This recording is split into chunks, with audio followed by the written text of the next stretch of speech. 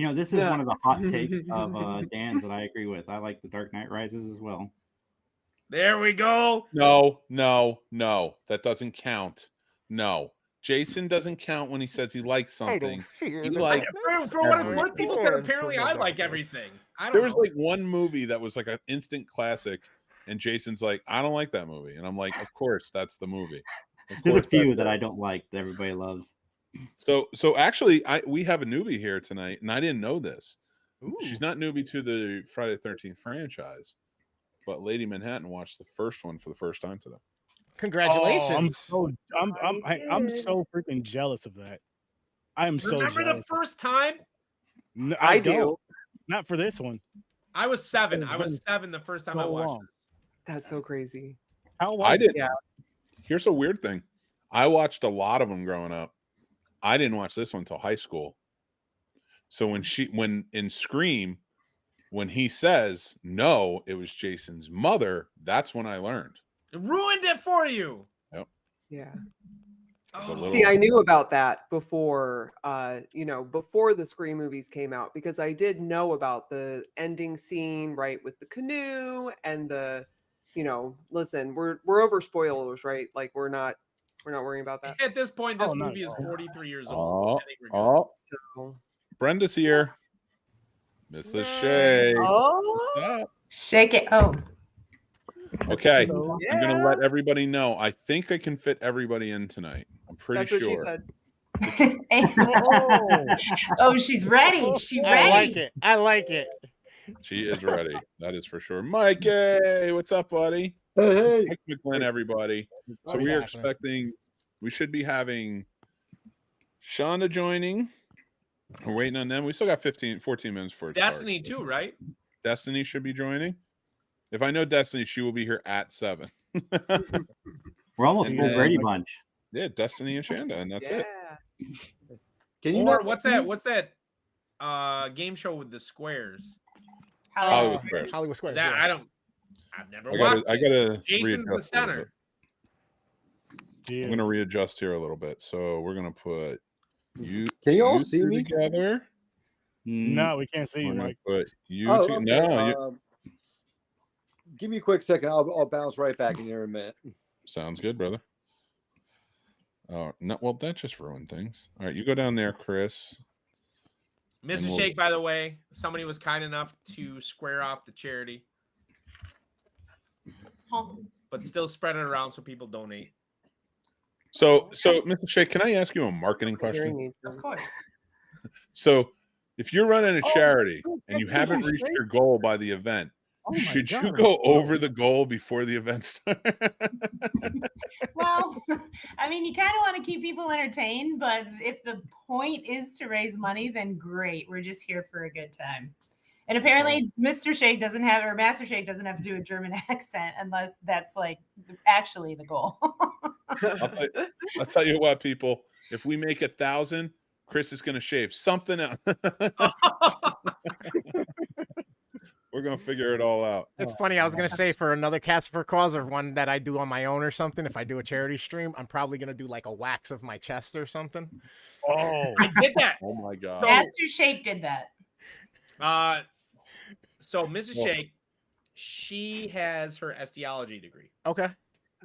And with that license, she's trained to do X, Y, and Z. And I was always I moderately. feel like we should define X, Y, and Z. I feel like we're getting very like. She is a specialist in skin and stripping hair off a body. Yes, that is correct. So she was like, I want to wax your chest. Okay, revisionist history. Nope. Someone was like, ooh, I wonder what it's like to get my chest waxed. And I was like, we can answer that question now, sir. I'm pretty sure that she wanted to. And let me tell you what. Wanted to. I believe that Dan wanted to. Don't do it. Don't. It was the like 40-year-old virgin scene to a T. That's amazing. Don't do it. And I'm not even that. I don't even have that hair. You guys can see. I'm not. This is not like super. Like I'm not like super hairy guy. No, it sucked. It's funny. I was gonna Don't say if do I could it. figure out the pixelation thing, we might go to another area. But now I'm scared. No, dude, no. And like, don't do it. I don't know if Lady Manhattan feels the same way, but Miss Shake makes fun of me and constantly says there's no way I could be. I don't believe that at all. I don't think she makes fun of you at all, just for the record. She says like you could never be a girl. That's like anytime any of that No. stuff, you could never be a girl. I She just was like putting the Not a bad thing. Halloween, she was putting like eye makeup on or something, and I was complaining the whole time, and she said you could never be a girl. literally like, like what it apparently takes not. just to like go to the grocery store. Like I'm not like in a full face, but like we're gonna do like an eye curl. Sure. We're gonna do like a little tweezing of the eyebrows. This and that. Like, Yeah. just existing as a female in 2023, like There you you go. can't even hack it, bro. Listen, that's I my gotta thing. say, in all fairness, you guys have practice and experience in the matter, building over time. That makes not things a wrong. little bit easier to handle for You're not you. wrong. We're so used to staying furry that's a part of us. We grow attached to it. Whether it falls off and grows back, it's like, I love you. That's Thank you fair. for keeping me warm. Thank you for Fair. standing up when I get scared. Gather, Courier. Yes. And This is what we're doing. guys, admit it, we're lazy. Like we're not gonna want to do all that every day, doing all that shit. Like, yo, forget it. All right, so We do it maybe one day, So- if that. Like, you know what? Nah. So earlier in the week, I was preparing by doing my trim up and stuff. I want to make sure the 5 o'clock shadow just came through just right with some of the lights. And I was shaping my eyebrows a little bit, and I caught myself. So then I had to do the 2 lines to make it look like it was on purpose. Bring it back. I love You it. know, I had to bring it back. 1993. Yes. Okay, guys, I just want to name a few things before we're starting to get started real quick. I love it, though. I'm going to bring Destiny in a second when she pops back in. We do have one of our surprise cameo guests in the green Nice. room, and I'm Who speaking to you. I don't want to say your name, Who but dang? you are surprised, so I'm going to keep you in there until we get started. Ooh, exciting. Very exciting. But I am very excited too. Great filmmaker. And I mean, it's not so much a surprise if you look in the descriptions now, but if you actually stop and donate to the thing first, it'll be a surprise by the time we start. Go and check out his Indiegogo, which is down below as well. And Yeah. Destiny's here, the lovely Destiny. What's up? Yay. So I think we're almost everybody's here for the most part. We're gonna wait on Michael. Shonda just hit us up. She says the room's full. She can't get in. That I should have rectified that. I'm sorry. Hold on one second. I'm gonna 6'9". Oh, Lady Manhattan. I'm waiting to take see if the I lead. made the cut. Am I going to stay? Are we going to make it? I hope so.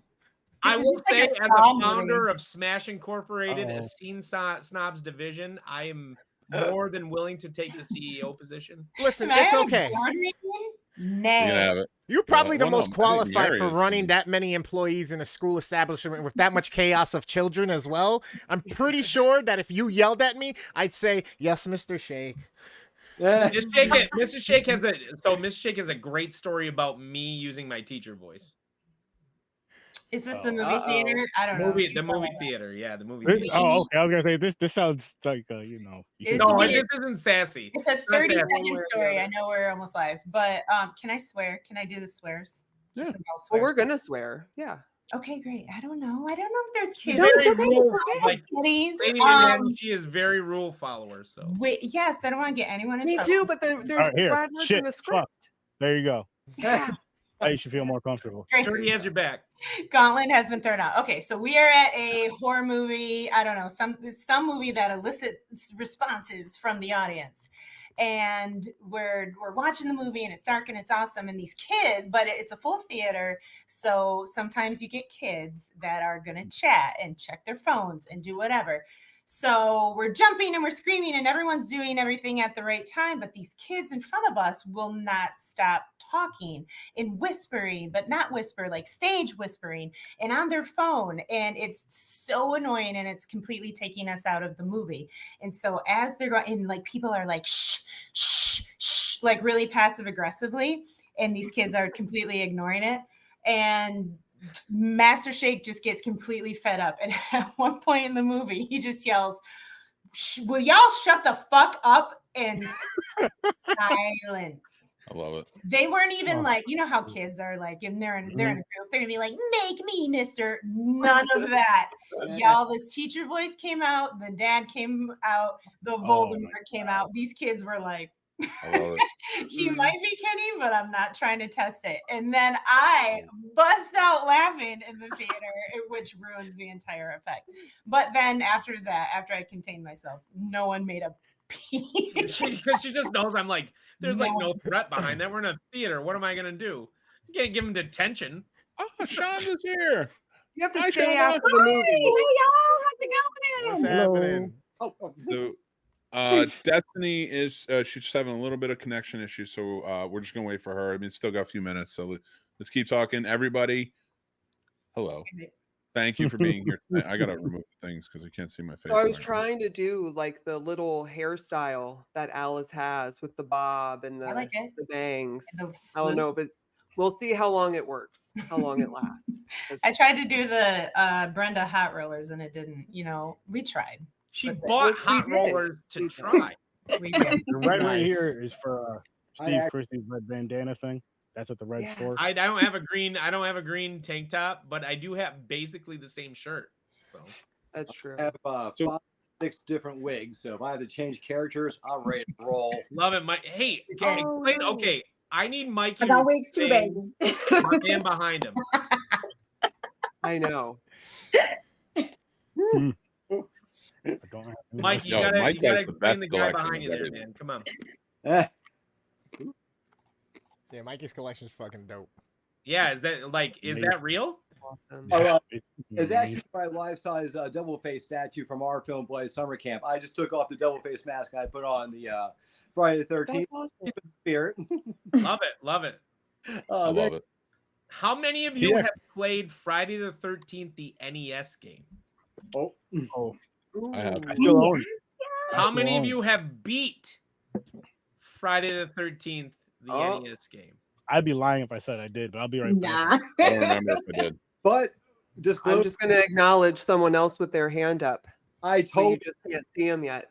I'll be honest with you. I totally used Yes. Genie, so I totally cheated to win. so Ah, I did it. So the only time I beat it, one time ever, and I have it as an adult, which is like crazy. He said beat it. I was not allowed to buy a new game as a kid until I beat Oh, the how? last one I bought. It was like a rule. It was like a rule in my house. How would your mom ever know? How would she? So when I was 7, I was rule follower, Master Shake. Y'all are going to make me mute this. There are little 7-year-olds in this house right now who can hear. I'm turning the volume down. So Yeah, I don't need any trouble. I managed to get all the way to the end and conquer the game. Okay. You know what game I never managed to rise to the top with, Mick? Oh, what? Aladdin. Jaws. Oh wow. Oh, That who fucking said game, dude. That game was so stupid. I hated that game. I'll kill you. Remember I can't get into this before the show starts. You're going to sing me down a hole. Why don't you bring this up on Mick at night? We can talk about video games all day long. nice. All right. I do want to say one thing because we have 2 very special guests sitting in the green room right now. I don't want to bring them in yet because they are surprise. They're cameos. Very awesome filmmakers. And they're going to bring them in for their roles. They will be playing. I think I can announce that now. Well, one will be playing the truck driver, as we know, who gives Annie the hitchhiker the ride. And the other will be playing the also awesome characters of Officer Dorf and Crazy Ralph. Now, Crazy Ralph. I want to point one thing out about Crazy Ralph in this. In this version of the script, you're all doomed is not in there when he comes out of the closet. Yeah. We're going to insert it. Okay. And I will tell you when she's doing the dishes and we see it and there's props and stuff available. And that's all I'm going to say. That's when you're going to give, you're all doomed. And you can you can improv it the best way you can. So before I go over the rules, there's a couple other little things. Nobody over has the rules. We will. They're down at the bottom. So we will. Another thing about this script, because there's a lot of differences. So Barry and Claudette, who play the camp counselors in the beginning in the 1958 version, it's usually they leave the campfire and they go off, fool around, and get killed, right? Not in this version. There's full-on penetration. No, I'm just kidding. Wow. No. I'm kidding. So, Oh, so honey, you have to do. No, I'm just kidding. I'm kidding. Of course. I've saved it for Mike and Chris. So, no. So I'm going to assign those roles to 3 people in the beginning, and to kick things off, we're going to have a little fun with it. Before we get there, we are still waiting for 2 more people to come. They're just having a small issue, but I'm going to wait for them real quick. And once they jump back on, we will get started. I'm going to read the rules. We're going to introduce. We're going to do the whole 9. But if you guys are just joining in for this, this is Casters for a Cause charity script read of Friday the 13th. All right. Today we are collecting for All for Lunch. And this is presented to you by the Scene Snobs and Horror Research Dirty podcast. Guys, our description in the description below, and we will be sharing in the comments the link to donate. Our goal was 500. We've exceeded our goal, and we're on to the next. Our goal is now 1,000. So let's try and get to it. During this event, we're going to have lots of fun things going on. Now, let's get to the rules. Is everybody ready for the rules? Yeah. Yes, sir. Or shall I wait for, well, here's Jason, hopefully. There he is. And Destiny should be here soon. Maybe I should wait for Destiny just to make sure. And then... I love it. No, Mike, don't... shit. Mike McGlynn, you're amazing. Why? What did I do? Not other Mike that's not here. I don't know what you're talking about. All right, let's go. We'll go over the rules, and then I'll give them to Destiny as we go. All right, if you guys are watching and you're donating, every $10 that's donated during the awards, our amazing friends Chris and Sturdy made wonderful wheels with all of our main players' names on them, and another wheel with many characters and celebrities from movies that we love on them. Now, if you donate $10, we will spin both wheels. Whichever main actor gets whatever celebrity or character, they have to impersonate that person for the rest of the movie until, or if they can pick a new one. That's essentially what happens. It's going to be bonkers. It's going to be fun. So pull out those wallets and donate that $10. The next one, it's a $50 donations. During the event, you can donate $50. This can happen as many times as you want. Please, we feel free to take the money to give it to a great organization. You can donate $50 every time you do. In the comments, tell us what 2 characters you would like us to switch. There is a caveat, and I had to change it up a little bit. We cannot switch Mrs. Voorhees, and we cannot switch Alice. That's not favoritism. We have fun stuff planned that only their cameras are going to be able to see. So, with that, you cannot switch those 2 characters, but you can switch anybody else, even me, even a narrator. Have fun with it. I'll just go to bed. That's fine. No. So there's also the top 2 donations are going to win prizes. Sturdy has those prizes with them, but you also win a Scene Snobs t-shirt. Sturdy, you want to show them the prizes real quick? Yeah, I have one of them with me. The other one's still downstairs, but this blue right here steel box of Terrifier 2. Whoa. And still in the package, so it's brand new. I'll be getting that and an indie film, Go Away, and I'll see what else I have. I may have a couple other doubles. And you want to hear a very special thing about Go Away real quick? 2 of our amazing main actors here today were very highly involved in Go Away, and that is Shonda and that is Mike McGlynn, the producer and actor from the movie. Oh, guys, and so we love the movie. We love you guys. We want to thank you guys for being a part of this. Absolutely. Yes, absolutely. So cool. Love Pleasure you, being here. Don't worry, I'll thank everybody. I'll take Mick Manhattan the block. Okay. All right, Sturdy, you want to continue on? I'm sorry to interrupted you, though, my friend. I forgot what I was saying. What was I saying? Did you take a Prizes already? Prizes. We didn't get started. Prizes. Mick, you know how I roll. I did that before the first stream. All right. Well, we're going to do the prizes. That's the top 2 donations during this event. So whoever donates the top 2 highest donations. We also have the Make It Stop donation.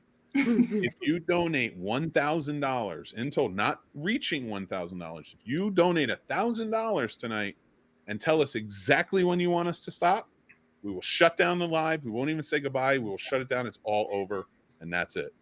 You got to donate for it. All right. Now, so it may be abrupt, and people don't like Stop what it we're up doing. there. I see you. We might make some good money. Barry and Claudette won't get far. Okay. Well, we're waiting on. Oh, thank you so much to our other surprise cameo for your donation. I can't. I keep going to say their names, and I don't want to. We're waiting on Destiny, but we can get started. So, without further ado, let me introduce you to everybody. Well, I'm going to let you guys introduce as we go around, starting with Sturtlebird. And then we're going to go to Dan and then go down the line. So, am I telling you my character? You can tell the character, and you can tell us a little bit about yourself. Oh, fuck. What's my character's name again? Steve Christie. I'm playing Steve. You put this together. Listen, man, I smoked and I had some of this chocolate bar over here, so He's ready. I'm gonna be a little forgetful. I can't believe I gave Sturdy the go ahead to tell me when I can take something. No, go. Listen, I say take it in the beginning. That way you feel it when the show's starting and you're just going. You feel like everything's going right. You know it's entertaining. Right. Talk about yourself. Talk about myself. Yeah, I have a podcast called Horrors Are 30. Come check it out. I have another podcast called Popcorn and Pints. Come check that one out too. And also check out the Scene Snobs. Check out what Dan has. Check out what Chris has. Check out what everyone else has here, because everybody has some dope stuff. You know. But Friday the 13th script read. More importantly, all for lunch charity. Let's help these kids eat. They shouldn't have to pay for lunch. Mm-hmm. Damn right. Definitely agree. Oh man, that's so sweet. All right, Dan the man. Tell us a little bit about yourself. If I could add another thing, you also shouldn't have to prove that you are poor enough to get assistance for lunch, right? Like, how mortifying is that to think about? So if everybody could just have access to it, then nobody would have to fill something out or be put in that position. So I'm sorry. That's just another addition. I apologize. Well, I agree. You want free lunch? Hold on, I got to run you through a credit check real quick. To back up what Lady Manhattan said, so FYI, I was pretty instrumental in getting free lunch for the state of Michigan. And mathematically, my team figured out that it was cheaper. So if you're out there and you're like, oh, it's too expensive, it is cheaper to just offer it to everybody rather than trying to build systems of checks. So if you're out there counting those dimes, FYI, it's cheaper to just say, if you're a student, you want lunch, here it is. Just saying. Yeah. So I am Master Shake, formerly of Master Shake's moderately entertaining mixology minutes. Great show. I wish I could still do it. Tonight I'll be playing the part of a very less handsome Kevin Bacon, as well as another role. I'm the founder of Smash Incorporated, half of the Math versus Smash betting podcast for your football needs. And I'm really excited to be here because lunch, to me, shouldn't come with caveats. It should just come with food because it's delicious. Yeah, come with a smile. Perfect. Lady Manhattan, please tell us a little bit about yourself and your character. Well, hello. I am Lady Manhattan. I am going to be playing Alice Hardy tonight. I am very excited to be here. I often try to just wiggle my way in when I can. Oddly enough, I actually hate public speaking. So yes, I'm very excited. And I'm really looking forward to this. This is my second, I think, third screen read. And yes, I'm very excited. I'm very excited for everybody who's involved. So thank you all so much. Thank you for the donations. Please just know that everybody here has taken a lot of time, not only to prepare themselves, but on a Friday, the 13th in October, this is nuts, right? Like, all of the moons have aligned and we are all here tonight. Let's have a really fun time and bring some laughter. So I'm excited. Thanks. All right. Shonda. My dear Shonda. It's all you. y'all know I'm a little bit shy. My name is Shonda Rawlings. If you do not know me, I am an actress. I am really, really excited to be here tonight to do all of this with you guys. And the offer lunch is definitely something that's very near and dear to my heart as well. Because I was one of those kids that had to have the reduced lunch and they had to check my parents. And it was super embarrassing for me. And these kids deserve better. They deserve to eat and not have to go through a whole process just to have lunch. So please, please donate and make this happen for all these kids. I will be playing your favorite hitchhiker from this film, Annie, and I'm super excited for it. And I think that's all. Please donate. I love you guys. Thank you so much for being here. Thank you for your donations and your support. Just real quick, backing off of what Shonda said, it would get to the point where like you'd be so embarrassed you didn't even want to turn in the papers because it's like, what if my friends see it, not knowing your friends are turning in damn near half the school is turning in the same papers. But as a kid, you don't know that and you don't think that way. You're thinking like everybody's gonna see me turn this in, and I'm gonna be the kid that's getting pointed at and picked on, and to the whole school damn near. But it's just like it shouldn't be like that. They shouldn't have to go through that. It should just be, I'm going to get my lunch. I'm going to hang out with my friends and eat and have a good time, and then that's it, and then go about the rest of my day. But that just brings more stress, and you wonder why kids are failing and dropping out and having bad grades. That lunch shit right there is more important than you guys think. Yeah. So it's a lot of added stress to those kids, and they should just be able to eat and focus on their work. For all you people that don't believe in that, try going your whole workday without eating. Man, I'm really glad I picked this charity over my OnlyFans. We can't back. We'll still donate to that though. Mikey's like, Mike Flynn, please tell us a little bit about yourself and some of the stuff you've been doing. Hi, my name's Michael. I like boys and going to the mall. Oh my God. Parties, parties, going to the mall. No. I'm an actor. I've worked with Shonda on dozens upon dozens of occasions. She's practically like a sister to me. And also, I'm the one of the producers for Slasher 15 Productions. The ones we just came out with Go Away, one of the things that's up for grabs tonight. And I'm playing the role of Ned, and I'm here for two reasons. One, so I can sleep with Kevin Bacon. But second, the more important, these are our future. I mean, seriously, is that what it was all about? Is making and ensure our future is secure, and that means our, like Shonda and like y'all, like everyone else said, having a meal should not be one of their concerns when they're trying to work hard to be our future. There are plenty of things that they should definitely be concerned about and work hard at. Wondering if they can have a lunch that day should definitely never ever be one of them. Thank you. That was fantastic. I don't want to start cursing. That was fantastic. Let's get into it first before I start cursing. All right. The worst damn gamer ever most of the time, but tonight he is the best damn shaver of his head ever. Chris, tell us a little bit about yourself. Welcome, and who you playing tonight. Thanks for having me, guys. I've wanted to be part of the cast of calls for a minute. My name is the worst damn gamer ever. I'm basically a variety streamer. I play Fortnite, Apex, Call of Duty, Overwatch. I also have my own podcast called The Midnight Matinee with the worst damn gamer ever. I'm on Popcorn and Pints with Sturdy quite often, and now I've been having a great time with you guys here on the Scene Snobs. So I greatly just want to say in advance thank you to those who have already donated and those who will donate. I know there's going to be more because there's great people out there. I, as well as, you know, this is going to be a story for a lot of people out there. I was a kid who had free lunch. I was a kid who was ashamed of it. And the sad part about that situation is both my parents worked for the goddamn school district that I was in. So you go figure that out. I want to say thank you in advance to those people who are going to help other kids like me who was just trying to find their way through school and learn and be educated and just focus and determine their own personalities instead of stressing about finances. A lot of kids, this is sometimes the only meal they get during a day.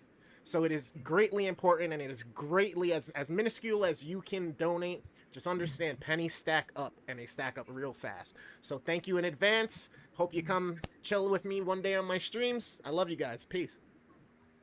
I love it. All right. Love that. Thank you so much for all the passion so far, everybody, you guys. And honestly, anybody who tries to match that passion afterwards is probably just making it up. So without further ado, Mrs. Shake, thank you for coming on tonight. Tell us a little bit about yourself and tell us what character you're playing. I'm going to do a dramatic entrance. Ready? I love it. Oh, hi. Nice to meet you. My name is Mrs. Shake. I'm married to Master Shake, and I'm a Taurus. I like long walks on the beach. Oh my God, me too. Just kidding. Well, I do like those things, and I am a Taurus. But I am also playing Brenda Jones tonight, and I've seen Friday the 13th twice, and I've texted through it the entire time. So this is going to be a brand new experience for you and me. I wonder if Brenda dies. I guess we'll find out. Actually, we never do. Spoiler, where is this bitch? Well, we might in this script. I did a quick read, but I didn't super pay attention, which I'm noticing is a theme throughout my life. So we're gonna find out together.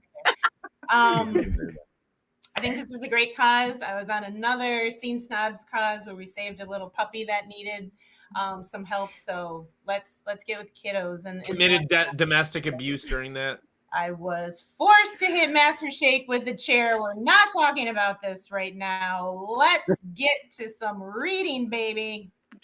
But deep down, do you feel good? Love it. Jason, tell us a little bit about yourself and what character you're playing tonight. When I'm not looking at mixed feed on OnlyFans, I am the host of the 3 Geeks podcast. I also host Scary Snob with Sir Sturdy. And if you guys have grandparents out there, I host a Matlock themed podcast and they love it. We're going to be touring the nursing homes very soon. So follow me at 3GeeksJ. No, he's serious about the nursing homes. It's funny, but I love it. Well, everything I said is true. Even the OnlyFans mixed feed. It's all true. Actually, it's not OnlyFans. He texts them to me at night. It's fine. He's got the direct line. I go straight to the store. I do that. I text like 400 people that, and I say, "You're my only fan." And they all feel special. He's got that one hair on his foot that's just amazing. Anyway, last but definitely not least, the amazing, the incomparable Destiny. How are you? Tell us a little bit about yourself. And tell us what character. I am totally unprepared. I did not read the script. I saw the email and then promptly snoozed it.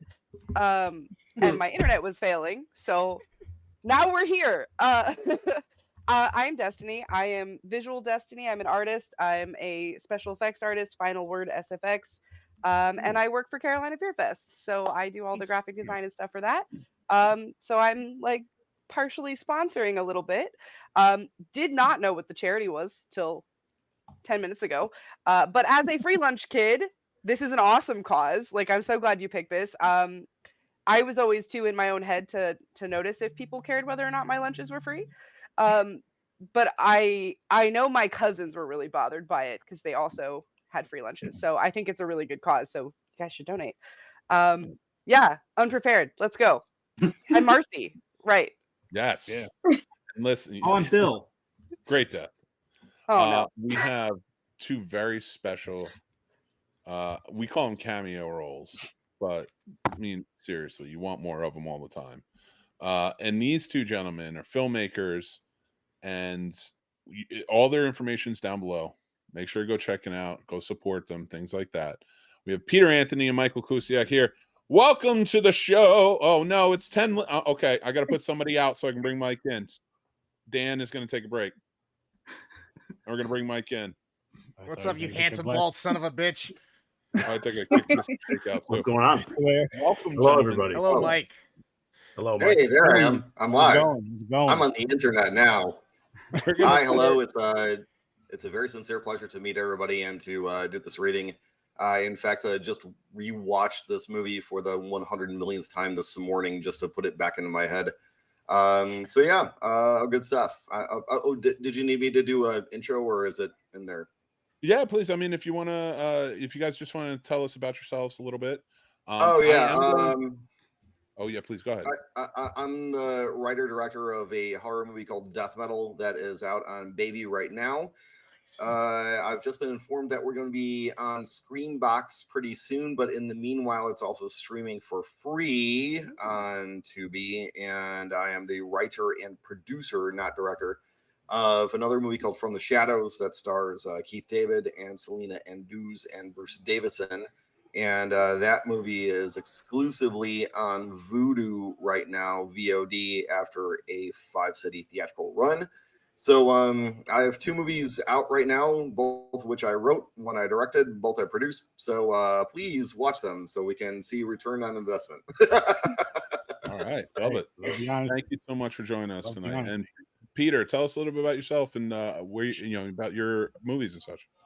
I don't want to talk about myself, but what I do want to talk about is I just cut this Friday 13th goddamn sweatshirt, arms off, and the front, and got a hat so I can fit my character perfect for this scene. So I'm pumped up for that. Otherwise, writer, director, actor, got a bunch of stuff out. Go to Peter Anthony Productions. We have a huge movie, Laugh, coming out with the same producer from Terrifier 2. We're going to the movie theaters. It's my dream come true, the biggest thing I've ever done. But who cares? Let's do this. This is more important. Love it. Thank you guys so much for coming here and supporting us tonight. We're going to get started. I kicked Dan and I kicked Mr. Shake out by accident. We do have to put 2 people into the green room because we can only have 10 on at a time. That's why we had you guys come on in cameo roles if you hang out with us. Now I'm going to explain everything. Guys, people die in this, and I understand not hanging out if you don't want to. So like if your characters are off and you think you're done for the night and you just want to hang out and watch from the green room, that's great. I will be taking some people in and out so we have more than enough room, if that makes everybody, if everybody understands. Well, I know you guys understand. I don't know what I'm saying, but you know what I mean. I'll be taking people in and out so we have enough room. As we go on, if you guys do drop off and want to come back towards the end, we're going to give out little awards at the end. So anybody who drops off after your character dies, that's fine. Try and come back on and we'll give out little awards. All right. All right. So we're going to get started. We have no Barry. We have no Claudette. We have no counselor. But I think I'm going to assign him right now if everybody's up for it. Okay. Well, I can play Barry from the chat. I can do that. Yeah. We're gonna make you Barry. Cool. Peter, how would you like to be the counselor? What's the counselor? Is it just listed as the counselor? Yeah, it's right in the beginning. So it's not even Mark. It's actually Mark Green. So it's the first scene. Now he has to change his costume. And that's all I really have, right? That's all you have in that scene. Yeah. Yeah. Let me get out. And then Destiny, would you like to play Claudette? Nope. Sean, would you like to play Claudette? Who wants to play Claudette? Sean, I'm gonna give it to you, Sean. All right, we're gonna get started. Let's take it. I'm gonna kick everybody out who's not in this scene, and then I'll bring you guys back in afterwards. Nope, Sean is in this scene. Don't want her gone. Okay. And then I'll bring you guys back in after. I realize this isn't going to be how it is all night, everybody, but let's get started, shall we? Hey, before we jump in, the script that I got didn't have Officer Dorf's lines in there at all. Is that a thing, or do we? Oh, I guess I thought there was another officer. They might have changed him. Yeah, there's an officer. It's Officer Sturdy. So I figured that Sir Sturdy was taking those lines. No, you can have that. I'm cool either way, but you can be Officer Sturdy. Sturdy should play. No, I don't know. I don't think I can be more sturdy than Sturdy. Sturdy's not even sturdy enough. I'm ready to go. I'm ready to rock. Here we go, everybody. Exterior road, day. The track is silent. The camera looks at a sign. It reads, Camp Crystal Lake, established 1935. Gradually, we begin to hear in the background the sounds of children playing. Cut to exterior softball field, day. In the background, a few dozen children in camp uniforms are enjoying a game of softball. In the foreground, Claudette is looking for someone. Claudette is 17 years old. She's pretty. She wears a T-shirt with an assistant counselor written on it. She fills out the shirt very well. I don't know why it's got to be like that. I don't even know. All right, then. Failing to find whoever, it just looked creepy. Failing to find whoever she is looking for, Claudette walks quickly to the opposite direction. All right, July 4th, 1958. The children's voices fade slowly. Cut to exterior rifle range day. There's a lot of scenes in the beginning. As the counselor squeezes off a shot, extreme close-up as counselor squeezes off shot, the paper target is ripped into black. The counselor hands a weapon to the camper and who snaps in line. Claudette shouts out to the counselor from the background. Have you seen Barry? The counselor smiles, shrugs. He and Chloe were at the lodge last time I saw him. Claudette leaves. The counselor smiles. Exterior main lodge day. 2 children running by carrying Native American headdresses. Let's be PC here. Claudette passes them impatiently as she sees Barry and Chloe. Barry is leaning against the front rail of the porch, his arms behind his head, the better to show off his physique to Chloe. The assistant counselor, who is currently looking at him with cow eyes. In the background, we can hear a portable radio blaring with an Everly Brothers hit. Barry is 17, handsome, and out for all he can get. He is not he's not ashamed for being caught with other good-looking girls. And We gotta talk. Barry looks at Chloe, then eases off the rail, nods. Okay. Barry puts an arm around Claudette, looks over his shoulder at Chloe, and saunters off with the former. The Everly Brothers continue on as we cut to exterior lake day. From the top of the racks, the canoes, we see Barry and Claudette walking along the shore. You said we were special. I meant everything. In the background, children leap into the water. You know what I said, though. I can't, Barry. Exterior forest day, the tracks go silent. Barry and Claudette walk along a path. This is not an aimless walk, for Barry knows exactly where he wants to go. He leaves the path and goes to sit on a log in a small clearing. Claudette hesitates, then goes and sits next to him. I care about you very much. He puts an arm around her, draws her close. They kiss, they separate. Does Chloe kiss as good as I do? Barry decides to be political. I wouldn't know. Oh, you. She kisses him and they are locked. A bird calls, wheels across the patch of sky above. The camera shifts to another angle just beyond the thicket of lacy vines. It's slow tracking shot, which gives the impression that we are watching the action from the POV of another person, an unseen visitor, watching the 2 teenage assistant counselors making their first sexual encounters. This unseen observer will be called the Prowler. No, it won't. Barry reaches up outside Claudette's t-shirt to hold her breath. All right. Let's just keep going. We don't need to get creepy. Claudette. Somebody will see. No, they won't. He ends the argument by snaking his hand inside the t-shirt so that part of the bra is exposed. He seals her protesting lips by kissing her.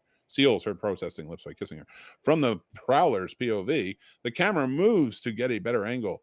A hand moves into frame and pulls back some branches to clear the field vision. A branch pops. Somebody's there, Barry. Come on, Claudette. A man's not made out of stone. Let's go back, Barry. I need you so much, Claudette. Barry leans in and unhooks her bra. They kiss again passionately. The Prowler pauses and then moves, never seen except for a bit of foot or hand. From the POV of the camera, closer to the 2 teenagers becomes more and more obvious. Closer to the theme has snuck in. It becomes discordant. It swells closer. Quick cut to Barry and Claudette's faces, their eyes closed, perspiration. They're having sex. Okay. Hatchet flashes into frame and Claudette goes down under the blow. The camera turns to Barry. The Prowler's powerful hand has him by the throat. He backpedals, trying to get away. As Barry is stopped against a tree, a hunting knife soars across the leafy sky. Barry grabs the knife hand at the wrist, and the knife falls to the mossy floor of the clearing. 2 hands go for the free blade. Barry's hand has it. There is a confused jumble of struggle. Onto the bed of the moss falls into a finger of the Prowler. Reaction shot. Barry, horrified by the sight, the Prowler's hand has the knife. It moves quickly forward. We can hear the blade strike. Barry stares up at the sky in a soundless shriek. MCU, medium close-up of the moss. The finger fell. The Prowler reaches into frame, picks up the finger, and exits frame. Quick cut to Chloe out searching for the missing. counselors to stand at the edge of the clearing. Her hands pressed on her temples, her throat filled with the scream of terror. The music has stopped abruptly. The scream bleeds to white. It is completely silent. All right, everyone. We are getting into the next few scenes. So I got to start bringing some people back in. As of right now, I'm going to take you out, Mike, and Shanda, you're going to be in the scene as well. So just let me get everybody prepped and in. Sound good? It was hard to hear. Mike, did you guys, is that for you too or no? Just me? No, I heard him. Okay. Okay. If anybody's having any issues, just please let us know in the comments and we will continue. I'm going to bring everybody in. All right. And somebody may have to sit out, so don't be upset if you do, but I will make sure you're in there by scene. Oh, yeah, that's enough. Well, Destiny gave me the thumbs up to let her sit out, so I'll let her sit out, but I love her and she's amazing. Okay. Hey guys, what do you think is happening in the world? Thank you, Andrew. I appreciate that. We're doing a script read. All right, we're gonna get started, everybody. Now in this scene, we're gonna get a little fun. We're gonna have some craziness with it. Chris will be reading all of the diner characters except for the truck driver and Annie, and he will be doing it in an impersonation. And if you've heard the rules before, if you donate $10, we will spin the wheels and we will do impersonations. We're going to check it in just a moment after I explain this, but Chris is going to be doing them in a very special, famous actor's voice. So we will go from there. Let's check and see where we're at. Oh, that's awesome. Okay, we got a $50 donation from Peter. Awesome. And thank you, Peter. And we got a $50 donation from Xanderpool Gaming. Thank you guys so much. If there is anyone who wants to switch, Xanderpool Gaming, if you want anybody to switch, please let us know now. There are 2 characters that cannot switch. That's Mrs. Voorhees and Alice, because we have something special planned. All right, and if you want to donate, it's down in the descriptions below. Okay, Lee Turner, thank you for joining in. All right, let's get dangerous. Started. Here we go. Is everybody ready? Mm-hmm. The screen is completely black. A small white shape starts to zoom toward the foreground. This shape becomes a 3-dimensional rendering of the Friday the 13th. Just as it gets to the final position, the Friday the 13th logo shatters. Previously unseen pane of glass. So they use that in the third one. There's a loud crash and the logo shifts to the upper left-hand corner of the frame. Roll titles, white on black. All right, I'm not reading anymore. Exterior, rural town, early morning. The track is silent. In a long shot, we see the one main street. Newspaper delivery truck drives away from the camera. A girl walks down the street. Superimposed title, The Present. Medium shot in front of the bank reveals daytime temperature. It's Friday the 13th, 7:01, 60 degrees. Friday the 13th, 7:01. I don't know why it says that twice. Degrees.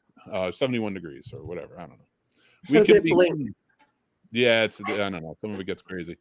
We can begin to hear a small town DJ as a pickup truck moves down the street past the girl in her late teens. She has a knapsack, a freshly scrubbed face, jeans, and a plaid shirt. She wears her hair in a long braid, and she wears Nike jogging shoes. This is Annie, DJ. It's 7:01, Friday the 13th in June. This is Big Dave, and it's time for you lazy bones to get out of bed. It's Black Cat Day in Crystal Lake. Don't forget, big drawing today to see who gets our Friday the 13th monster surprise. Either a man's digital continuous readout watch or a Panasonic color television set. Interior, diner, morning. In a close-up, a hand moves to turn down an old brown plastic radio from which Big Dave is doing a morning main routine. Don't walk under a ladder. Don't spill any salt. Don't. The radio is turned down, way down. We see the hand belong to Trudy, the hefty waitress. A hefty waitress who wears her golden. The 80s were just different. Her golden hair in a bun with a pencil stuck in it. Buddy, the boss, is seen in the background working the grill. The regulars are there, 5 men and 2 women. Always come in for breakfast. They are the retailers, the oil delivery man, truck driver, the switchboard operators, the cop. And he walks into the front door, crosses past the cash register, and walks down to the counter. I'm sick of them. I must have seen a Kojak 82 times. Excuse me? How far is Camp Crystal Lake? They're gonna open the place again, Camp Blood. I think I took Mike out for the cop one, so I'll just say that I heard they were going to try it. What is it, Eddie? 40 miles? Lots of luck. About that. With a dark wink. An interesting summer. God, I broke character. Can I get a bus or something? Not likely. Sam, you're gonna go out to the crossroads? Oh, give man, her a lift. That's halfway. No sweat, Trudy. Let's do it to it, kid. Name's Annie. Okay, Annie. Let's go. Annie steps outside as the oil man truck driver heads for the front door. He is smirking. He's 50 strong and balding. He makes no attempts to hide the appreciation for Annie's figure. They exit. They want to send my kids to that camp for all the tea in the China. In the Yes, sorry. All the teas in China. I thought you hated kids. Oh, this is amazing. Trudy looks around, does a take, then laughs. Nobody donuts. We already made it. I don't care. I love the Rosy Pros. Exterior town street morning. Annie walks a half step behind the oil truck driver, heading for his truck, which is parked there on the street. All the girls up there are going to look as good as you? I don't know. Annie wonders if she should accept the ride with this guy. Suddenly, from between two parked cars, pops Ralph. In his crazy teeth, they swing from the like of a strange beard. Okay, I'm going to bring Mike back in now. Oh, thank you. Who brought Mike back in? Anybody? No. All right, let me bring Mike back in. I'm going to take somebody out. Jason, you're gone. All right.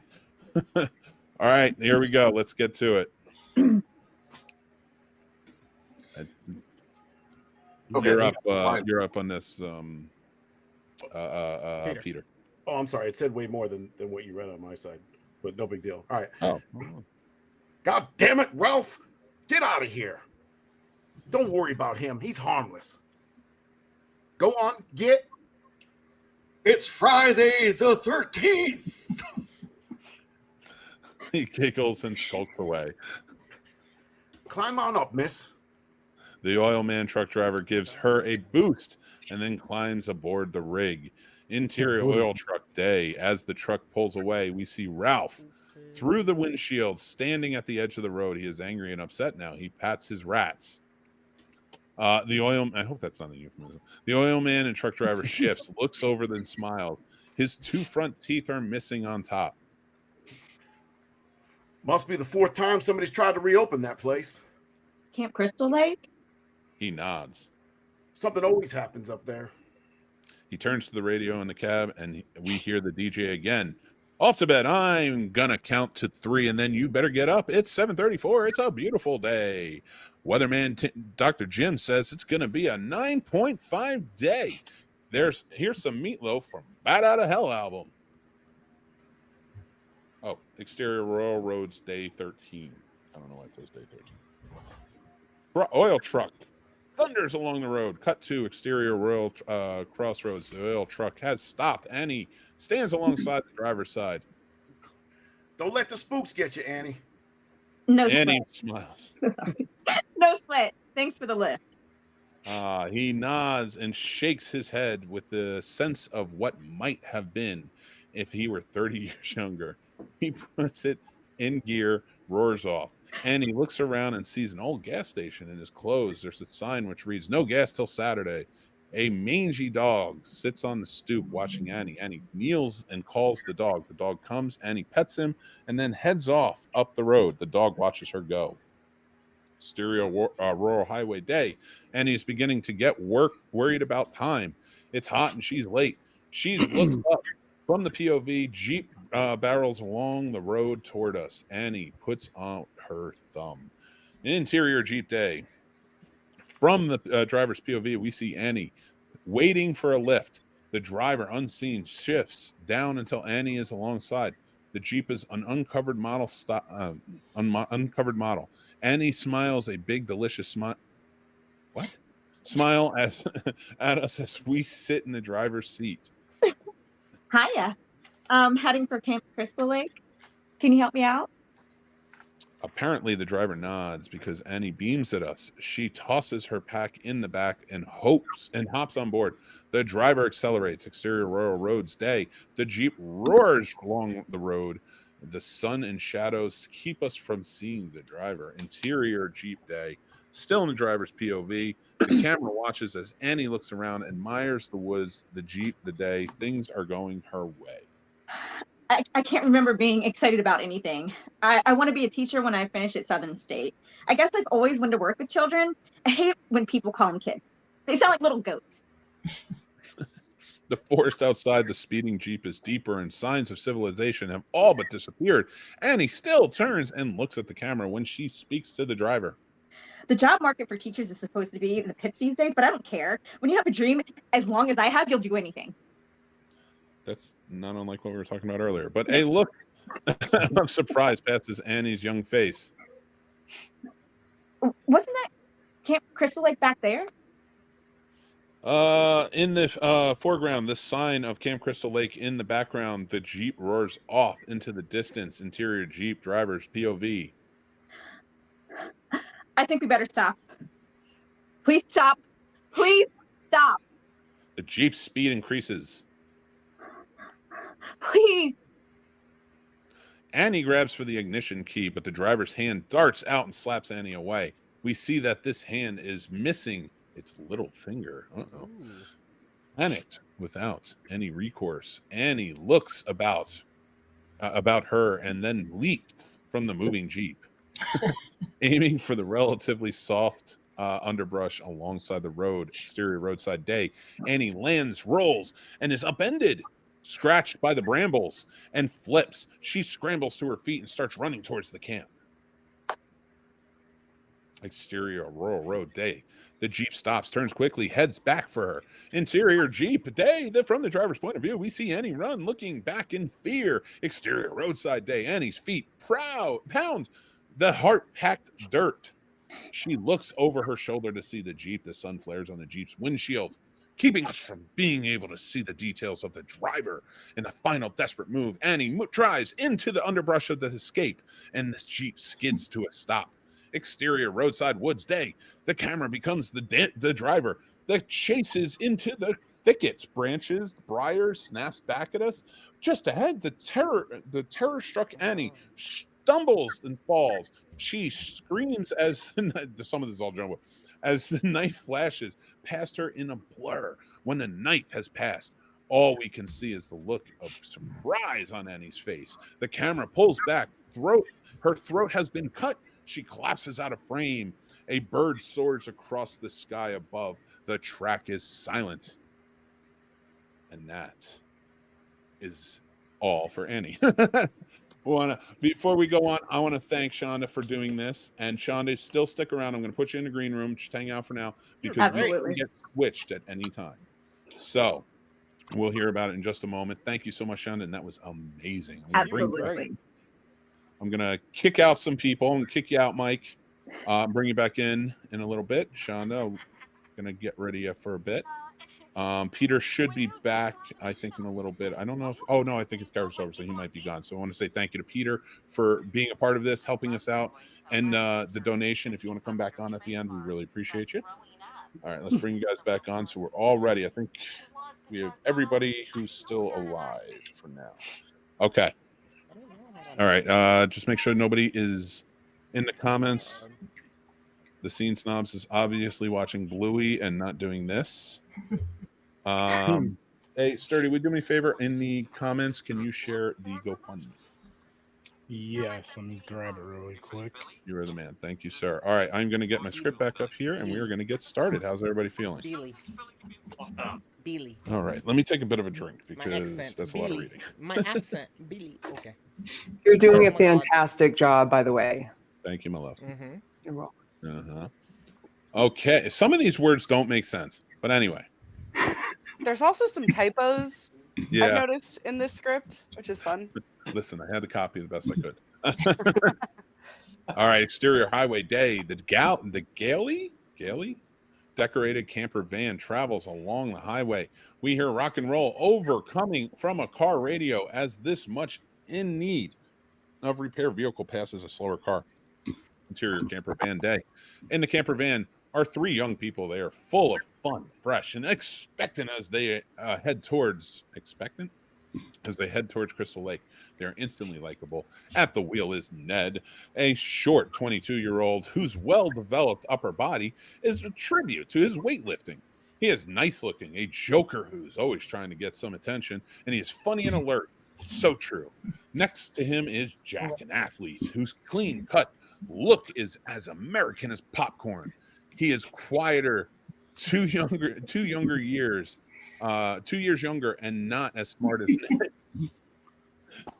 What the fuck does that mean? Is the American is popcorn? I know. You write that. I don't understand.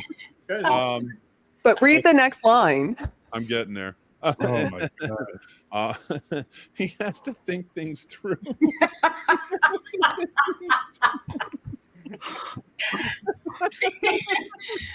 Oh, God bless you, Ned. Oh my god. Oh, it's okay. Marcy is Jack's girlfriend. She is leaning over the front passenger seat so that she can massage Jack's shoulders, I'm assuming. She's a funny girl, pretty and always looking for fun. She enjoys every minute of every day. She hasn't been touched by tragedy. Sex is all you ever think of, Nettie. There, you are dead wrong. Sometimes I would think. Marcy finds a sore spot on Jack's back. Ow! I was wondering if you thought there'd be any other gorgeous women at Camp Crystal Lake besides yourself, Marcy. You are a true piece of work, Ned. Marcy hits Ned on the arms playfully.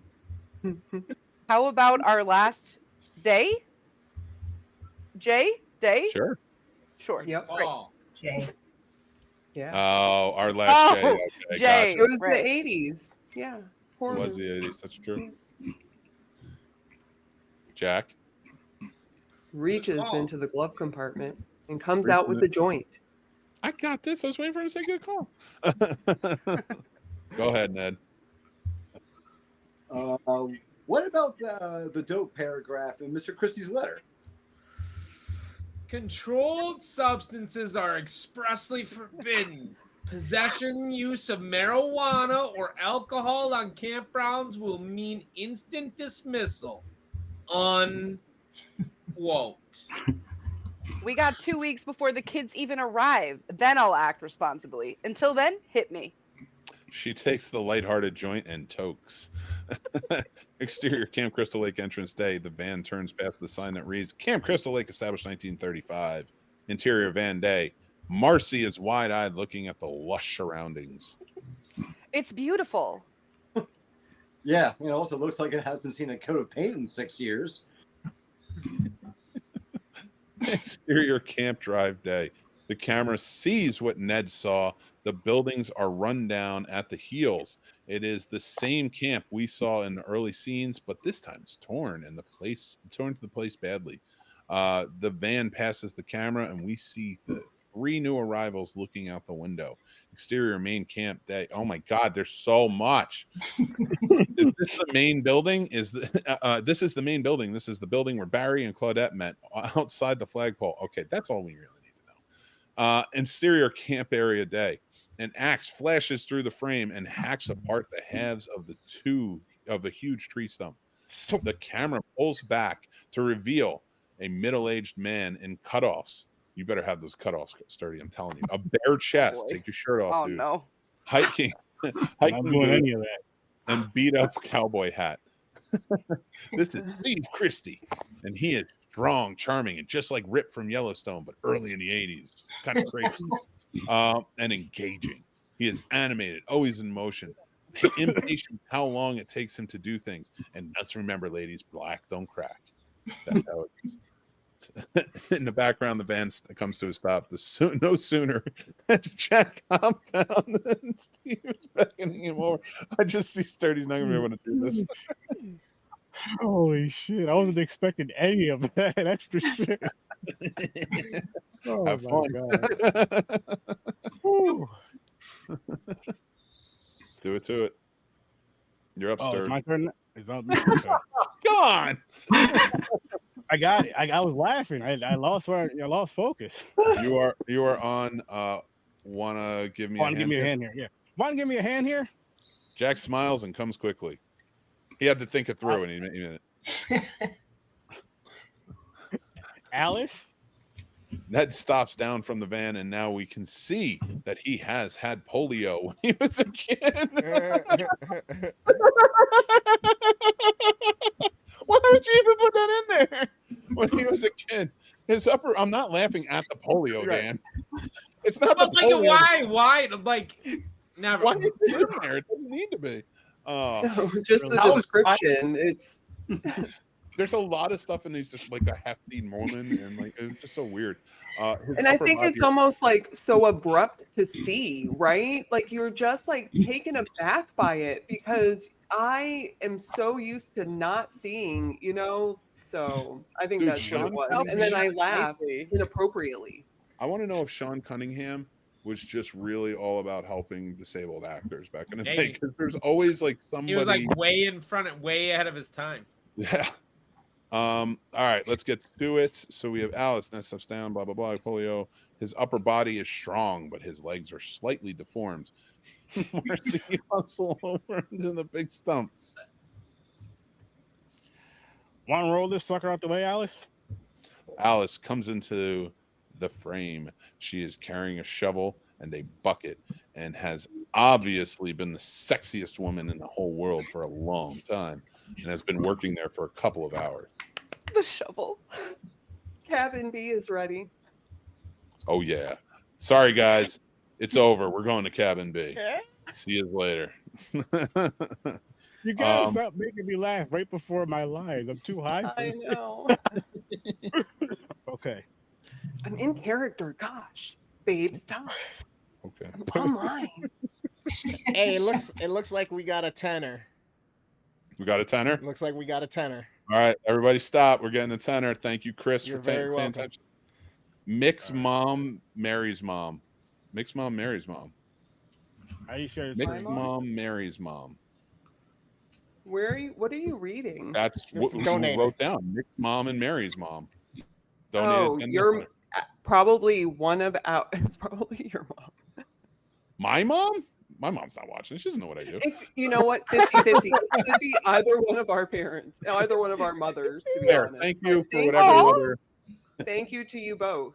Thank you, mothers in general. Thanks, moms. Yes. Thank you, mothers. Yeah, thank you, whoever all did that. women. Thank you, all men. Thank you, all aliens. Thank you Nano. for everything you've done this far. Also, just happy Taylor Swift Day. So thank you, everyone. Happy Taylor Swift Day. She's probably making billions and billions. I think we can. I wonder if we can bring Mike back in. Oh yeah, we can. Mike, you want to hang And out? honestly, donating to food banks everywhere. So let's really all for lunch, right? Plug for the cause. All right, we're doing the wheel. We're doing the wheel. First wheel. I love you, Mary. I don't mean to cut you off, but Why is my name on this wheel? Oh, you'll see. You should have been here for the beginning of the rules. He wasn't here for the rules. Let's No, I was spin not. the actor's wheel. All There right, we so go. Destiny. Who's up? Am I on there? You didn't put me on there, Anyone did can you? switch. Oh, at you this want? Did point. you want to be on there? I am on there. You got to put me on and do it again. And 'cause take me I am off. part of it. No, put you Destiny, on right you're in now. it. No, just replace my name with his name. I don't think I know. Dan, do you want it? Or Let's do you want have to do you want to re-roll with my name on there? Let's do it. All right, Dan, and then you want to roll the next one? Like as long as I'm not switching for. You're not switching. This is impressions. Oh, okay. Let's Oh, do it. I definitely don't want to do impressions. Yeah, Well, then- okay. Let's do Let's it. hope- Hard enough for me to read the script. Make me do Just it. be prepared. Just be prepared I for just- something terrible. Just do I it. Don't can only do complain. one. Just do it. Just do it. Rosie Perez says just do it. You guys know how terrible I am, so let's have this. All right. Oh boy. Now, what no. impersonation Oh, will you be there's so doing? many Let's things. do it. We went for it. Click it. Quick getting ticket. Let's see it. It's a lot on this one, damn. There's so many things. Ooh, I made them add so many. I Terrifying. like this wheel. Sturdy's good with the wheels, man. I guarantee you, I don't know most of these people. It's He and Chris Butthead. put the work in. Oh Butthead. my god. This one has I can do it. Perfect. This has a special caveat, and that is you can pick somebody to be your Beavis. Oh, I absolutely. My wife has to be my Beavis. Yeah. I'll be the Beavis. There you go. It's going to be Dan my as favorite Butthead thing for the rest ever. of the read, and it's going to be Mrs. Shake as Beavis. That is who you guys are impersonating. Let's roll on and get to it. Okay. Alice comes into and she is the sexiest woman. No, we were there already. Okay, but she really is. Steve, push us on the side. Yeah. I thought I said, okay. Push on the side. Push on this side. Alice. This side. Jack, Marcy, Ned. Push. They exchange People are like hellos work. as they bend to the work. That's got her. Thanks. I'm Steve Christie. Welcome to Camp Crystal Lake. You got some grubby clothes? Climb into them, Alice. See if Bill has cleaned out the boathouse. I want him to start with the canoes. What happened to Brenda? You told her to sweep the courts. Steve sets off. I'd rather she painted. Let's go, folks. As soon as she's gone, Ned turns to Alice. Oh, we had 2 weeks. You can get changed in 3. Exterior edge of lake. The camera looks down a long line of canoes, each with its hull. A brush slaps into the view. Bill is sweating while finishing a coat of paint on the last canoe. Bill is a thin, aesthetic-looking college sophomore. He rubs his long chin. Go like this. You gotta go like this, dude. Yeah. You got long thin nose. I don't know what that means. With the back of his wrist, like he's just like going, oh, he's wiping the brow. Okay, I'm figuring this out as we're going. Hear someone call his name off screen. He turns and see Alice at the bottom of the trail. Steve said for you to start on the boats. I finished the boats. Alice I'll nods tell slowly. him. Alice, the others show up. Everybody except for the girl who's supposed to handle the kitchen, Annie. Oh. Bill puts his brush into a coffee can and terps. Alice looks at him, then turns again. You think you're going to last all summer? I'm not sure I'll last a week. I'll tell Steve. Exterior girls' cabin day. Steve and Ned are rehanging a door. Next to them is Brenda, a dark Euro-Asian girl who is trying to do a good job of painting the wall. On the other side, Marcy is scraping some flaking paint. Shim it up. Just scooch. I love it. Ned levers the door at the top. I'm never going to do this. Perfecting. Hold it. Steve uses the long ratchet screwdriver. To answer your question, my parents once owned this camp. There were some tragic accidents and they went bankrupt. I promised them I'd reopen it if I could. See if it closes right now. Ned swings the door and the hinges. Looks good. Perfection. Did you meet Brenda? Brenda turns and nods. She's archery. He's rifle ranged. Oh, and I'm behind schedule. Let's go. They exit with the toolbox. Marcy stops and turns to Brenda, who looks upward and blows the hair from her forehead. Exterior, edge of lake day. Steve, Alice, Brenda, Marcy, Ned, Jack, and Bill are lugging a swimming float down to the water's edge. Steve surprises as he carries the thing, which is quite heavy. They ad-lib as appropriate. There goes my hernia. Are you sure you're lifting? Not so fast. All right, Steve, you're up. Come on back. Excuse me. Come on back here and let's above the floating. Above the float in. Shove the float in. Yeah. Wow, They let's get shove the float. behind. Yeah, these descriptions, man. They get behind it and shove it into the water. That's what she said. Ned hopped aboard for the ride, flipping into a handstand. Interior equipment shed day. The screen has gone completely black. The door to the shed is whipped open quickly, letting in the full brightness of the sun. And there is a shape. The camera iris is down so that we can see that Jack has come in on an errand. As Jack looks around, we can take the time to see that there are a half dozen lanterns, a few cans of lantern fuel, a couple of hibachis, and some entrenched whatever. Suddenly, a hand comes into frame and touches Jack on the shoulder as he is preoccupied with his task. Jack turns with a start and looks into the camera. Reverse POV, we see Marcy standing in the doorway. What are those for? A raid? Say it right. No, I'm just kidding. I'm pointing now. She points to the row of hatches and knives.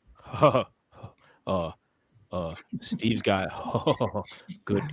Oh, you said wood. Wood board program. You see any life rings? Marcy looks behind some piled up equipment. She pulls out 2 rings.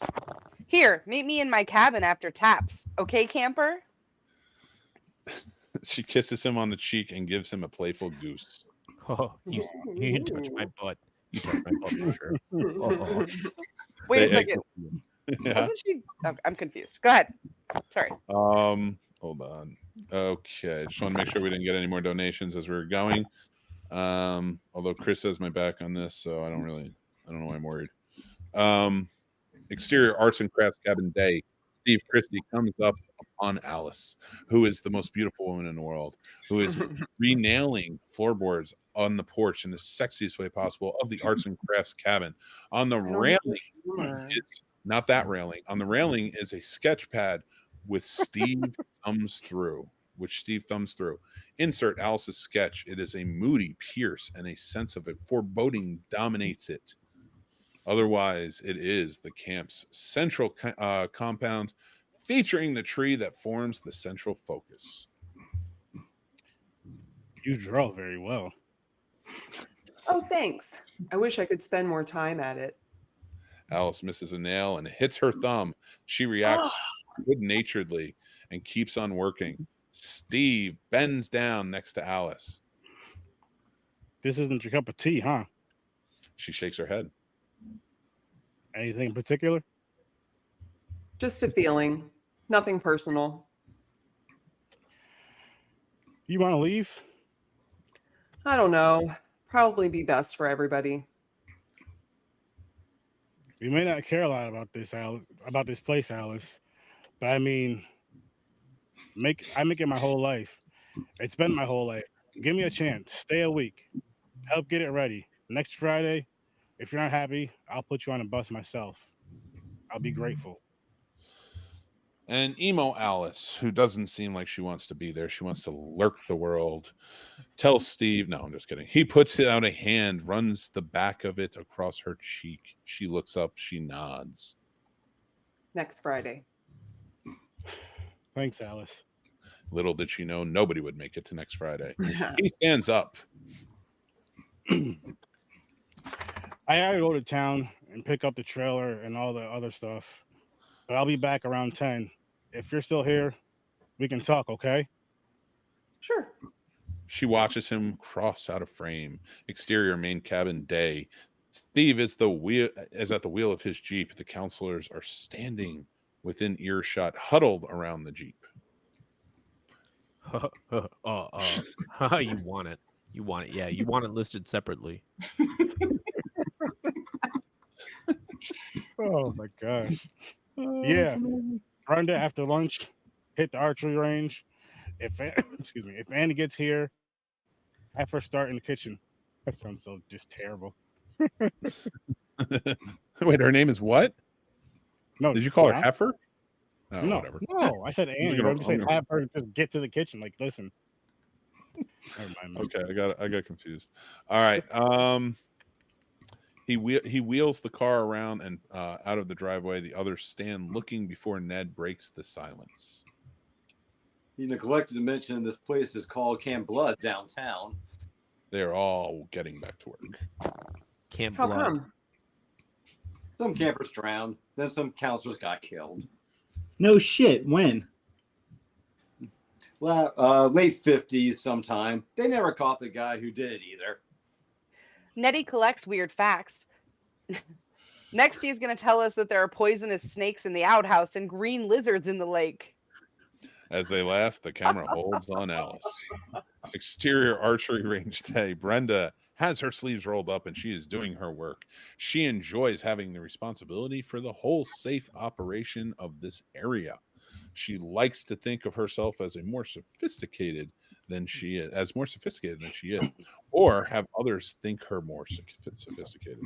Brenda rolls a straw target out from under the lean-to shelter and heads for a tripod in the middle distance. There are already 2 such targets out, a product of her efforts so far. The targets are heavy. This isn't an easy one-person job. The camera closes in tighter and tighter on her as she gets closer and closer, setting up the target. In a middle close-up, she lifts a target. As she lifts a target up, her head is very close to the face of the target. She gets it up. Let's. I don't know why. I don't know. Let's the tripod take the weight, and then just as she lifts her weight back, her arrow streaks into the center of the gold, missing her head by 18 inches. Brenda whips around. We see what she sees, a very cocky Ned standing by the lean-to with a bow in his hands and 3 more arrows knocked simultaneously. He has a feather stuck in his hair, and she grabs the arrow and storms at him. You're crazy. I forgot you were Beavis. I keep forgetting what's happening too. I'm like, oh my gosh, what is happening? He snaps the arrow in half. It's amazing though. Did anyone ever tell you you're beautiful when you're angry? I don't believe you.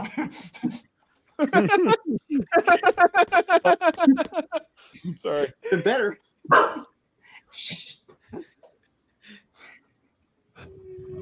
I think Ned, you're up, Ned. Oh no! I crap! I just lost my spot. But yeah, I actually Ned, you want to see my trick shot? Brenda still thinks he's a jerk. Oh, sorry. Good. What do you have? Want to see my? It looks even better. I love it. Brenda still thinks he's a jerk, but he's so outrageous. There's a little she can do. She laughs. You ever fire one of those bows again? I'll tack you up on the wall to dry. I love that sexy talk. Sorry, I needed a second. Brenda snatches the bow from him, shakes her head, and puts the bow down next to a collection of wicked-looking arrows. Interior arts and crafts cabin day. This is a fairly large single room. The walls are bare and uninsulated. There are a few easels, but for the most part, the room is dominated by long tables and rough-hewn benches. We got another The 10. lights. We got another 10? Another 10 All right. and a 25. So thank you so much, Charles Walters and Jane Patrol. We got to spin the wheel because Charles gave the 10. Well, we'll spin the wheel in a second. Let me finish reading all this shit. Yep. Okay. The light seeps through the straked windows, making the gray wood interior appear sliver-coated. Alice, her hair in the bandana, just finished sweeping up. The camera picks up on Alice's sketch of the central camp area on one easel. On a second easel, she has done the preliminary sketch of a lake itself. It is also a moody picture. Jesus, moody ass Alice. Alice cocked her head to look at the sketches, shivers just a little, and then goes on to her on her next task. There is a row of newly arrived cardboard boxes. She opens the first to a close up with a mat knife. She takes out the invoice and checks it against the first. Oh my God. GIMP plastic string from which all the campers will make lanyards. Okay. Exterior Arts and Crafts Day, Cabin Day. We watched through one of the dusty plains, seeing the charcoal sketches in the foreground, Alice in the background, checking her materials against the invoice. Interior Arts and Crafts Cabin Day. Alice snaps around, sensing that she is being watched. You guys are so great. Thank you, Living Dead Girl. Love you. Jumi Steven, welcome to the stream. We're collecting donations for All for Lunch and Lunch for All. We're helping feed kids lunch out here in need it. Get rid of the dumpster. Help us out. We're reading Friday the 13th, Part 1, the script. I appreciate all y'all. Triple, thank you so much for coming through. Y'all fucking rock. Love y'all. Spin the wheel. Simple Ace, but Twitch coming in. What's good? Engine Blaze Can I ask coming a in. question? Let's When go. we spin the wheel, do the previous people get to like chill out for a little while, or do they continue? Sadly, no more Beavis and Butthead. No. Yeah. No. We just want as many characters as possible. Is that what's Yeah. happening? If you get, because you're gonna die anyway, so it's not gonna be the whole time. So Spoilers. it's a horror movie. So They right have to now, assume that based most on people donations, die. if you donate $10, It you isn't can Blood spin the Lake. wheel, and we have to do an impersonation. Oh, The person that geez. it But lands on Dan, has to do a yours certain could voice change now, impersonation. and that would Sometimes it's cancel it celebrity, out. it's No. icons from TV or No. movies. Oh, Thank you No, so much in I advance don't for know. everybody who's helped share these posts, helped Oh, share look the at John. lives. Oh, it's the line. Appreciate you. Appreciate you. This is one of my first All right, times ever it's doing this. So been thank you, thank you, that- I thank you, thank guarantee you. you, I'm not going to know anybody on the impressions wheel. I'm going to tell Oh, you it's that. fine. I suck at Destiny, impressions. just so you feel better, me and Jason are terrible at this. We end up just doing Southern for everyone and everything. So don't feel bad. Okay. Like alter your voice just a little bit. Or Mhm. don't do it. And then they have to donate again to try to get me to do it. And then we make more money for a really good cause. It's a foolproof Why plan. not? I love it. Because That's it really great is all about the cause. You Remember, hopped in, I all gotta for show you lunch. love. Marty You didn't show McFly. love. Look at Spending that. your time Oh, with that's the okay. precious. No, okay. I gotta make I don't sure know what he show sounds you like, some but I know who shine, he is. man. I appreciate you, Simple Ace. I appreciate There's you. like a just an urgency, right? Like an urgency to him. That's fair. All right, Okay, so Living talk Dead Girls faster. know Got I it. have a great I can do time. that. I love interacting with because we people. are getting started. This is just me and I all wanna the make time. sure that I'm we super annoying, are energetic, and passionate. So in the thank you right for coming place. through. We appreciate you spending your time with us. Are there while any we do more, something Chris, great for other out there people. right now? We had Any more $10? Wait, there's a $25 one. Yeah. Should I spend it another time or two? Or Oh, Xander Zyla donated $20. $20. Thank you again. Thank you. Charles Walters, we just did his for the $10. Holy shit! and Who's there's your mom? no Mick's mom, Mary's mom. We did that earlier. No, there's one Yeah. here that says your mom. $250. Oh, shit. Definitely not my mom. My mom doesn't know what I do. same here. Mine Not don't even know kidding. either, So here's the thing: if we make it to 1,000 by the end of this, I'll shave my head too. Not my beard. I'm keeping my beard. I learned my lesson. We last had an time. anonymous donation after Jane Petrov did the 25. It was 1 minute ago for $10. Talk like I just hit puberty. Okay. I'll make Just my like you voice hit puberty. crack. All right. And we got to spin the wheel again because God, I really hope it's not me. We have. To I hope spin it's the me wheel so I again. get another option. That's fine. Go ahead, spin the wheel 30 before Is we that start. So Jason we know who behind else. Mickey? Yes. All right, let me get it pulled up. Oh, boy. Oh boy. Man, I'm ready. Spend me. Oh, you can take Shonda off because Shonda's not on anymore. I'm doing good, So should I Jim. We respin that then? appreciate you Take her. coming through, Take her brother. off the wheel. So far, we Yeah, have she- Beavis and she's Butthead signed in off, here. We're so you spinning can take her off the for wheel some for more that. voices. So, So get if some you more had done impressions that while before reading the you script. spun for me, it wouldn't have been on me. It would have been on the next person after Chandra. Just saying. I blame No, Mick for that. you were before Yeah, no, Shonda. yeah, no, you trapped I me. don't know. How, I was listen, trapped. I don't know how wheels work. All right. I'm pretty Clearly, sure I'm- Conspiracy. you're less than a caveman. We are not reinventing it here. They have a song that breaks down the wheels, how it works. Huh? Me? Poor, I feel bad for Mike. He's not saying anything. We got to find him something else to do. We will. We're gonna find you. Let's spin this wheel. So is this one spin or two spins for this? One spin. Yeah, we only Yeah. got another $10. For all of you folks who are on my stream right now, just so you know, we hit our initial goal. We are of at 500, which 7:15, means I will everyone. be This is shaving all amazing. of my Thank you hair all so awesome. much. live Yes, a little thank you bit all so later much for on. your So make sure donations. you stay tuned if Miranda, you want to you are catch no that. longer Beavis. Miranda just got picked. We're She's gonna about to find get So a new good with it character. though.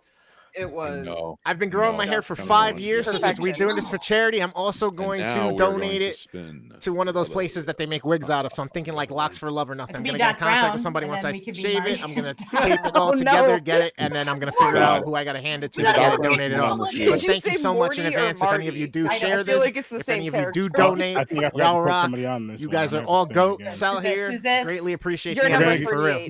Good job. Figure it out. Oh, again. No, I was high when I was making this. I'm not going to hold her.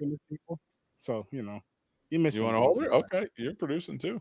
Yeah. I feel like you should have added a donation tier where they get to choose who the person's voice. That's fair. Well, that's why we did the switch. So if they do $50, they can do Big Bird. Oh my God. Nice. I am so glad that you repicked. I'm not going to lie. All right, we're going to get back into it, everybody. David Robinson, thanks for joining in. What if you do 250 twice? You can shave your head. Is this I already you said at donating? 1,000, I'll shave mine. What else do I have to give? Master Shake, we have a bathroom renovation to pay for. Is this you donating all this money? Oh, don't get yourself in the No, doghouse, no. man. There's no way. Because it does say our mom, so it's either somebody who hates us or our moms. I know. Like, I literally, in my mind, am like, I don't know if this is someone who's like, dude, your mom, or if it's legitimate. So if it is, in fact, my mom, I just want to say thanks, mom. And even if it's think somebody there was who's another- being like, even if somebody who's like, Mick, your mom sucks, whatever. Thank you. Donate. Put all of your money into appreciate it. You can call me every word under the sun, but put all of your money into this. We really I think there was another one though. Your landlord will understand. He's just gonna have to That's what wait it at the says? end of the month. No, I'm just saying, if you donate it all, your landlord will just have to understand it's for the kids. It all goes to charity. It all goes to charity. Yeah, Xander, thank you so much for the $20. Your mom, thank you so much for the 250. Anonymous, thank you for the $10. Anonymous. Thank you guys so much for donating. This is a great cause. All for Lunch. They're helping to. They're trying to eliminate school lunch debt from schools all across the country. So let's get it done. Let's help them out the best we can, and let's get back into it. How's that sound? Sounds good to me. All right. Well, sounds great. I'll tell you right now, the most patient award is going to Mike. Not you, Mike. Other Mike.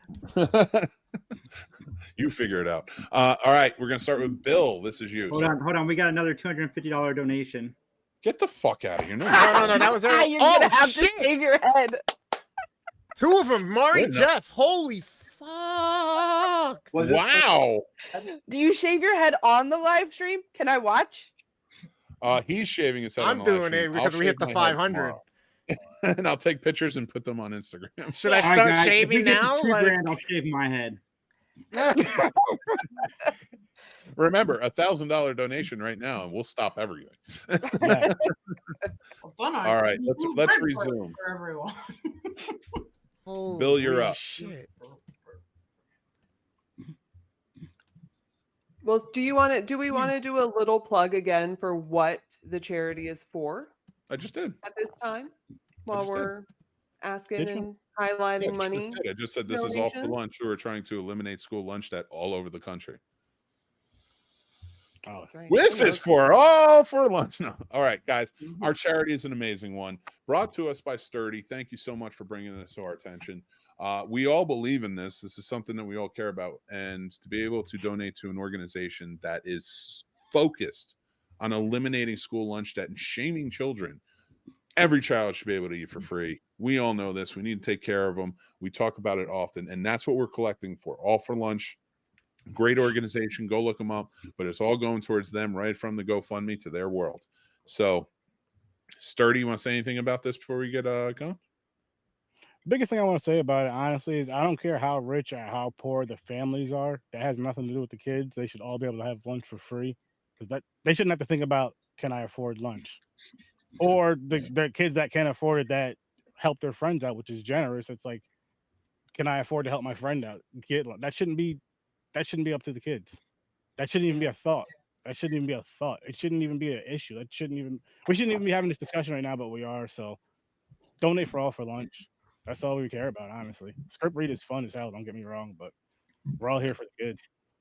I want to say, like, there are times that our meal accounts do go in the negative, right? Because we forget to pay, because maybe it is a tough month, right? And luckily for us in our area, they don't, they are allowed to go in the negative and the children are still able to get, a meal a day. But I read plenty of places in this country where they will throw the food away in front of the child if there is no money on the account. They will not let the child eat. That's effed. They will. I have seen articles where they will put a sticker on the child or write on their hand, please remember to add money to your account. That's horrifying. And so again, eating is a right. If we are going to bring these children into the world, you can't choose where you were born to. It has never been a choice of anyone of where you were born, how you were born, what you looked like, how much money, what you had, or what you were inside. So everybody should be able to eat. And yes, so I'm going to take a minute before I have to do my next scene. Ha ha ha! I can't but believe it's true. I and it cannot is true. believe that So in all this for day and life. age we're Just- still just to scarlet go on lettering that, though, people like- and kids at that. Yeah, I feel like I would lose my job the first day because they're gonna be like, "Hey, you can't serve." Like, what do you mean they can't eat because they don't And have they money? do. There are you're paying- the and the lunch thing is- ladies are losing their jobs.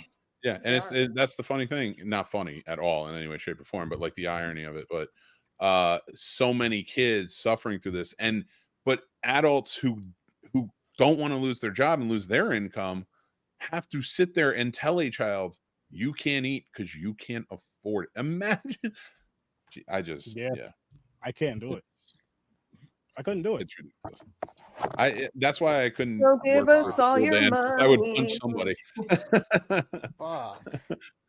But that's why Dan, and educators like Dan should be celebrated. Guys out there and girls out there, guys and ladies, I should say. Whoa. Everyone. Not me. And everyone in between. I always say everyone. No. That everybody that's in a classroom, everybody that is touching, the lives Touches of a students child's life. every day. Like, highlight your parapros, your lunch ladies, your teachers, your crossing guards, like Nurses. not this guy. Like School the people that are doing the frontline work, you highlight them, and you make sure you high five a teacher. You make sure that you get them some supplies for the classroom. You make sure that aide that's working there for minimum wage, get them a coffee. Those are the people. You highlight those people, not me. And Dan. All right, let's get started. Mostly Dan. Anyway, yep. I'm gonna say and Dan. You You're not too. allowed to say not Dan. All right, you got let's get started and get through this because I have a feeling we're gonna have more impressions coming in. You are a very fortunate, lucky lady, Mrs. Shake. That's my guy. Both ways. Master Shake. Yeah. Oh, I love it. It sounds like she'd have They're competition adorable. with I'll Kristen say. Wiig. All right, Bill, take it away. Sorry. How you doing? Alice smiles, then turns back to her job of taking inventory. Bill watches her. Did you want something? She starts to take a box down from the high shelf. She doesn't realize there's something on top of the box. Steve said you were thinking of leaving. Is that true? Uh-huh. Alice lugs down the box, and suddenly a bunch of leather working tools clatter down, shattering the silence. Alice fends off the flying implements, and Bill rushes to her side. Oh my God. You okay? He nods. You're lucky. They stoop down to pick up the fallen tools from the floor. Bill looks at her while they work. Jesus, Bill, calm down. It's my wife. How come you're leaving? It's long and personal. It has nothing to do with you or the other kids. Maybe I can help. Alice looks at Bill and smiles. She really is very nice, if naive, young man. He is really nice, if naive, young man. And it's this place. It makes no sense, but it spooks me. You're right. It makes no sense. As Alice nods, she is interrupted by a shrill scream outside. Exterior arts and crafts cabin day.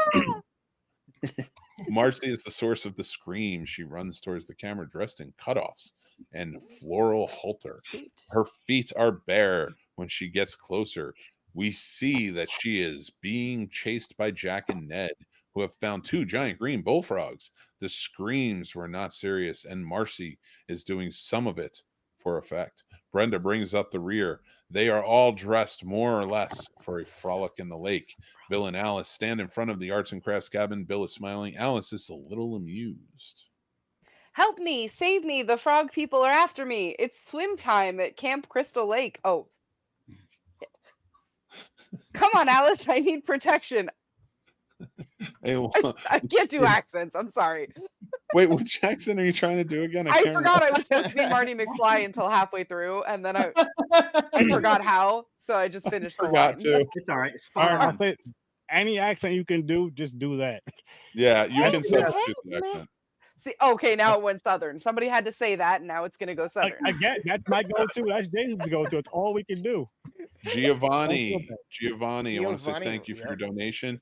Puts us as $9.85. Everybody, we're $15 away from me shaving my hair. And my wife getting super mad because she loves my hair. Give me 2 seconds. I have to say shout out to Giovanni, because Giovanni is someone who also has his own non-for-profit helping kids deliver backpacks and filling them down in Florida. So another person who not only does something in the real world, but is also helping us here. You're fucking G, bro. Thank you. That's awesome. That's awesome. Amazing. Thank you, Giovanni. We appreciate you guys so much for what you're doing. I remember Sturdy telling me about the first time I met him. That sounds like such an amazing endeavor you're taking on. Thank you so much for your donation, helping here. It's all about the kids. That's what it's all about. And if we're out there to do it, then it's all for the better. All right. Let me read this longish crap.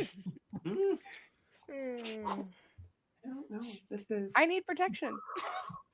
Exterior Crystal Lake day. A long, wide shot reveals the cool and clear lake during a lull of a hot afternoon. At the edge of the lake, it's in the shallows, are the members of the group: Marcy, Jack, Ned, Brenda, Bill, and Alice. They are sitting or paddling or diving off a float where there's no real attempt to exert too much energy.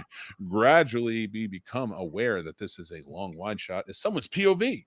The camera moves from its stable position, now held. Go in, bro. Go in, Triple. Thank you for the lurk, bro. On the side of the lake, out of sight, branches, brushes, twigs are being butted through. Occasionally, we can see part of the prowler's arms fending off the underbrush. In exterior water day, the group sits or lies in the cool water, more or less focused on Ned, who is acting as a moderator. What do you want to be when you grow up? I want to be a dancer. Cowboy. Yeah. You sound like Bullwinkle. I know. No, that was perfect. I love Wait, who are you again? Big Bird. Big Bird. So see Marty McFly, but okay. I love that so much. Keep it. So asinine. I love it. I can't wait. I want one. I want to do an accent so bad. Chris Harris, what's up, buddy? All right. Where are we? So you want to be I want to be a cowboy. Can't be cowboys. Girls can be anything. Okay, fireman. Ned goes to Jack. Jack. Where's Jack? Yo, you were about to get it. That was just in the script. She was just about to attack you. She was like, "Girls kid," and she's like, "Wait, just the script." I was gonna change the script. To be fair, I was gonna change the script because it's in I here. respect But no, you I get it. should have just let you. I like how she picked fireman anyway. Like, Yes. I was like, it's fine. That's good. We'll keep that. Yeah. Listen, that's how it was back in the day. Fireman's. Mhm. All right. And who's up? Okay, Jack. It's on you, sir. Buddy, that's you. What are you watching? Probably You how wanna to talk listen like Marty separately? McFly. Do it in your accent, butthead. Oh, you want to? Oh, You want it listed separately? The people paid for it, and they have a right to know what's going on. All right. Wait, where were you, Coach? What is happening? You're Jack, buddy. You're Jack, Coach Athletic Director. Yeah, I thought I'm dead serious when I thought I was dead on. Coach Athletic Director somewhere. Page And then 31. Bill. Let's just start with Bill. Bill. Filmmaker. Artist. Doctor. Now, if you were a flavor of ice cream, Rocky Road. Rocky Road. Exterior main camp area day. Are you sure somebody doesn't want to pay that $1,000? Sorry. No, you're all good. I'm just messing around. The Prowler looks in the long shot down at the lake. We can just make out the counselors. The camera pans and we move towards the cabins. Exterior lake day. Alice is treading water, talking with Brenda as Ned comes up out of nowhere. We got 2 more donos. Oh, for 10s? 15 apiece. One from Xanderpool again and Frylock. Ooh. So does that mean the wheel gets 3? Like, do they? Well, we were just doing 10, so anybody can just donate. I mean, All right. that's I was where wondering. we're. Yeah. You wanted to. It was like trying to increase your chances to get an Not accent. Marty McFly.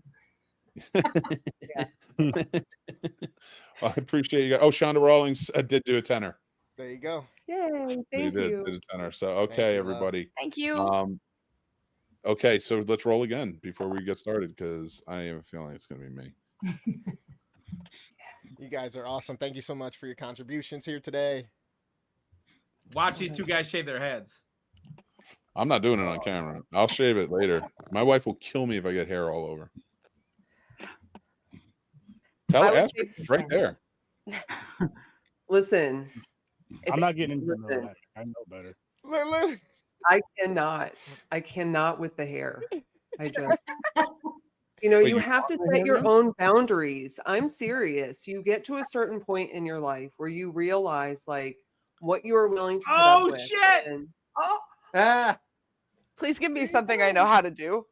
If I have to do something different. All right. Yep, Oh, that's Another the shot thing. at it. I love it. hell. This is amazing. I'll tell you what, if it somehow hits Marty McFly again, I'll spin it again because that's not fair. Because I'm I'm hoping for clearly Shatner. not doing well at Marty McFly, honestly. Marty's know. Marty's pretty okay. He Southern just sounds seems like to a be the normal kid, default. but it's like Can we way- like veto it? Like, can we No, veto come it on. until it's with we already had someone? this one. Butthead. Okay. Nah, roll it again. Roll it again. We want to Yeah, know we it. already had this one. I got Somebody already give me got a something butthead. like British, like generic British. I can do that okay. I don't think we put generic British on. I mean, I think we have Well, Jason you- Statham. Okay. if you're gonna request that, Somebody, because somebody add Benedict Cumberbatch to the wheel. I feel like you should just go. with Benadryl it. kumquat would be perfect. Which one is Oh, that wow. one? No, we're not doing butthead because Dan's already butthead. Yeah. I don't want 2 buttheads. And I can't do that. Bill Cosby. Oh Roger my god. Rabbit. Yes. Yes. Why are you doing this to me? I'm gonna have to watch a video real quick because it's been a long time. I love it. Also, All how right, did I end so- up with 2 Christopher Lloyd movies? Nice. Isn't he in both those movies? Yep. Oh shit, he is in both of those movies. I guess they're just like you. Luck. Great. I'll switch you. I'll do Roger Rabbit if you want to do Big Bird. I don't know what Big Bird sounds like. Who does? I forgot. Who did Very- that? Welcome to I love it. Sesame Street. Da, da, da, da. Thank you for your donation, Christopher Inlow, coming through with the 20. Oh, Christopher. Thank you, Okay. Chris. Thank you so much. Appreciate Really I just appreciate gotta it. Thank point you out, we so broke much. $1,000. We hit a G and over. Let's keep it fucking going, folks. Yes, that's awesome. Who's shaving next? $1,500. We're doing more. We are going to go over the top donations, and we'll announce later on the top 2 highest donations are going to get a prize. So, Yes. get prizes. So, without further ado, let's continue. We back on. into it? All right. Brenda. Um, Safety pin. Love you, as man. Big Thanks Bird. for coming. Vitamins. Yes, food ma'am. for Charity stream for all for neutralize lunch the and lunch for all. We're nitrates helping in kids eat some lunch in school. All over the country, this is going to help contribute to all the deficit issues with kids having lunch or being shamed help because it. their parents can't afford Mike, it or if they you can't hate us afford right lunch. now, I'm so sorry. I'm so sorry, Mike. I want him to talk. I feel so bad. I want to give him a character. I just want to make up a character. Right? Yeah, all right. You're Charles, and you just showed up. Shit, with the amount of Oh, money we yeah. raising right now, it ain't gonna be no I'm lunch. having a You lot know of what I'm fun just saying? It's hanging gonna out. be that carbonara, that you, man. We fettuccine. appreciate You know what I'm Cheers, saying? Mike. Where are we? And Oh, hey, Ned Pim, surfaces between them. He looks with googly eyes at Alex. since Never we knew hit the those guys. 500 goal we Get away from my initially set wife. out for, I'm shaving my head on streaming a little bit. I mean, Steve All the Christie's hair is girlfriend. coming off. I'm not gonna go Isn't bald, Ned but supposed to be all my of it's coming boyfriend? off. No. No, I don't think you have a He boyfriend. was yet. the smart one. Yeah, No, Marcy like, hooks we- up with Leo. Marcy hooks up with But Jack. I know that, but like earlier. Okay, never mind. All right, we're not Well, figuring but out. yeah, math because on like this Alice and Steve were like kind of like, oh, I don't know, will they? Won't they? Yeah, Ned is Nobody friends I with think knows. that was more of a They got a Steve- real Sam and Diane thing. Oh my god. Right? people are Like even- it's legit. So, but then there's always like this tension with everybody else where it's like, and she's just like,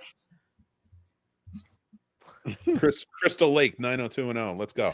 because I just watched it today for the You first did. time. So I watched it Gonna yesterday. have to. it's amazing. It's like fresh in my.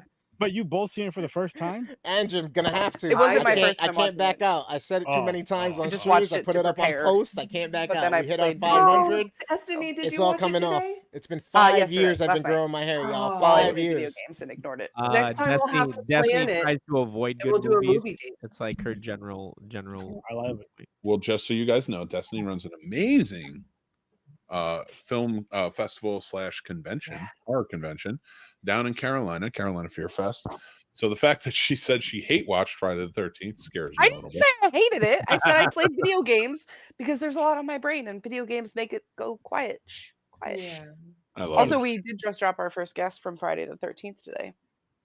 Just saying. Would Sorry, you that's like- not the moment. I thought we were supposed to announce it today on here. You were supposed to announce it at some point. There goes the link Oh, for you no, guys hey, at the on here. GoFundMe for Castles So for for a everybody Cause. who's If you paying do want to attention, donate, thank you so much. who If you is it, cannot Destiny? donate, it is fine. It's Amy Share the Steele. stream. That's Share From Friday either my the stream 13th or the part two, original right? stream. Just share the stream. And Let's help out consequently, these kids out here who need help. consequently, she was also played the character who took Alex P. Keaton's virginity on Family Ties, who was played by none other than Michael J. Fox, who is also Oh my God! Marty Marty- McFly. It keeps coming back to Marty. But But yeah, did- we dropped that at like 7 p.m. So it's not. Nick, news wasn't she anymore. on April Fool's Day as well? The original Yes, April Fool's Yeah, Day? also she April was Fool's in Day. April Fool's Day, a great movie. So cool. Sorry. Ned, tell us about these sand Distracting. sharks. Hey Talk about guys, I also got to Sand tell shark, you one man. That thing has- real quick. Thank you so much. Thank you. Before I forget, you guys out there on my stream, the collections are going till the end of the month, so you got until the end of the 31st to donate. It does not have to end tonight. Even if you can't donate tonight, please donate when you can, or if you can, spread the love, share these posts, share this fucking stream after the fact, get the VOD going. Thank you. We got to the end of the month to keep changing lives and helping feed kids throughout their days at school. Thank you. It means so much. Off toward the cabin area, Alice sees her and looks where she looks. What'd you see? I don't know. Marcy. It's just the fucking greatest. You have no idea because I can't see any of you as I read my script. So just Marcy, hearing these voices are the best. Paranoid. She smiles. Exterior behind Alice's cabin deck. The camera shooting from the Prowler's POV moves to a place alongside Alice's cabin. There's an underbrush about 2 feet tall, and all around the area, the Prowler stops, leans down, and reaches into the frame with a gloved hand. The gloved hand reaches into the underbrush for the trip of the burlap bag, which has been secreted there. And the hand lifts the bag, which has something in it that moves. The camera moves around to the side of the cabin right below the window. The window is open, making entry quite simple. The prowler's gloved hand untie the neck of the bag, reach in and haul out quickly a medium-sized snake. One of the hand has the animal firmly behind the jaws, and the hand takes the snake and puts it through the open window, leaving it on the clean white coverlet. It slithers across the bed. The prowler's hand closes the window. The camera moves forward toward one of the sheds. Exterior edge of Lake Day. Bill and Alice are lying on the shore on their towels, watching the others in the water and grabbing some afternoon sun. Alice is on her stomach, tracing angular designs in the sand. Bill is on his back listening. I would like to time out for a second and just say, I wish they kept this in, because that would have been really cool to see the killer actually put the snake in the cabin and not just there happened to be a snake. Oh, and that's a real snake, isn't it? Oh yeah, no kidding. That was a real snake, and it did really cut the snake in half. R.I.P. the snake. Yes. Oh. Yes. Funny rewatching it, knowing that fact. Pour one down for us snake that- homies. So here we go. All right. If anybody is concerned, no real snakes will be used in the production tonight, She has a though. baby snake. So just it's okay though, because this one's not real, and I even won't even cut it, so it's okay. Bill, I think we miscolored you there, but that's you in the yellow. It still hurts. Oh, I did. Oh, I did it wrong. No, you did it wrong. I mean, you did it wrong. I walked into it knowing I'd get hurt. I walked into it knowing I'd get hurt, but I thought I could stand anything. I just wasn't ready for that kind of pain. We were supposed to meet in LA. When I got back there, he sent a telegram saying he was going back to his wife. Bill turns over so he can look at her better. What do you do when you leave here? I don't know. Various feet entering the frame. Bill and Alice look up to see Jack with his arm around Marcy, Ned toweling his head, and Brenda putting on her blue work shirt. Pistachio and Fudge Ripple and Creme de Menthe and I are going back to work. Who are you again? Roger Rabbit. Not Oh, bad. God, I thought that was pretty That good. was so good. No, I just forgot who you were. That was really good. That was pretty good. good. Okay. Bill gets up. Speaking as black raspberry, I guess I'm ready. Frozen yogurt? Alice smiles at the reference. I'll be along. Don't burn that gorgeous body, or I'll scratch your eyes out. Jesus, Mary and Joseph. Okay. They head off. Alice turns over to tan her front. The 80s are wild. Exterior So first. wild. A machete rips through some vines. Again, it hacks at the brush, pulls back to reveal Bill clearing away the years of vine growth, which have choked off a path. He wipes the perspiration from his eyes and continues along. Exterior, behind the main cabin. Set up behind the cabin is a makeshift exercise area. There is a chinning. There are chinning bars, pipes slashed between two trees, and there's an. Why do you put the? And there are a set of parallel bars. Just put the actual name. There's even a set of weights from made from tin cans, pipes, assorted amount of cement. Extreme close up of Ned's face and distorted. Jesus Christ, so many words. Twisted expression. He explodes his breath. He pulled back to see Brenda watching Ted work out on the uneven parallel bars. He is really good at it, really good, and there is no doubt about his strengths, if you know what I'm saying. Not bad. You gotta stop. We gotta roll for it again. It's killing me. Oh my god, it's the best. As Ned moves off the apparatus, Brenda comes. Who's back in? Oh, did we lose somebody? Destiny. We lost Destiny. Oh, Destiny. Oh, she had to walk out for a sec. That's fine. Set of weights made him tin cans, pipes, blah, blah, blah, blah. Pull back, not bad. As Ned moves off the apparatus, Brenda comes in and does a neat little turn, which is dazzling. Ned doesn't take. You're up, Ned. Oh, holy shit. We wouldn't want you thinking you're the only show off in camp, would we? That's the greatest thing I've ever experienced in my This is the best edition ever. And Miranda, thank you. Thank you for being feathers in. flowing. I know what it is. That's the feathers flowing. Big Bird. Feathers. Thank you. Thank you Right so here. much Right for here. being in on this going Of on. course. You get me. You're the best. Oh my God, this is amazing. Right. Exterior lake day. The sun has dropped lower on the horizon. The camera looks down at Alice as she sleeps peacefully in the late sun. His shadow passes across her face, and she awakes with a startle. Cut back to see Bill standing over her with a machete. I didn't know I was asleep. What time is it? Almost 5. Alice gets up. Now I'm only 11 hours behind schedule. Steve is going to have a small cow. They walk away from the shore. Exterior, Alice's cabin day. Alice is walking quicker than Bill. We realize that we have seen this cabin before when the snake was placed in it. You can only do what you can do. And then Steve looks at you with those hurt eyes, like you don't care about children. Bill laughs at her imitation. I'll see you later. She turns to go up the stairs to the front door. Alice? Alice, she stops and looks down at him. He is serious and he cares. Alice appreciates what she's just heard. She knows that it wasn't easy for Bill to say. What'd I say? I don't know. They must have cut that out. I've read this part of the script like 17 times, and I'm like, what was hard? Make something up. It's an unspoken like thing. All right. Like thing. Well, you're very nice. Like a puppy dog. Yeah. Yeah. They share. Friend zone like a motherfucker. And for $49.95, I can show you how to get out of the friend zone. Nice. All right, so let's do this.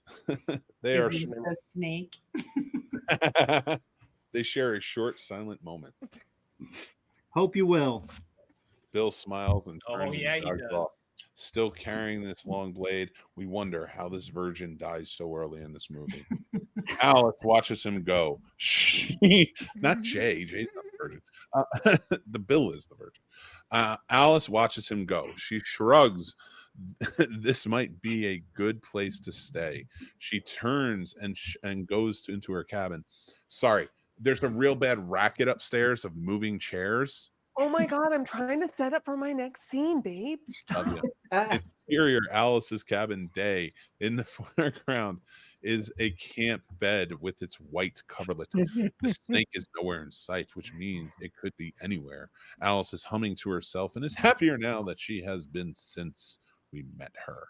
The room is small. There is a metal frame cot, an old wooden dresser. This sounds delightful, with a cloudy mirror on top.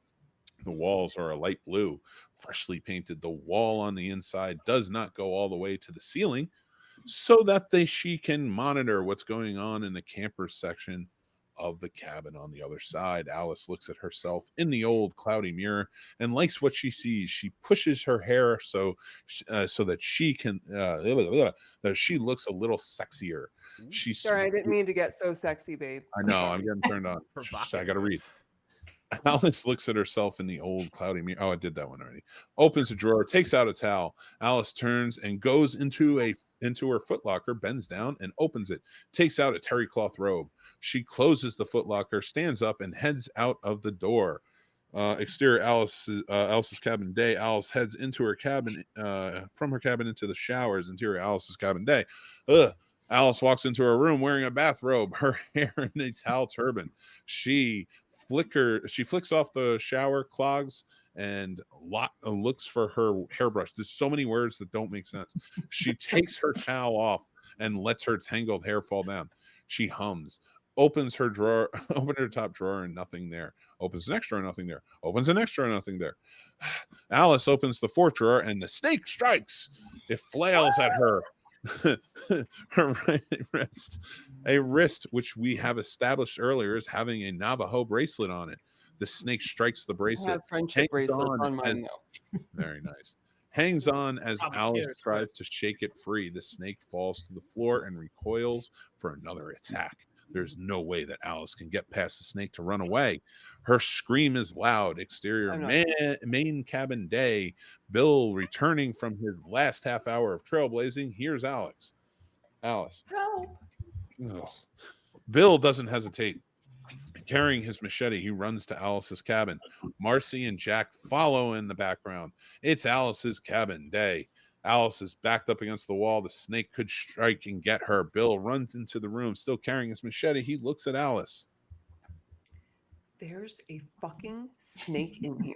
Said F. She said F. It says it in the thing. Mm-hmm. She does not say it in the movie, I don't think. I don't think she doesn't say after the heard movie. it She doesn't on say the after the movie. scene, Improv. but You She should. does in the script. She does in this version. She get does. down So and I dirty did. in this version. That's why I did it, because I was reading my script. Bill sees it. He freezes, and then he takes a step forward. Carefully, he winds up and smashes down with the edge of the machete, cutting the snake in two pieces. Blood spurts onto the floor. Marcy and Jack enter. Jack carries a shovel as a weapon. Marcy stops when she sees the embrace, then looks further to see the blood. I just want to mention, Mrs. Shea can testify to this. I would not be carrying a shovel. Yeah, you have a knife on you at all I times. killed a bat with a knife once. Like It's like a Eagle Scout just in my house constantly. Well, see, that's what my dad always used shovels to kill the snakes. I use a shovel because it puts me that would have farther been away. bare hands or knife, guaranteed. Why don't you just talk to him and reason it out? Use logic. Listen, I run and cry. Like that is I'm my... not. No. Y'all do with the snake. I feel like we need I to run do. too. I feel like we need to do more accents. Like I know no Okay. one's, but I feel like we can make our own rules. Fun You wanna fact: make- it only we takes can make our 20 own minutes. rules. We're well over our goal. If we want to roll that, if we why want to don't we, roll, why it, don't we let's do this roll it. then? Everybody just do whatever accent you feel you can do. No, I'm you telling made you a right now, mine wheel. is That literally made No. me. Bullshit, you Oh, made you a wanna wheel. use the wheel? All right, we're gonna change it up. I'm calling it as we go. You get an accent, you're jumping in. We're gonna go full crazy here. If you pay for an accent, I'll tell you what. If you pay for an accent, you can note in there, or you can comment on this and tell us who you want to say a new accent, and we'll roll it again. Let's do this. Let's get wild. Let's get Yeah, there Mike we go. in this. Let's get nuts. Wanna get nuts. All right.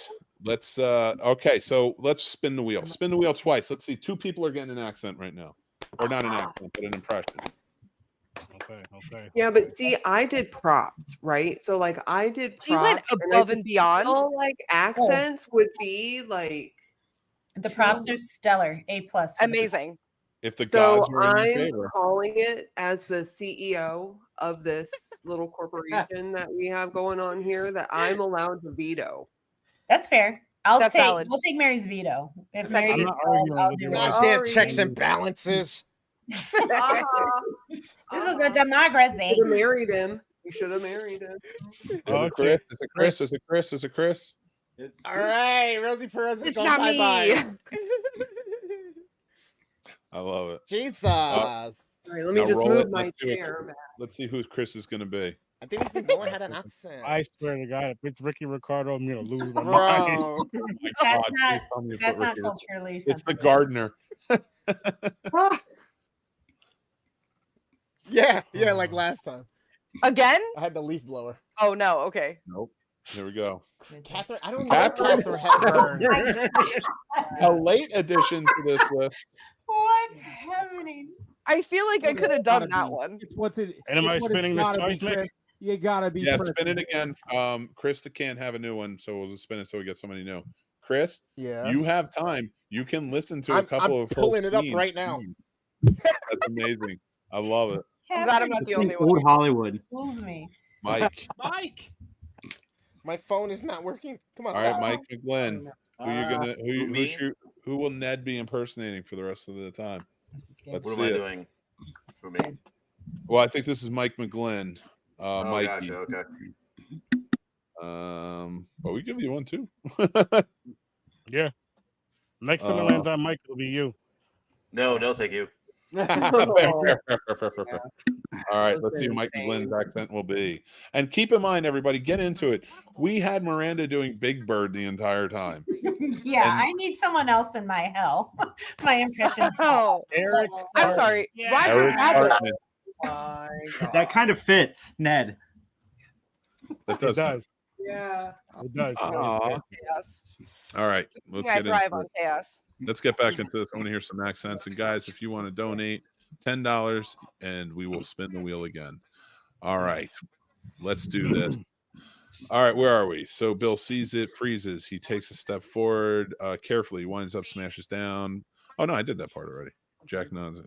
So we're on Marcy. Marcy's on. Yeah. Steve never mentioned serpents. Jack, would you need some paper towels?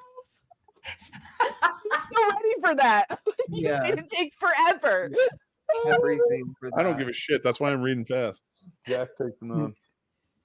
You seem all right. Oh, Alice. sorry. How the did he get in there? Slipped in, probably like the scent of your perfume. Jack returns and tosses a roll to Marcy. Thanks. You okay now? Alice nods. Bill gives her an extra hug, then steps back awkwardly, stepping on Marcy's big toe. Go ahead. I walk on. I lost it. I walk on him all the time. I was so in it, and then we did the whole like wheel spin thing, and I lost it completely. Oh, it's great. It's fantastic. This is amazing. I don't want to hear anything. This is amazing. I love this. Oh. Okay. Jack nods, picks up his shovel, and we see close up as he gets underneath the wide-fanged snake. Marcy begins to clean the blood off the floor with paper toweling. Exterior camp, late afternoon. Looking across the lake, we can see the camp nestled in among the late afternoon rays of the sun. We can hear the sounds of nocturnal animals beginning to rise and hunt. Okay. We do have to put an ad in here. So this is where our good friend Crazy Ralph steps back in. I put your line. Okay. Yeah, I see that. Because in the movie, when they go into the kitchen and they open the pantry, he pops out because he's in there counting the cans of beans, I guess. But where would you like Ralph to jump out? So there comes a couple pages down. Alice goes to the sink and begins to work her way through the dirty dishes. And then I will add that Alice goes to check something in the fridge, because then everybody sort of wakes up and comes in. All right. And then we'll just play it off there because there's no actual set. They kind of wrote it out. But I want to make sure you're the most famous line probably of this movie. Well, they put it in production probably. Yeah. Another scare. Yeah, just give me a signal. I will give you the cue when we get to that. I'll pull the cord on Crazy Ralph. Oh, we got another $20 donation. Miranda. Thank you, Miranda. Appreciate it. Do you want to spin the wheel? Thank you. Spin it. Spin it. Spin it. I'll tell you what, since you donated, you can pick two people to have that don't have celebrities yet. I can pick two people. Two people. All right. I want Buddy and I want Mick. Buddy and who's Buddy? You know who Buddy is. Oh, okay, I figured. Wait, who's Buddy? The sexiest Master principal Shake. in the world. Master Shake. The sexiest principal around. That's all right. I'm gonna go upstairs and I'm gonna watch Jim Belushi's The Principal and only think of Dan in that movie. Do that. That's Wait, I missed something. Dan, you're a principal now? Yep. Who is this spin for? I'm not even. This is for Dan. Okay. Congrats, buddy. Barney Rubble. Hey, Fred. Is in here. We're gonna read the rest of the lines. It's basically Yogi Bear, right? What are we doing? Oh yeah, Yogi, not Boo Boo. Because Yogi is on here too, so either or works. Either or Yeah. works. Mick, this one's for you. This one's for me. Give me somebody good.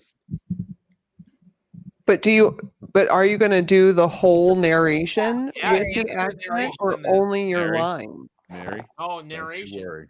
Don't you worry. Oh boy. It's Oh gonna be no. Bernie. Yeah. Oh my Oh, god. Like Ernie and All right, Barney here we Rubble go. are similar. Here we go. Here we go. I'm I ready. got No, this. that's great. I am a professional. All right. All right. So we got that. Looking past the can. Okay, here we go. Interior camp kitchen late afternoon. The kitchen and the main meeting room were really one in the same room. Cut off by I don't care if it sounds like Kermit. Shut up. Cut off by Close enough. Close enough. The kitchen has a couple of sinks, a heavy old stove, and long shelves, a pantry loader, and some windows. Why is this in the description? Brenda is making a salad for herself. She is a vegetarian. Marcy is making a guacamole dip. In the big room, there is a fireplace and a ping pong table. Jack and Bill are playing. Start with Brenda, go to Jack, go to Marcy, go to Bill, go to Brenda, go to Jack. Is she all right? Jack. Jack's sleeping. His mic's out. You're muted. Nope.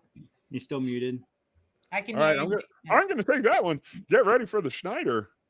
Yeah, I'm scared the hell out of her. No chance. How did he get in the door? Four zip. We're back. We're back. That's the wildest. That's to me the wildest grouping. I might have a heart attack in a minute. This is so funny. All right. I need a break from Ernie for a second. Okay, here we go. That's cheating. Alice walks into the kitchen. She has washed her face after getting her act together. She stands in the doorway into the kitchen. How you doing? Okay. Can I help? It's catch as catch can. I'm making a salad. The guys are planning to cook grease burgers for themselves. There's a lot of dishes if you want something to do. Just try. Oh, smiles nuts. The way I feel, that's perfect. If anyone donates $100 right now, we will all stop our impersonation. Now I feel alive. Now we're blackmailing you for the donations. Okay. This is where I'm gonna add in Crazy Ralph and my own crazy description. And I have to do an impersonation during it while I make shit up. Damn. Oh, Alice goes to the sink and begins to work with her way through the dirty dishes. And then she has to get something out of the closet. So she heads on over there, opens up the closet, and there we see Crazy Ralph again. I am the messenger of God. You're doomed if you stay here. This place is cursed. Cursed! It's got a death curse! Alice stands back terrified and watches Crazy Ralph just walk out the door. Literally. That's what happens.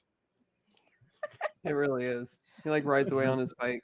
He just gets on his bike and goes away. And I want to thank Mike Krzyzak for jumping in here and being our Crazy Ralph. Oh, thank you. I gotta say thank you in my normal voice. Oh my god, I don't know if I can do this voice the whole time. Can we roll again? I'll pay $10 to roll again. And you wanted one to roll again. I don't want Ernie. Oh, okay, here we go. Then comes flying through the door, dressed in various bits and pieces in old Native American costuming. He does a bad dance.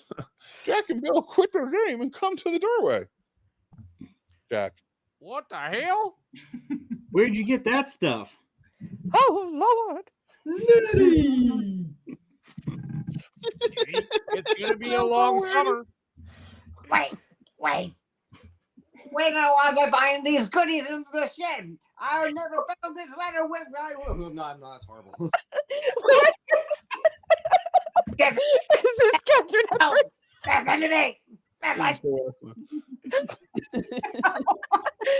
Jesus went with old crone. I mean, by the end, she love was it. like, Everyone is regretting doing this now. Why are we doing this wheel?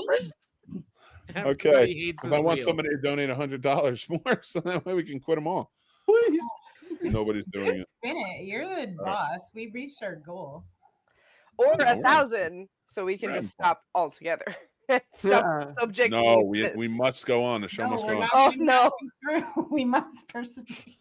He takes a letter out. Nobody died. God damn. We all He takes a letter out of his bleach clout and he pretends to read when really he can see the paper is blank.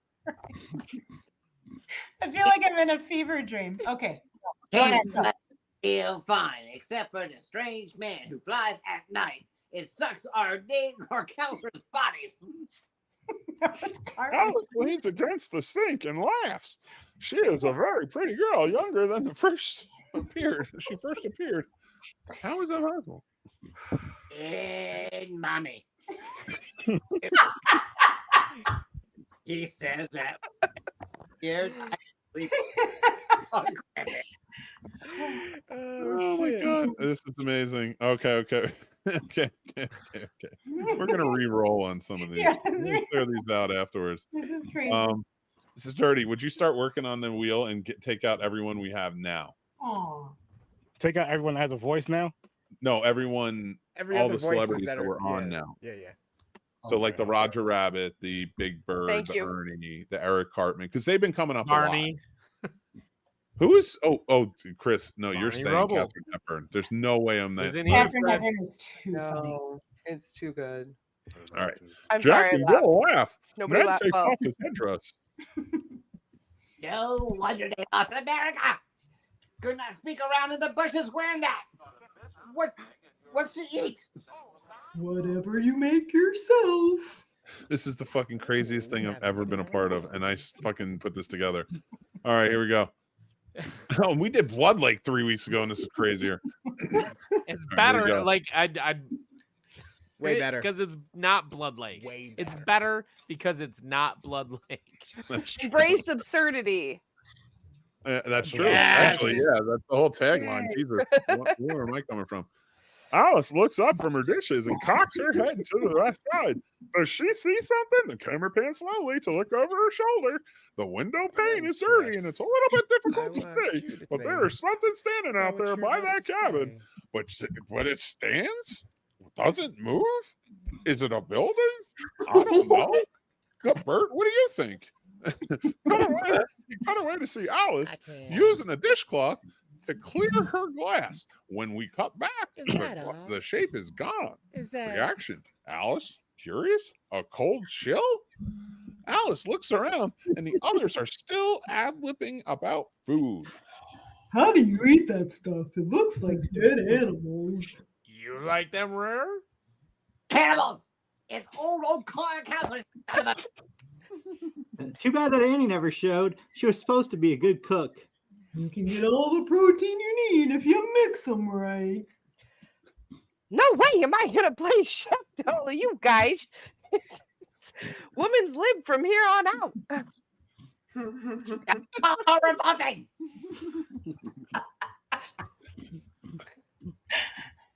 Alice looks up, pulls the light cord in the middle of the room, and the bulb does not light. Alice pulls it again because obviously she's not smart enough either. Trouble? Wow. No, not you. Not you, Alice. Excuse Her- me. I'm sorry. Go ahead, Bill. Let's rush this one. Trouble? Yeah, go ahead, Bill. No, I'm just kidding. Oh, you're up, Alice. Oh, did he go? All right. Yeah. Bad bulb or no power. It's getting a little gloomy in here. Hey, Steve, taught me how to use the emergency generator. The town power lines are supposed to be real shitty. God damn it! But I love that macho talk. Emergency generators. The Native Americans used campfires. The PCing of it is the best part. Jack turns to Bill. We are Give fixing me a it. hand. For sure. In generator shed late afternoon, Jack steps in and close up, we see there's a puddle where he is standing. The puddle's somewhat significant. Bill leans over to Jack's shoulder to see what he's been doing. This is almost like the one at my uncle's cabin in Maine. The puddle? Right, here we go. The camera watches Jack's actions tightly. In a reverse POV, we see Jack's tongue come out on the side of his mouth as he concentrates. Bites down on it. Another angle as Jack pulls the starter cord. The engine roars and into action. You're up. Now Jack. you close the switch. Close up as Jack's hand reaches in and touches a heavy-duty metal switch. A spark arcs. We pull back and we see Jack with a perfect connection running through his body. There is a sparking sound. The little light in the shed blinks. Black Jack, whatever, screams. I need a moment. I just got to take a moment. Can we spin for me again? The generator chugs roughly. All right. I feel like you should only do it when you're doing your lines, right? Like I feel like you should do the narration like in your normal, like super amazing storytelling narration voice. Well, we got to donate because I was really enjoying that. I was like, what's going to happen? You have me all the time. You can listen to my podcast every day. I could, but I don't. We're going on 300 episodes. Wait, what? I'm not going to repeat it. I know you don't listen to my podcast. We tricked all of you. Sad. Thank you to Jamie Wiseman for your donation. We truly appreciate it. $50. If you did it for a Switch, please let us know in the comments which two main roles you would like to switch. Remember, Mrs. Voorhees and Alice are off limits because we have special props plans for that. All right. So, yeah, spin the wheel for me. Give me a new one. I know she doesn't want me to do an impression, but I'm so good at them. That was an oddly good Ernie. Like that. It was a very good Ernie. Yeah. Thank you. Thank you. Really Thank you very much. I truly appreciate it. I really work on it. Good job. You were doing a good job. This is what I call my sexy voice. Oh god. Oh my god. This is what Mary calls not sexy voice. Yeah. Okay, you brought it up. Could we vote on that? Are you sexy? Is it sexy? I'll use it more. Oh, Joe Pesci. Oh my god. Yes. I just gotta now say Mary's in. Mary is Yeah, in. I'm in. Mary's No, I'm in. It was I'm so good now. close to Bill Cosby. I was crossing I my would've fingers that I would have crossed that I line. would But have. I would have done it. He would have. It Listen. would've been amazing. My God. Jason Voorhees with the Jello. And while the kids are out there eating the pudding. All right, who did I get? I got Joe Pesci. Yeah. All right, I'll get into it. All right, you know what? Let me take him. I got to get angry. I got to get Jersey angry. All right, here we go. Joy, No, you do not. Okay, yeah. Are you funny? Am I a clown to you? This isn't funny. Am I clowning you? Who do you think you are? Bill reacts quickly, knowing better than to touch him, and he continued the connection. He talks half a step backwards, aims at an oblique angle, and executes a perfect Bruce Lee type dropkick to his friends, or so he says, severing the contract. Jack stumbles out of the shack, and the light goes dead. The machine stops. I'm getting weirdly into some other thing. I don't know. I got to get back into the Joe Pesci. All right. All right, I gotta get into Jersey. Here we go. Exterior, generator, shed. No, I'm getting into Shatner now. What is happening? You just sound like yourself. Jack lands with a kiss of walking. I don't have like a moment to try and figure it out. My cousin Vinny. Jack lands almost unconscious. Bill kneels into frame and checks Jack's vital signs. His eyes, his carotid pulse, whatever, carotid pulse. Jesus Christ. And his breathing. Jack shakes his head. BB. Jack. BB. I lost my line. Okay, you're there. I'll be okay. Holy shit. Page 44. I have. The line is like 62 on the side of the page. Or whatever that is. I'll be here. Okay, holy shit. Yes. Yeah. All right. I'd like that. I hate. Can I talk about how much I hate Microsoft Word? Yes, thank you. bad. I tried to read it in Google I'm Docs with it. and it's like not working. But I needed to color code it, and that was the easiest way to do it in the moment. But okay, yeah, okay, I'll be okay. Holy shit, whatever. Aren't you butthead still? No, but Okay. Dan, I love Jack, you. I'm gonna need you to re-deliver that line. It's just not. That wasn't great. You leave Dan That's alone. fine. Wasn't he I think Barney? Microsoft Word. I think Microsoft is absolute trash, and I click on one thing We and lost suddenly him. I'm all the We way back lost to the him. beginning of the Get entire. in character, fool. Jack, Well, Jack, that's it. That's what Jack. you guys get. That's it. Was Jack. So, listen, I hate Dan, Microsoft Word. you brought it up. Okay, so I spent so long, and I tried every single one of these lines have their own margins assigned to them. So if you wanted to God. change this, it is not an alignment thing. It is not a font thing. It is, and you can't select all. You can't change it for the whole thing. You have to go in because it has been assigned to each one of the lines. So She was pissed. listen, Next I time, am- message me for help, please. We will figure it out. Good work, Mama. Don't get up, But Jack. also, It's the thank 80s, you. and you're talking about Microsoft Word. Please take a second. Relax. Play some song. Smoke a camel. Thank you, Drink some Destiny. Sanka. It'll be okay. Listen, Who am I? All Who am I? right. I don't know about you, but I am feeling 42. Am I right? All right. Am I? You saved my life. Oh, are we there? I had to. Thanks. I figured if I didn't save you, I'd have to give you mouth to mouth, and that would have ruined my appetite. Jack looks up and smiles. Bill gives him a hand, and the groggy athlete gets to his feet. Woo! Satisfied that Jack won't fall down, Bill goes to the shed and looks in. We can look in over Bill's shoulder and see a smoke-scarred switch and now silent generator. Got a question, Jack. What's Microsoft? And that puddle was enough to ground you all the way back to China.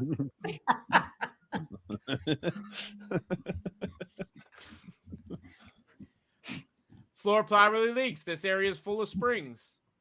A short somewhere.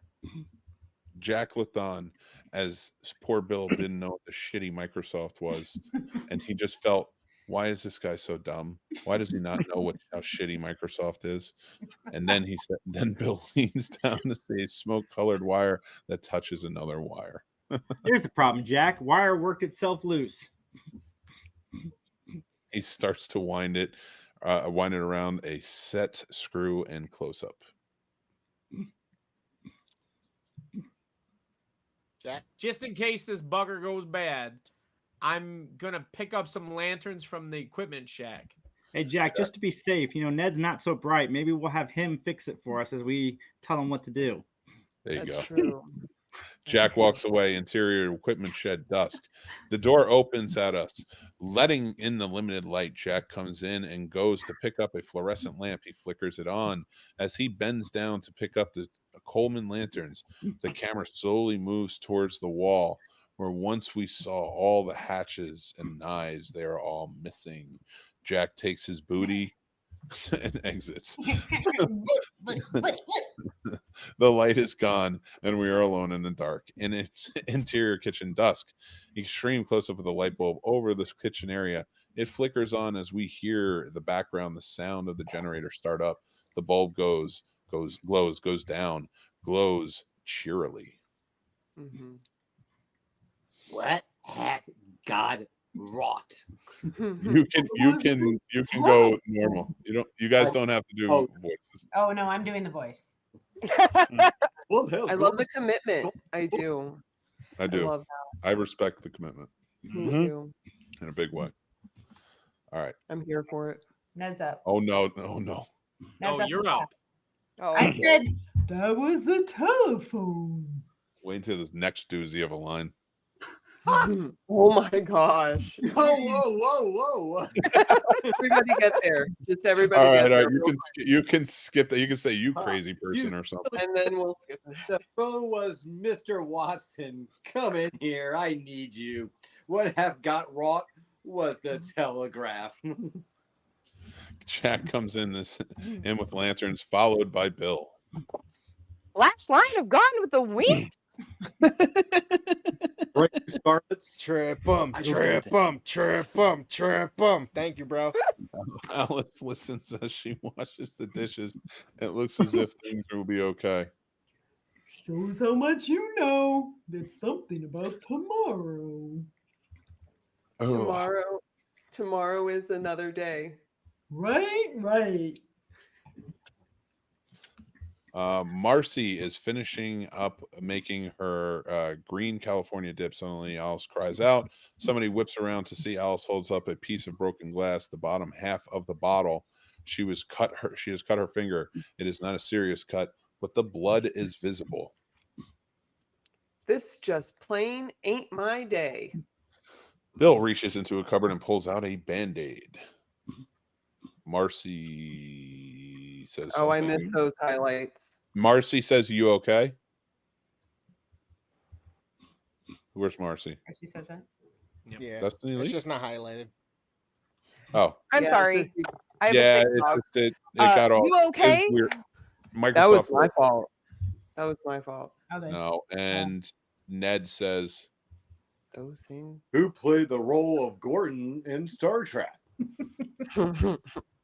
"I think you're on the wrong page." Yeah, I think it's not even where we're at. Dude, I'm like, I get it. I thought I was right on, and suddenly I wasn't. So I know. I don't give a damn. I said that line already. Oh, Those things can be nasty, is what you said. We'll start from there. So Brenda, let's start with you. All right. Wash it out real good. Bill comes up to Alice. Let me see. Doesn't look so bad. All right, we're by the graph area, and it's my action line. That said, the others go back to what they were doing. Bill and Alice are featured, even though we can hear the others. Bill takes great care and puts the Band-Aid on Alice's finger. They share this moment with a soft smiles as the trivia contest continues. That's the Star Trek line. Man, Bill's trying hard. Who played the role of Gorgon in Star Trek? Bill. I don't want you to get hurt. Brenda. Melvin Belly. Alice. You know, I legitimately thought the Star Trek reference was like an inside joke. Me too. between someone else. I was like waiting for you guys to like share some story.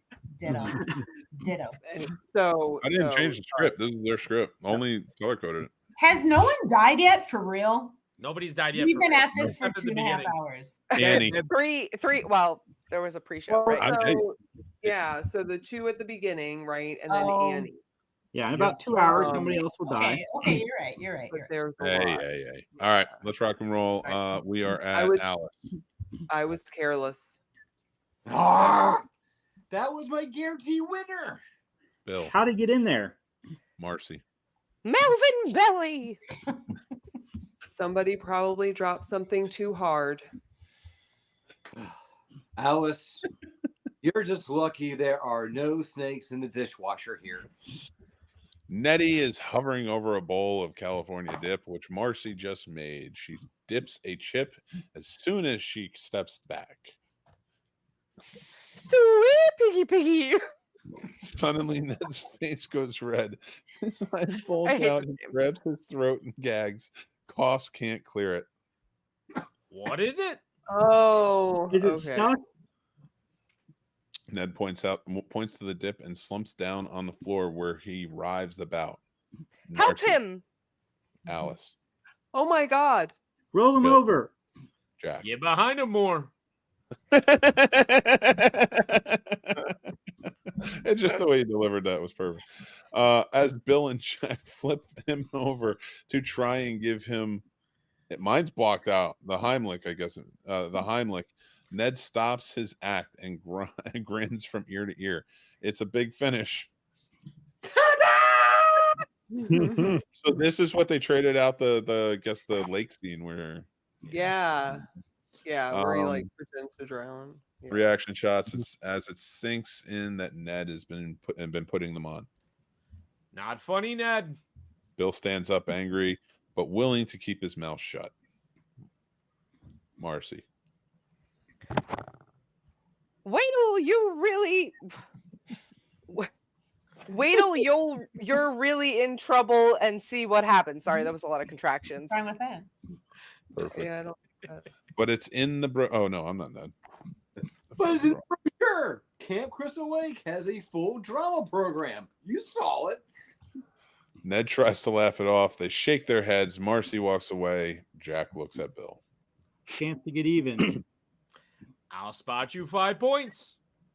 Hey, look, I'm sorry. I never do it. I'll never do it again. Ned turns and heads for the door. Alice comes up next to him. The others are out of earshot. Bill and Jack play a little ping pong. Ned is a little embarrassed by his play acting stunt. I'm sorry. Ned, we're going to be working together for a while. You're a nice guy without all the entertainment, okay? Ned relaxes, nods. He knows what she means. He turns and looks at others. I'm sorry. Alice nods. Sure. Sorry. I'm gonna go lie down, catch some Z's. Today's wiped me out. Thanks, Alice. You're welcome. Camera stays on Alice's face and Ned exit. It's the background. Marcy speaks. I hope that's the last time we see the Camp Crystal Lake drama program. I give up on Roger Rabbit. I'm sorry. That's fine. I can't. Yeah, you hung on to it. Interior can't. All right, here we go. I'm she gonna was get doing the Mickey Mouse for a while. energy. We can get the energy back up here. Here we go. Exterior camp area of evening. We watch Ned come away from the main cabin and walk moodily towards his cabin. The camera stays with the troubled child as he stops, leans down, picks up a pebble, and skips it into the brush. It cuts through. He flips a few stones in his hand. Ned looks off, sees something. We see what he sees, a shape, a human shape, standing by a cabin. Ned walks in. Hello? Can I help you? Cut to interior kitchen area evening. Alice is just drying her hands. He stands next to a giant stack of clean dishes and pots.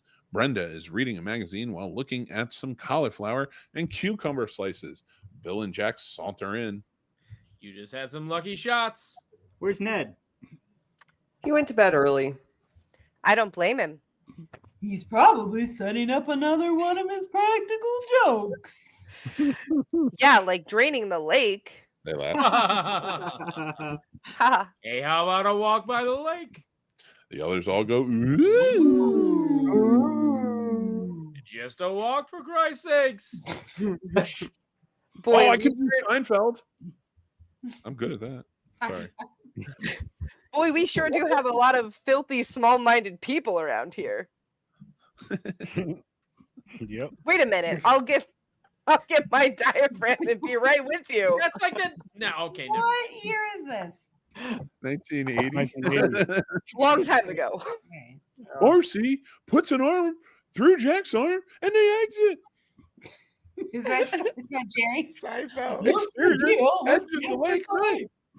Jack and Marcy walk across the pine needles toward the lake. There's a low rumble, a thunder preceded by faint glow on horizon. Kramer, what's going on here? Jack and Marcy walk along the shore by the lake. They have to turn the flashlights because which they carry with them. It's really odd, but whatever. Winds up. It shifted a good 180 degrees. Makes me want to hold on and never let go. I love you. I love you too. They kiss. Elaine, can you believe it? They're kissing. Buddy, you should do your Christopher Walken. I'm not a good. Oh, yes, No, please do. Dan does a great Christopher Walken. I Go. fucking love it. Go. They kiss. Marcy pulls back. Go, Marcy. What about Nettie? I told you she'd get another boyfriend. I told you. Go, Jack. I don't love Nettie. He's acting like such an asshole. Ned! Don't call him. I thought you wanted to give him one of your motherly lectures. Ned is gonna do whatever he wants to do. You know? I guess. Can I say that insertion of that accent could not have been at a more perfect time before that last line? Like, seriously? Just amazing. I mean, well done. Really, just love it. I loved it. I love walking. I will say Casey taught me a few things. You got to emphasize certain things. You got to go like, the moon is a victim. I'm so glad you're enjoying this, Pollyanna Nights. Appreciate you coming through. Good at it. You got to get Casey. It's perfect evolution of beard growth. Oh, it looks like a storm. I'm a little, Perfect. I'm a little scared of storms. Always have been since I was a kid. You? The brick? Jack shines the flashlight Oh. so that we can see her face in the eerie shadows. She flashes hers at him. The brick. Did I feel I bad for dreamed her? this dream maybe half a dozen times. There's a thunderstorm. The rain comes down like pebbles. I can hear the sound. I try to close my ears off. It doesn't work. The sound gets louder. The rain turns to blood, and the blood washes in little rivets, and the sound stops. What it says to me is they wrote a little monologue for Marcy, and that actor did Hey. not get to do that Yeah, monologue. she was not about it. She says that in the movie, doesn't No, she? she says that. Does she say that? She says that. So can I make She a didn't point? deliver it memorably. She So can I definitely make has a a point? she I definitely get has a the monologue about her dreams. She does. Yeah, okay. right. But like, so okay, so I'm not really into horror movies, right? Like they just scare me. I think about them for the rest of my life. I truly do, and I know that's the point, right? But I can't. Okay, You and like I Mrs. really Shake both. So, but I watched this movie, right? Oh, that's And awesome. I was gonna watch it. I think I was gonna watch it like last night. And Mick was like, "Are you sure you want to watch it at night? Like horror, this and that." And I was like, "Yeah, all right." So I watched it today, and it was very vanilla. Like it was just Pollyann, if you're very having a good time, forgettable, to if be you could honest. share the And stream, I'm telling you, share the I don't need GoFundMe all the link. hate I ended up playing Let video people games. know I'm where they not can hating find on me, it. and Like they can it do really it. You can was donate an up amazing until intro. Like you can actually donate up until the 31st of the month. So you have the rest of the next couple of weeks to get donation in. If you can't yourself, just do us a favor and share it. Hopefully we get more. We've already passed our goal of 500 by way more than double that at this point. Well, almost more than, more than double plus some. So I will be cutting my hair off a little bit here on the stream. Thank you for coming. I appreciate you. I'm glad you're vibing. Glad you threw out that humor too in the chat. Thank you, thank you, thank you. you didn't even remember this monologue, and it was like kind of like a serious, like she's remembering it. She's like really emo. I was like, can we get on to the kill? Yeah. Yeah. Yeah, I'm there too. Right. Like there's such a big gap between kills. Like you guys even Yeah, mentioned it out loud, and I think that if they would have closed it, it would have been perfect. But that long gap, it just makes it like nobody, like this is silly stuff. I You think know, we like were- where is the blood? Seriously. And I don't even like horror. And I was like, when was the last time someone got When's killed? the murder? Long time. We were still in early days of amazing, right? Yeah. Like Yeah. with the Mike has a good head point. and Mike has a good point. We All were, right, we all were right. st- we Mike were has a still in Anyway. early days of the slasher movie figuring itself out, and if you look at, for instance, Halloween, it takes a really long time for actual murders to occur. If you look, further back to even like Bay of Blood or Psycho, it takes a really long time, and because they're still figuring out the genre and figuring out the audience for the genre, and I think that films of this nature were still kind of considered to be like kind of mystery thrillers more than anything else. And so, like for instance, like this sequence right here, I actually really like it in the movie because it's very moody. The way that it's shot, I like this dream monologue. It's actually one of my favorite parts of the film. It was when I found out I was doing Marcy, this was like the second thing that came to mind, and I was like, I get to say this thing, and I That's thought I did pretty Yeah. good. It was Yeah. such a good I- scene. You did an amazing job. Sorry. Right. And the sound, There's a giant difference between this movie and say Friday the 13th Part 7, where Yeah. it's kill, X, Y, All Z. action. Because by that point in time, they had figured out who the audience is, what the audience wants, X, Y, Z, and we're still in. This film is keying primarily off of Halloween and Black Christmas, and to a very limited degree, Texas Chainsaw. And all of those films have a lot of moodiness. It takes a really long time to get to murder. So there's a my point being is you aren't wrong. There's a reason for it, but there's also like something to be enjoyed while this is going on. So Oh, for sure. And I have to say, like, I am the audience for this movie, right? Like, because I like that mystery, right? Like, this is definitely going to be one, Mick, if you're like, I'm in the mood for a horror movie, I'm going to be like, let's watch this one. because I can handle it, right? Like it still is really good. Well, But then thinking of it maybe as a start watching number 6 because that's the one we're going to watch. But anyway. I was of Okay. all of them, 6 is the best one. That is the one that's closest to feeling like a quote unquote a real movie. It is generally speaking, it's the best produced of the franchise. It's best directed, it's best written, X, Y, Z. But and it's also more of a horror comedy than the rest of them. So, anyways. Yeah, no, that's a great point. And I love that. And it was a big change in it too, which is what I think, and I think we can all agree kept the franchise alive. All right, let's pick up. So my line. And the sound stops. The sound stopped. Very nice. A loud crack of heat. Lightning slices the sky apart. Marcy is startled and reaches out for her lover. Marcy, you're coming at me wrong. It's all a dream. I followed my shower dream. Word Up magazine. They look at one another in the two lights. They grin. Raindrops begin to fall on their faces and on the lake behind them. This is no dream. Want to escape for a while? Lead the way. Big boy. Jack turns and jogs toward the nearest cabin. Marcy is only a half step behind, laughing. From a distant angle, we watch them run. There's no theme, just the rumble of thunder. Interior boys' cabin, night. The door bursts open. A flashlight pierces the shadows, and Jack and Marcy rush in to plop on the bottom of the bunk of the nearest bed. Are you wet? I had to say it properly. Sorry. Just a little. Wait a minute. A little. I need to You be allowed to be a little wet. I'm sorry. We're sturdy, dude. Steve Christie's been gone too long. I'm good with this, man. I'm good. And poor Chris. Chris, you want to read? We're almost there. We're almost there. All right. I'm channeling my Hepburn. The Hepburn is He's getting in the character right now. I keep going and listening to it every like 5 or 10 minutes. So I can stay in it. I'm ready for it. I'm ready for it. All right. He reaches down and puts a flashlight on it, and it ends so it points straight up and gives them some light to see by. They go into a long, passionate kiss, which is broken by Marcy's hand coming up from behind Jack and tugging his t-shirt up towards his head. He leans back and takes it off and tosses it at the camera. Exterior front of the main cabin, night. The rain has gathered in intensity.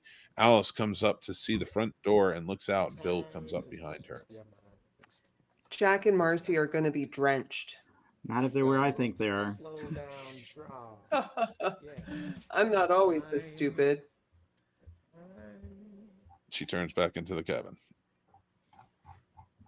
Oh, it's me. Sorry, it was on another page. All right. Interior boys cabin, night. Tight on Jack and Marcy, they make love under a camp blanket. Their breathing and noises are heard just above the sounds of the rain outside, the rains of Africa. The camera becomes interested in a The rain of droplet, blood. which appears to have leaked from the ceiling, hit the vertical member of the bed and dribbles down. As the bed shakes with its lovemaking, the camera pans, and as the bunk struts to trace the droplets, of course. Oh, we lost some people. Oh, we lost my wife. She's getting ready for something. As the camera pan upward, it pulls back slightly, and we see Ned lying in the upper bunk. In a flash of lightning, we realize is dead, and his throat has been slammed. Oh, Mike's there. Okay. I thought we lost you too, Mike. Another angle, Jack and Marcy lie completely still beneath their bed. The camera pans along their quiet bodies. Marcy's face is contented. Jack is ready to doze off. / oomph. Oh. Best ever. I don't know. Like I don't know. waves. Go ahead, say your thing. Interrupt my line. I don't know who wrote Jack in your lines there with the oomph, but it's whoever wrote the Blood Lake fucking screenplay. I'll tell you that much. It's never been like waves before. What's the man? Gotta pee. You're relying on my bladder. I'd like to point That's out. real. That's real. That's the realest part of this whole script. Done. But he's not even on her. Like, they're sitting next to each other. Like, there's no way he's on her bladder, like, at all, period. Anyway, Maybe that was the most... maybe something's weighing on her bladder. I guarantee you it's not. It's Kevin Bacon. I guarantee you. It's Kevin Bacon. He's got 10 inches of line on her bladder. And you're underselling. There's no way. Like, the way they're laying. No.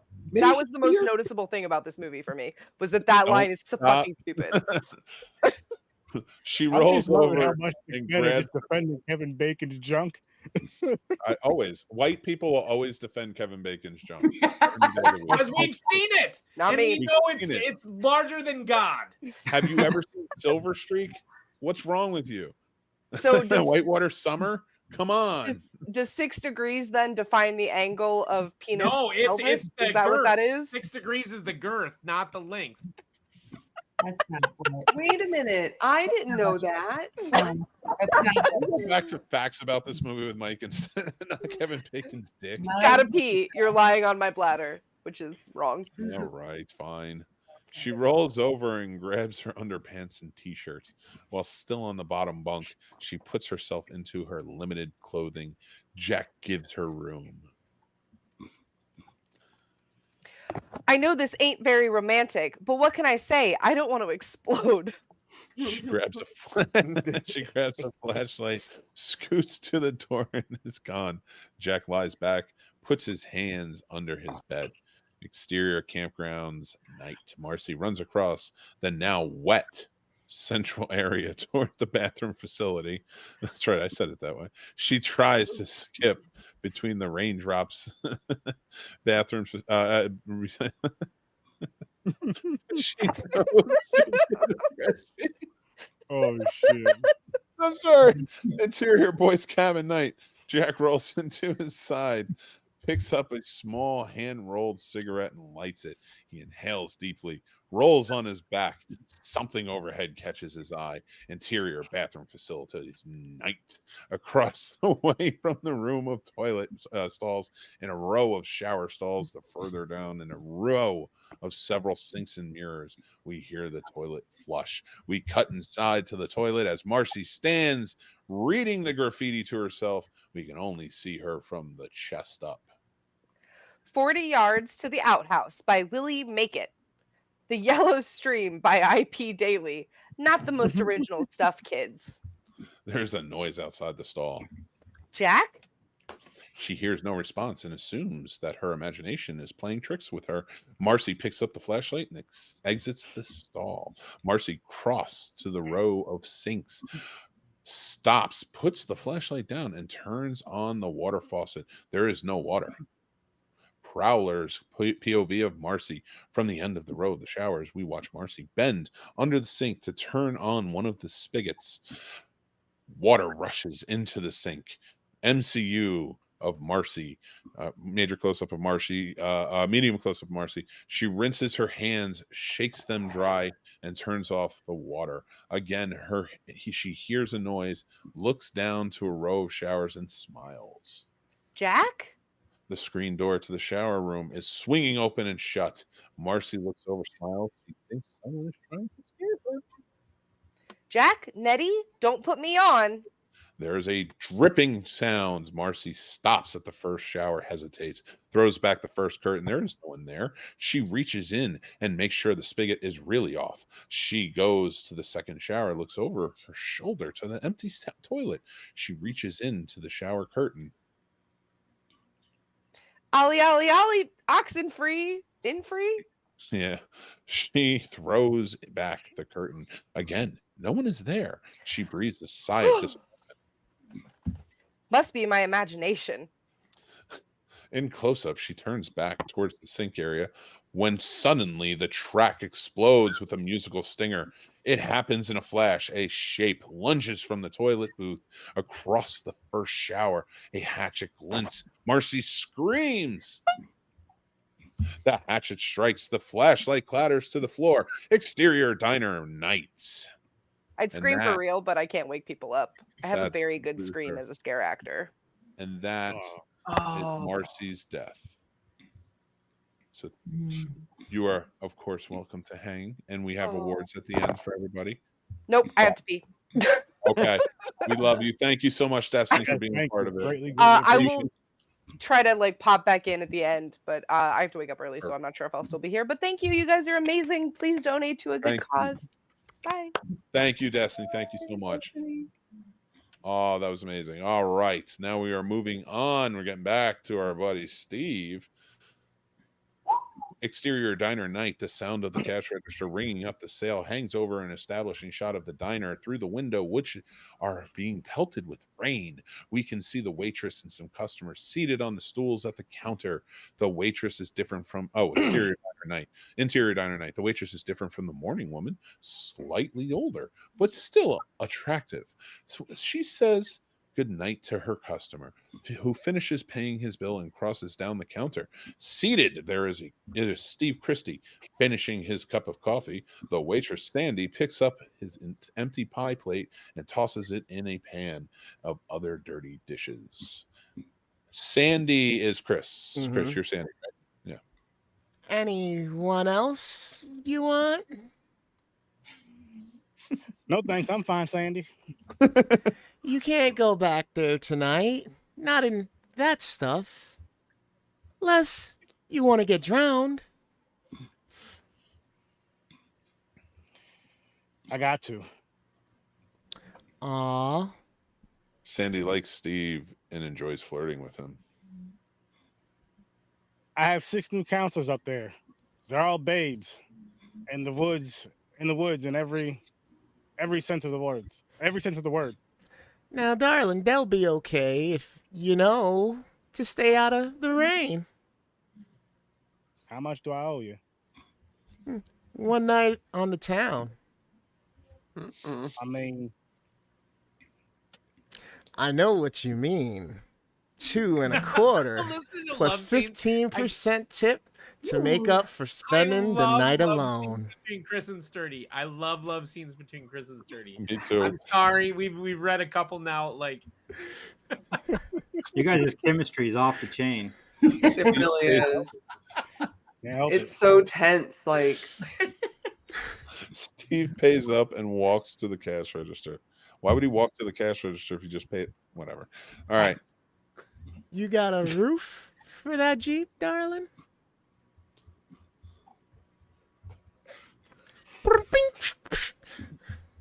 it's not a metaphor. It's just a roof to a Jeep. No, I'm doing my best Capper Hepburn here, okay? I listened to fucking 2 videos of like 30 seconds apiece. She rings up the money, gives him the change. He hands her the tip. Just the tip. For a minute. Just for a minute. Just to see how it feels. My turn? Boy. Yep. Yeah. Okay, just making sure. Yeah, I got it. Before this. That's all started. That's 30%. 42 lonely nights. She smiles and is really kind of pretty underneath all that extra makeup. Drive carefully. Don't drown your dumb self, darling. If you I don't even want to. I'm just gonna leave it alone. Steve smiles and leaves. She watches and then counts her change and sticks at her pocket with the rest of her tips for the day. Exterior diner night. The rain continues as Steve exits the diner, gets in his Jeep, and starts it up. He roars off through a big puddle, splashing water towards the camera. The Jeep pulls a small equipment trailer. Exterior highway night. The Jeep plows through the rain, leaving the town lights behind. A sign off to the road. The side reads Crystal Lake. 45 miles. Cut to. He was 45 miles away. Where did he go? Dude, Crystal Lake is in the middle of nowhere. Come on. I know where Crystal Lake is based, and it's not in the middle of nowhere. Not 45 miles. Well, but that's the whole point. Is like that's how far he has to go just to get a good meal. Come on. That's some bullshit. He left all those kids there to work, and now he's Don't forget, and two, they go back to relatively the same area, the diner, and they're like just at that place for like hours. Remember? For the whole movie. They're getting beers for like a long time. I call bullshit, but whatever. It's nice, isn't it? All right. All right. Exterior main cabin at night. Prowlers POV. From outside the cabin, we can see some activity in the big meeting room. The camera moves slightly from the left to the right as the shot is established. Then an unseen hand releases a branch, which partially blocks the shot. Interior big meeting room night. Alice enters from the kitchen carrying 2 cups of coffee. Oh my God. You got both the Jason mugs? No. Oh, is that the Michael Myers mug too? Yeah. Listen, I didn't want to unwrap all of them. I only had so much time. I get it. Very nice, Bib. She hands one to Brenda, who is curled up on the couch in front of the fire. Bill stands to the left of the hearth, picks up a couple of pieces of dry wood and puts them on to burn. You think they fell asleep? Anything's possible. My parents taught me to leave sleeping lovers alone. It wouldn't matter, except Steve should be getting back pretty soon. It wouldn't look so great if he fell over them. Good point. Well, it hasn't been that long. All right. Bill smiles. Long enough for me. I think we should go wake them up just in case. Give them a little while longer. It's still early anyway. I guess. All right, here we go. Exterior Royal Road night. The rain is very heavy. Steve's Jeep drives past the camera. The tires squish in the mud roadway. Interior Steve's Jeep night. Lighted by the dash, Steve tries to concentrate on seeing the road. He leans forward, rubs a cloth on the windshield to get rid of the condensation. From his POV, we watch the windshield wipers struggle to stay ahead of the rain. Behind the headlights, make a slight dent in the night. In the background, we hear a country station on the radio, but it is bringing more static than music. Owing to the electrical storm, none of this makes sense. Steve's hand reaches in and shuts off the radio. I'm not misreading words, by the way. That's the way they're spelled. Interior big meeting room night. Alice has finished her coffee. Bill enters, shakes the rain off his poncho, and stamps his feet.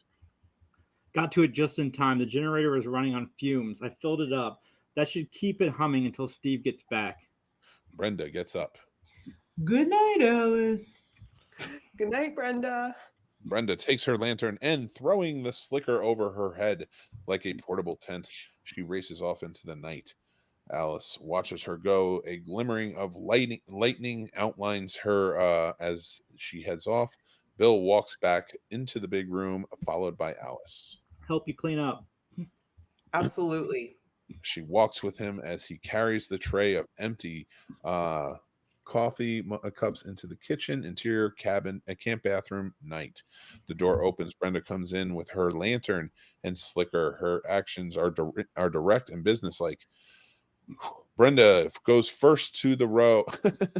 I just saw your flash. I like it. Goes first to the row of sinks and looks at herself in the mirror, holding up a propane Coleman lantern like an examination lamp. She takes out a toothbrush and some other toilet articles.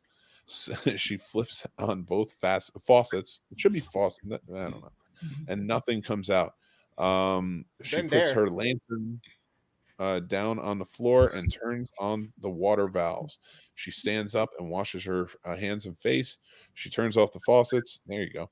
And now we hear the dripping sounds that Marcy has heard. Brenda looks off at the shower stalls, shrugs, picks up the lantern, and makes her exit. Oh my God. Here we go. Exterior Royal Road night. Steve's Jeep coughs, sputters, stalls over. We can hear him trying to restart his dead engine. Interior Steve's Jeep night. Steve angrily steps on the gas again and hits the starter. Nothing. Is that what you think cars sound like, babe? Shut up. Can I have a redo on that No, I'm car not doing start? it. All right, fine. Steve angrily looks. Steve, jerk. Steve angrily steps on the gas again and hits the starter. Nothing. Shut up. He looks up and sees headlights coming at him in the rear view mirror. Steve, wearing a yellow slicker, gets out of the Jeep to try and flag down the oncoming car. Exterior Royal Road night.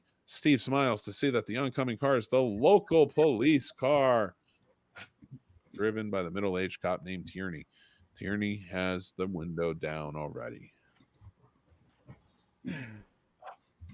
I can't do Hepburn. All right, go do something else. Give me It's something fine. else. You want to spin, or you want me to just pick something? You guys want to pick some? No, I don't care. It's up to you, man. Do your best Boston Cop. Boston Cop. Go. Oh, all right. Yeah. I told you not to buy this hunk of junk. I think water got into the electrical system. Why not? You ready back to the camp? Oh shit! I'll Sorry. call and get one of my counselors to drive out tomorrow morning to get it. Why not? Steve is around the car and hopping in almost before Tierney can answer. To serve and protect don't mean to chauffeur. He puts the car in gear and roars into the night. Interior girls' cabin, counselors section, night. Under a single hanging light bulb, Brenda finishes writing at a small table. The weather howls outside. There's a tapping sound. Brenda looks up, listens, yawns, and then gets up. Starts to take off her clothes. Exterior girls' cabin night. I thought she was just going straight outside with no clothes on. Through her window, we could see Brenda changing into her soft yellow pajamas. Interior girls' cabin, counselor section, night. The tapping continues. That could drive a person Mug City. It's the greatest. The sound is apparently coming from the front of the cabin. Perhaps we can fix it without getting too wet. Brenda grabs her slicker and heads out. The camera follows Brenda through the darkened cabin to the front door. Exterior cabin, girls' cabin, night. There's a small roof overhang like a porch, affording some protection from the wind. And wet. Another angle closer as Brenda hears the tapping sound closer. She looks and sees. We see what she sees. Somebody has tied a kitchen knife to a string and left it dangling from the eaves.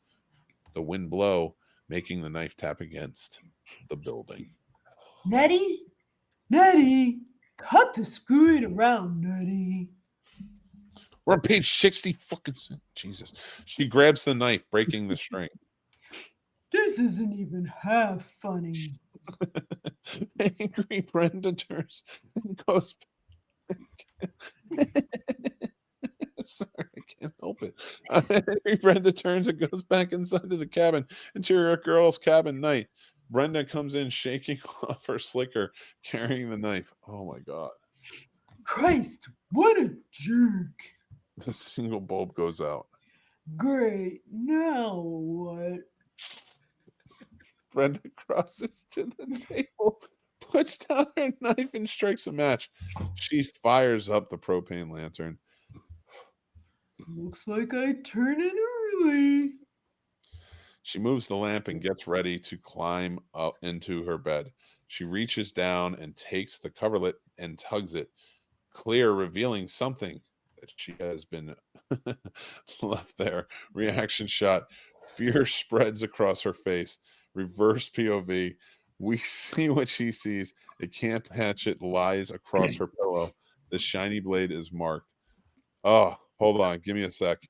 Chris, you want to take over? For what, reading the in-betweens? Yeah. Yeah, that's fine. I can't. I don't have a line for a while, Mick. Oh, well, I don't care. I feel bad for Chris. He doesn't have any lines. I don't care. He got Tierney. Why don't you guys trade off? When you get tired, you let me know, and I'll take over. Who's your next person? Or me or Michael? Not for a while. Destiny has also volunteered to jump back in. I was the doctor, supposedly. Did she really? Mm-hmm. Oh, you can always jump back in if you want more. Go ahead. Oh, I don't care who does it. Whatever. Take turns. One read exterior, one read interior. Let's do girl power. Destiny, are you gonna do the? This is a girl scene. Yeah. Oh, I just need a break for a minute. She moves the lamp and gets ready to climb into her bed. She reaches down and wait, we already did this part, didn't we? This way. No. Sorry. Brenda runs through the rain, her flimsy pajamas drenched. Her bare feet slip in the mud, and she heads for a small rise that leads to the softball field. Cut to the softball field. Wide shot of Brenda running across the softball diamond. Exterior electrical junction box, night. A hand reaches in and slams on a circuit breaker. Cut to the softball field, night. Close up. 2 large spotlights on a telephone pole light up. The softball field is now lit. Brenda is confused. She looks off behind the backdrop, then to center field. Confused, she runs out of the light into the darkness and into the underbrush behind third base. The camera slowly zooms in on the darkness where Brenda exited. We hold on to that spot for several seconds. Finally, the silence is broken by a terrified scream. Then another. Interior, big meeting room, night. Alice is at one of the windows. I don't hear it anymore. Can't Sorry, hear I got anything really through that. into it. I was like really into it. I knew I was going to miss my line too. But Bill. Can't hear anything through that wind and rain. it sounded like Brenda. Crap. I'll go take a look. Did somebody leave the lights on at the softball field? We are looking over her shoulder. The distant glimmer suddenly goes dark. Bill joins her and looks too. Where? They're off now. Bill heads for the door. Of course I do. I'll go check on Brenda. Okay. Alice turns. Bill is halfway out the door. I'll go with you. If it'll Bill make you shrugs. feel better. Interior, police car, night. The rain continues as they drive along. Tierney. Tierney. I think I should. Oh, I'm sorry. I'm sorry. I had got lost for a second. Oh, bad enough we get a full moon. It's Friday the 13th. They keep statistics. We get more accidents, more robberies, more rapes, more homicides, more of everything when there's a full moon. It affects everybody. It makes them nuts. I think we all know who Tierney thinks is the problem. It's people.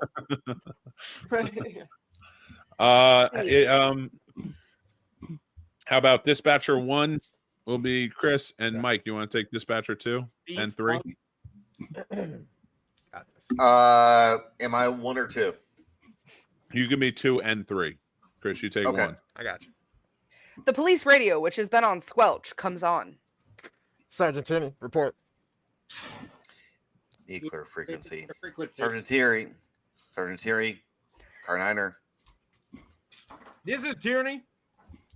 Rescue squad. Rescue squad. Oh, You're more has. Oh, wait, oh, wait, There's 2 mics. You didn't. oh my God! Oh No, my no. God. You gotta say these things. Man. I feel like sorry. Not Ned. I'm sorry, Mike. Man, my bad, brother. Please do it. Rescue squad with jaws of life near mile marker 17. Possible fatals 3, maybe more. Head on. At least 1 trapped. Sergeant Tierney, there's a bad accident. 1 fatal known. Several possibilities near mile marker 17 on the interstate. Bus, tractor trailer. Over. Roger. Acknowledge receipt. Estimate arrival time 15 minutes. How copy? Tierney has jammed on his brakes and swung the car around. 100%. I'll let them know you'll be there in 15 minutes. Out. Tierney bangs the mic down on the holder. He stops the car. Copy here, Steve. Sure. Steve gets out quickly. Good luck. Another coincidence. Yeah. Exit. Exterior. Rural road. Night. Steve turns as the cop's car door slams. Tierney peels out on the wet road. Close up as Steve watches the lights grow dim in the distance. Another angle. Steve turns around and jogs the other way. Low thunder rolls in the distance. Exterior. Girls' cabin. Night. Bill and Alice have made their way to Brenda's cabin. From the outside, we can see the Coleman lantern burning on the table within. Brenda, you there? I love it. There's no response. The camera stays in a medium close-up of Alice as she and Bill cross up the stairs and into the cabin. Interior girls' cabin. Night. The shot continues as Alice looks about the empty cabin. Finally, she stops, looking down. The camera continues to hold on her face. Bill? Bill crosses over to Alice. They are both looking down, past the camera lens. Another angle. We see what they see, the bloody hatchet left on Brenda's pillow. Angle on Bill and Alice. As before, their faces are serious. What the fuck is going on here? Mary just swore. She does it all. Shit. Oh, she We does love it Oh, all. fuck, I did. Ah, fuck. Exterior, Jack's cabin, night. The rain slants down as Bill and Alice make their way toward Jack's cabin. They go to a door. Bill knocks. Jack? Marcy? Hey, guys. Bill opens the door to the cabin. Interior, Jack's cabin. The door opens at us. We see a silhouetted figures of Bill and Alice. Bill flips on the light switch. The cabin is empty. Jack's backpack lies on the bed, the contents neatly laid out. Interior, camp bathroom, night. It is dark inside. The door slams open as Bill and Alice make their way inside. Marcy? Brenda? Jack? Bill walks slowly toward the row of toilets and showers. I think we should call the police, Bill. Bill, who was just about to open one of the toilet stalls, nods and turns to Alice. Okay. They exit. There is a beat. And then the slickened shape passes between us and the night sky light, which comes through the windows. The shape is dragging something. Told you it's not that easy. It's not written very cleanly, but yeah. No. Exterior office cabin, night. Sorry, Very what? dirty. I can take over if you want, if you're done. Alice and Bill are on the porch of one of the cabins. To the left of the door is a small sign that reads office. Bill tries the door, but he cannot open it. Sucker's locked. Who's got the key? Alice ignores the question, bends down beside the cabin, and comes up with a short 2x4. She crosses through the door and smashes through one of the window panes. She puts her arm through the broken glass, unlocks the door, and enters. Bill follows. The camera continues to watch them outside the cabin. They turn on a light and cross to a phone on Steve Christie's desk. Bill picks up the receiver, listens, and clicks on the switch several times. It's dead. Try the payphone. Do you have a dime, a quarter? No, but there must be some in the desk somewhere. They fumble through the desk to find some change. Bill finds some in the postage drawer, which is a thing. He then crosses over to a payphone mounted on the wall. The camera moves up to the cornice of the building where the phone line exists. It follows the link up the side of the cabin to the junction where the power and phone lines come in from the pole. Here we see a dangling phone cable which has recently been cut. Just over. We hear the sound of a quarter dropping into the dead phone. This is where Hello? I would have died. Hello? Yeah. Hello? This damn thing's dead too. Exterior, parking lot, night. Bill and Alice come out into the rain, heading for the camper van. They hop in. Exterior, van, parking lot, night. Bill slides behind the wheel. The keys are in the ignition. Alice hops in the passenger side. He turns over the engine. It grinds away but doesn't catch. From an angle behind the outside mirror, we hear an engine fail to catch. He looks in the mirror and we see someone standing in the distance watching. Bill gets out of the driver's side, slams the door, and the camera trucks with him as he opens the door to the engine. The door to the engine? Alice joins him as he shines the light on the engine. What's the matter with it? What? I don't know. He tries a few more times. Why don't we run? Just run now. It's over 20 miles to the crossroads. Steve will be back in an hour. Things will be straightened out then. We'll take his Jeep and get help. He goes to her and cradles her face in his hands. Don't worry, there's probably some really stupid explanation for all of this. When the sun comes up tomorrow, you'll smile. When the sun comes out tomorrow. Alice nods. Exterior camp entrance night. In the foreground, we see a camp sign. In the background, we see a figure running toward us. The figure reaches our vantage point and is revealed as Steve Christie. Just as he's about to make the turn into the driveway, he looks up and smiles. He stops, catches his breath, as the other person catches him in the light of a flashlight. Hi, what are you doing here in this mess?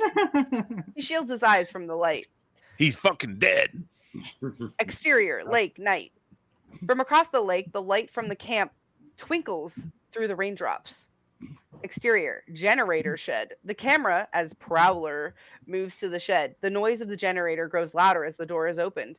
Interior, big meeting room at night. Bill sits on the chair, a rifle across his lap. In the background, Alice sits on the couch, dozing off. On the coffee table in front of her is a large machete. Bill's eyes are closing. He jerks himself awake and then starts to doze off again. The bulb overhead grows yellow, orange, and then grows out. Bill snaps awake. He grabs a flashlight by his feet and flicks it on. Oh shit.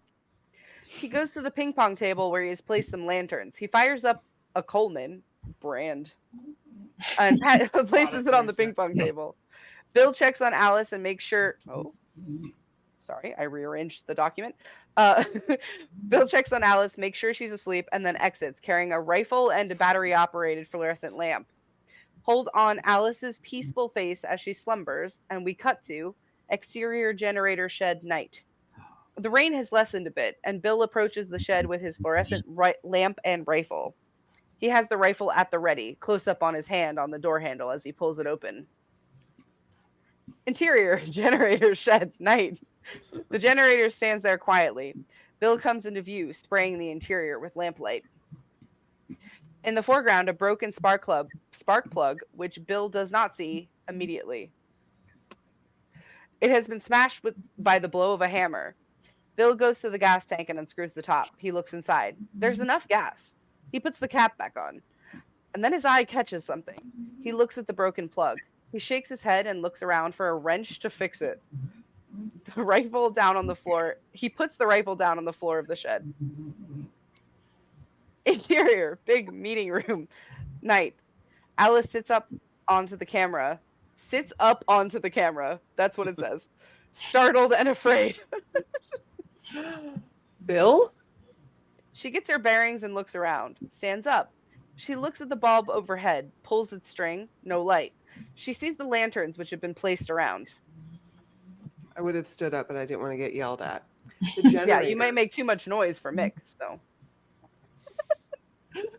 I do have to take over once Mrs. Voorhees comes in, because there's a little surprise at the end that's not in the script that we have to put in. Okay.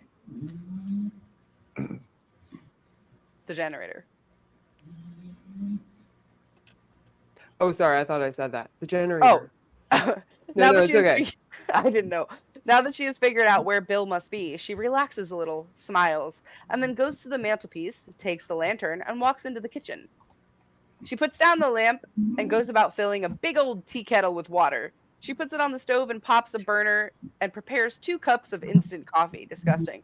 Impatient and curious, she walks to the front door of the cabin and looks out. So can I just stop for a second and just ask a question? Where's Bill, babe? So Where's did Bill? the writers of this movie, do they think that like women, when there's like people missing or could be Let's dead, make coffee. they're like, not even that's like, we'll make a nice warm tea and that will make things. She makes instant coffee. Oh, it is instant coffee. Oh Yeah. Whatever. All right. The calm which she had grasped a few moments before is beginning to desert her. Whistling tea kettle on the kitchen stove. Sound, I guess, is a sound. Interior, kitchen, night. Alice takes the kettle off the flame. Thank you. The whistling stops abruptly. She pours the water into 2 cups and stirs the coffee. Unable to contain her impatience any longer, Alice picks up her lantern, grabs a slicker, and heads out the door. Main cabin area, exterior, night. She walks very quickly around the side of the cabin, heading for the generator shed. Bill? The door to the shed is closed. Alice looks around and then puts a hand on the hand. That's what it says. A hand on the hand. Handle, I'm guessing. Yeah. In close up, we see the handle pull. The door doesn't budge. Reaction shot. Alice decides to pull harder. She puts down her lamp and uses both hands and tugs. She pulls until she finally wrenches the door open. The lamp casts long shadows upwards. The generator sits silent. Alice leans into the shed to look. The camera tracks very slowly behind her so that we can see the right-hand corner of the building. As we clear the edge, we see something hanging from a rope which runs down from a branch above. The something turns slowly in the wind. It is Bill, dead, in a travesty of the martyrdom of Saint Sebastian shot with arrows. That was abruptly realistic. Alice comes out of the shed, distraught. She closes the door and turns in the direction of the body. Reaction shot. Alice. She is riveted with horror, unable to move or turn or run. The soundtrack screams with the theme Music. Oh, it's my The insistent stinger, a shriek, and a thunderclap. Alice finally gives voice to her terror again and again. She turns, leaving the lantern and running back toward the main cabin. Help! Help!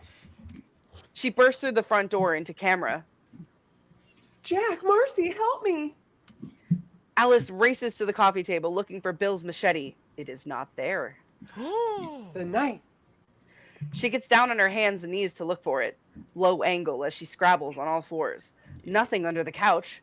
She gets back up and rushes to the ping pong table to get the lamp.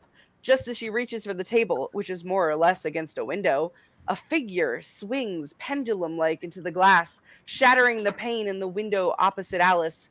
It is Brenda, long since dead, dripping wet and white-faced.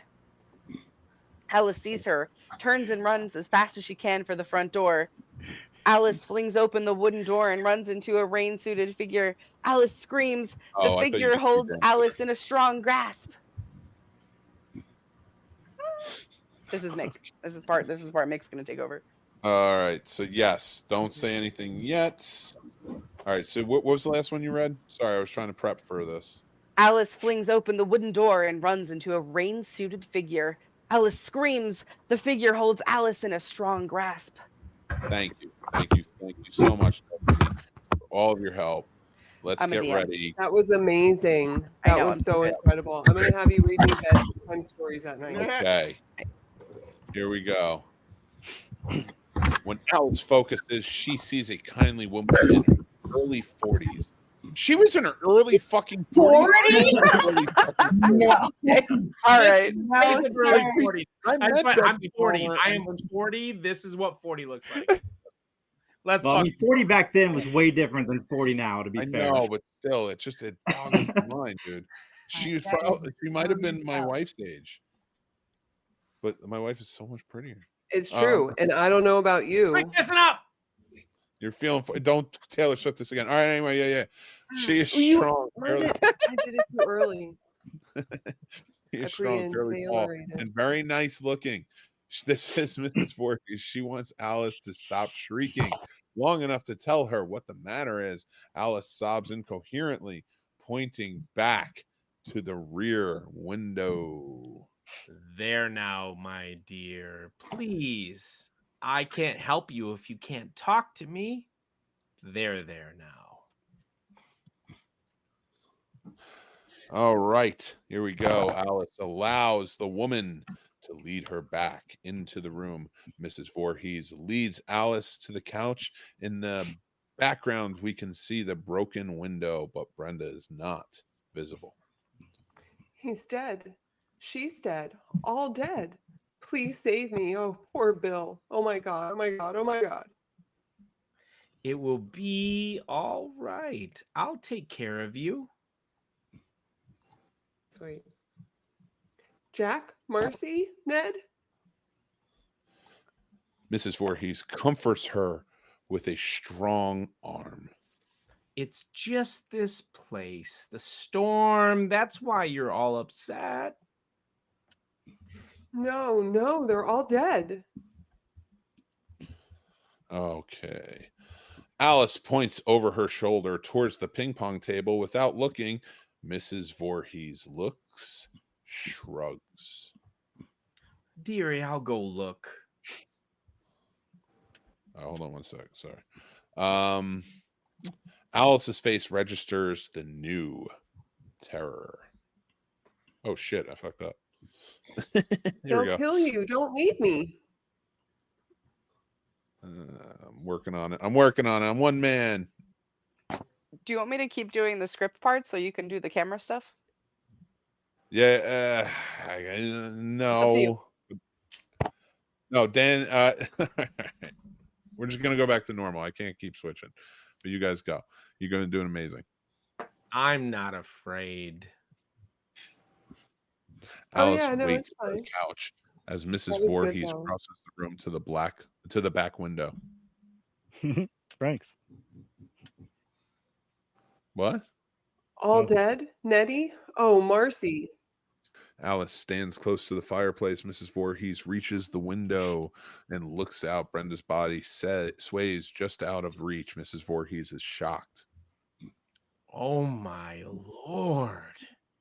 Mrs. Voorhees turns back, and as she passes the ping pong table, she picks up the lantern. Alice waits at the fireplace.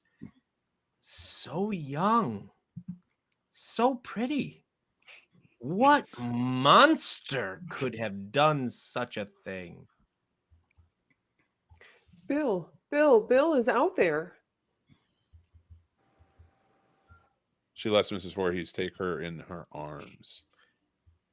We shall go straight to the police. Alice backs up. The killer is still out there. I will protect you. Mrs. Voorhees looks around the room. It's this place. It should never have been a camp. It's not for children here. They had so much trouble here. The fire glimmers slightly in the fireplace. A log burns through and rolls off, throwing up a small shower of sparks.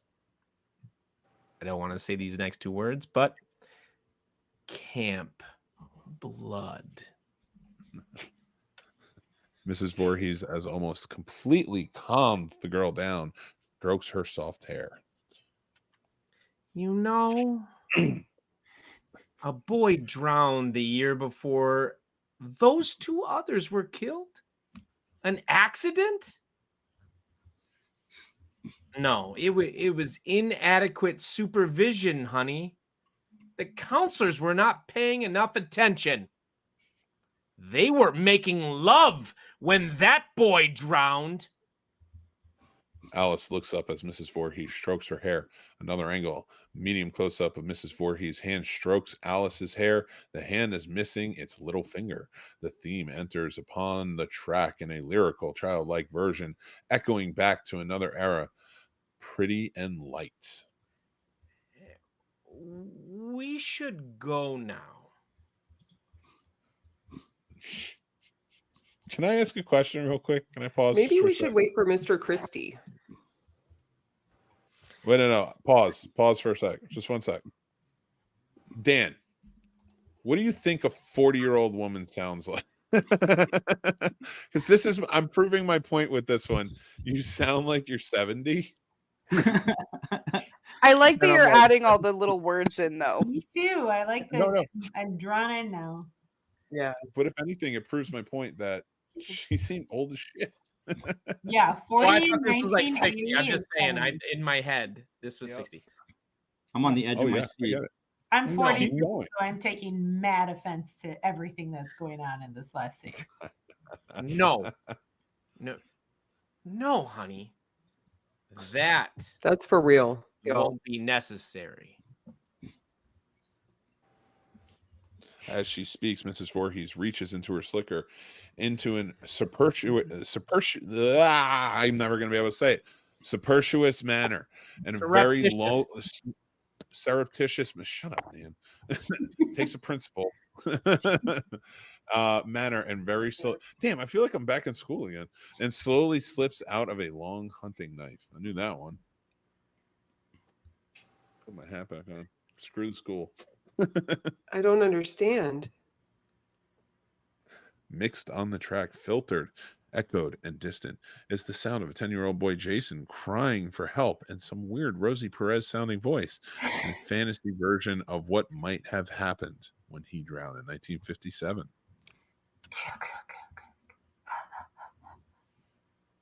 Dude, that's you, Chris. What?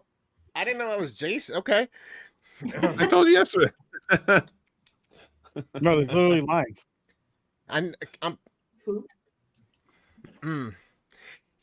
Fuck. Now I lost it after doing Hepburn and hearing so many others. Oh no. Stupid. All right, I got it. Help me, mommy. Help me. Please, mommy. Please, mommy. Mommy, please save me, mommy. I am, Jason. I am. Wait. You're up, Alice. a little oh, you're actually Why shouldn't we wait for Mr. Christie? my Sorry. wife is doing so good at acting. I'm lost in it. I'm like, she's just mad. Mrs. Voorhees has gone through some subtle changes. You love me. I love you. Her I voice know. remains warm and comforting. Her face has started to slip into her other manifestation.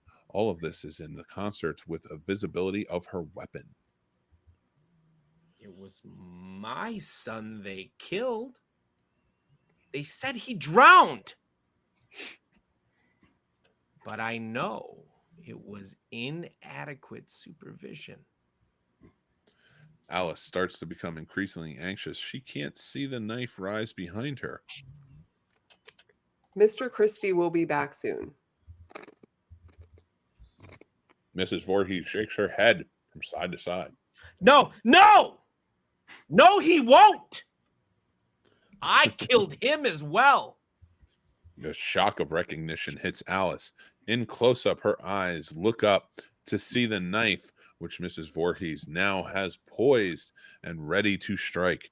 Alice bolts off the couch and stumbles backwards into the fireplace, scattering ashes and sparks. Mrs. Voorhees stands and steps forward. I couldn't let him start this camp again. Could I?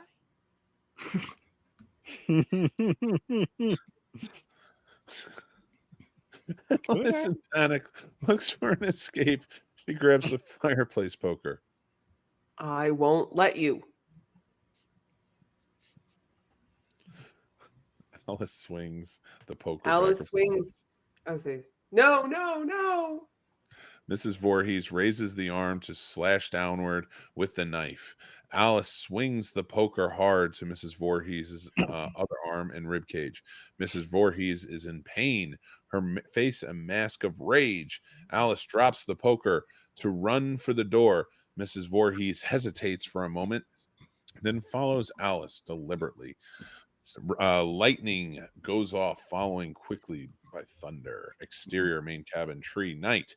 Alice gets into the door and stops. She fiddles with the side of the screen. Somebody has latched it. Closer on Alice, taking one look over her shoulder, kicks at the door, snapping the latch. Another angle as Alice runs out into the rain, the mud, the thunder, the lightning. The theme is going full tilt. Alice makes a quick turn to run toward the road. Two-shot Alice bumps into the object, which swings from the above. A slice of lightning reveals it to be the dead body of Steve Christie hanging from the tree. Jesus. A rope is looped under his arms. His head is down on his chest, and long blade protrudes from his heart. Reaction shot. Alice in terror. There's so much. Another angle. Alice runs and suddenly bumps into another pair of legs, which swing from the same big tree. Strobe shot of Jack dead. Another angle. Alice runs for the arts and crafts. In the background, we can see the yellow slickered Mrs. Voorhees closing the distance between herself and Alice. Exterior, arts and crafts cabin, night. Alice runs for the door, slams through it. The camera waits for Mrs. Voorhees, but she still does not appear. Exterior, generator, shed, night. Mrs. Voorhees runs to the door and opens it quickly. Interior, arts and crafts cabin, night. Alice is hiding in the shadows behind the table. We hear the sounds of the generator starting aside, and suddenly 3 bright overhead lights come on. Alice looks across the room and the lights switch, afraid to reveal her hiding place. She looks for an escape. There's a window. She starts for it, then stops, then turns and dives under the arts and crafts table. Another angle. Mrs. Voorhees opens the door and walks in a few feet. She carries a machete in her hand. She sees an instrument in close-up as we hear over the sound of her son Jason calling to her.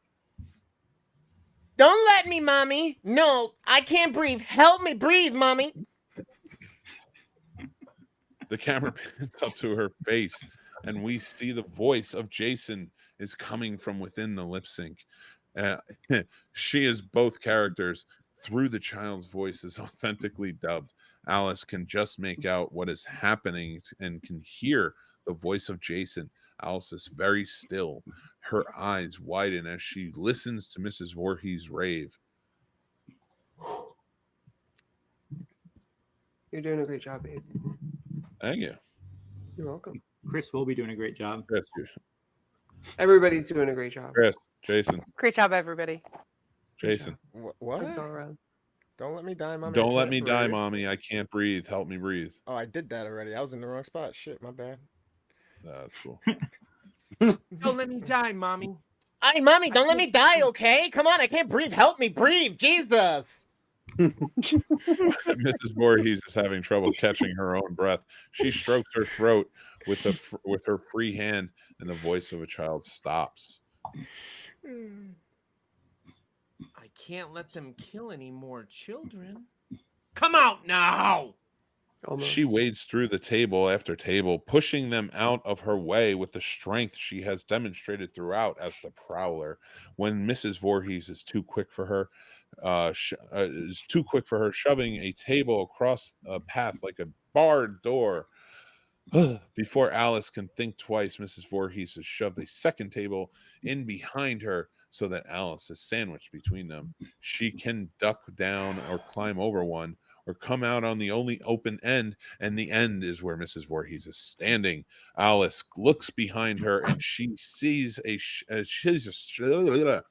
Alice looks behind her and sees a shelf. On the shelf is a box. Mrs. Voorhees is coming down in the aisle between the two tables. Her machete is coming up on an attack.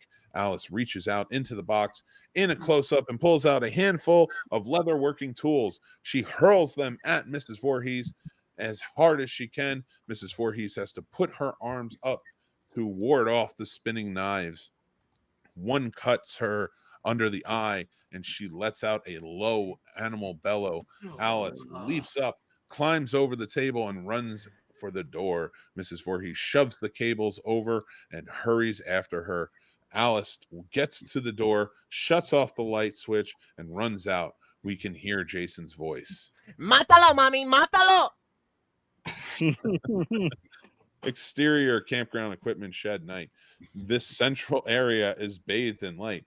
The rain has stopped. Mrs. Voorhees has turned on all the floodlights. Alice runs to the corner of one of the cabins. She stops to look back. Mrs. Voorhees is gaining on her. Alice runs to the equipment shed. The door is thrown back. Alice goes in, looks for a weapon. Nothing is available. Alice sobs with fear as she runs. Mrs. Voorhees passes the equipment shed. Exterior rifle range shack night. The single bulb outside of the building shows Alice as she bursts through the door. Her interior rifle range shack night. It is a small cabin. On the walls are 5 .22 caliber rifles. Alice runs into the dimly lit cabin and takes one of the rifles from the wall. She rummages in a drawer. It's empty. She tries another. Where are the goddamn bullets? The next drawer has a lock and a hasp on it. Alice looks around. Exterior range shack night. Mrs. Voorhees on her way, charging through the night. Interior range shack night. Why do you keep going back and forth? She whacks the hasp with the butt of the rifle. The hasp doesn't give. She gives it another butt stroke, but it won't give a shadow covers Alice's back. Go, Alice, go. Mrs. Voorhees is standing in the doorway, blocking the light, still carrying the machete. Mrs. Voorhees steps slowly towards Alice. Alice, with an almost useless 22 in her hands, does the only thing she can. She takes the weapon by the barrel and swings it like a baseball bat, whacks Mrs. Voorhees on the arm and shoulder, knocking the killer off balance and into the wall.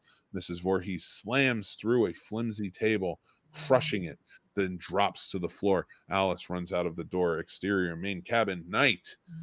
Alice huffs past the dead camper van, through the mud, to the front door of the main cabin. She runs in quickly.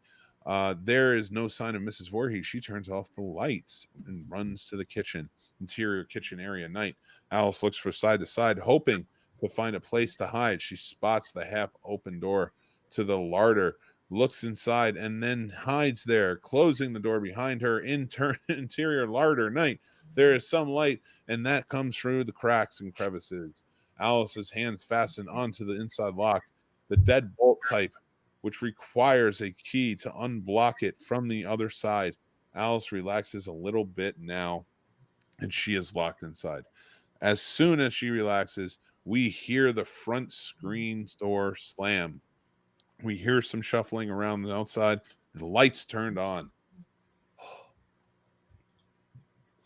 Jason.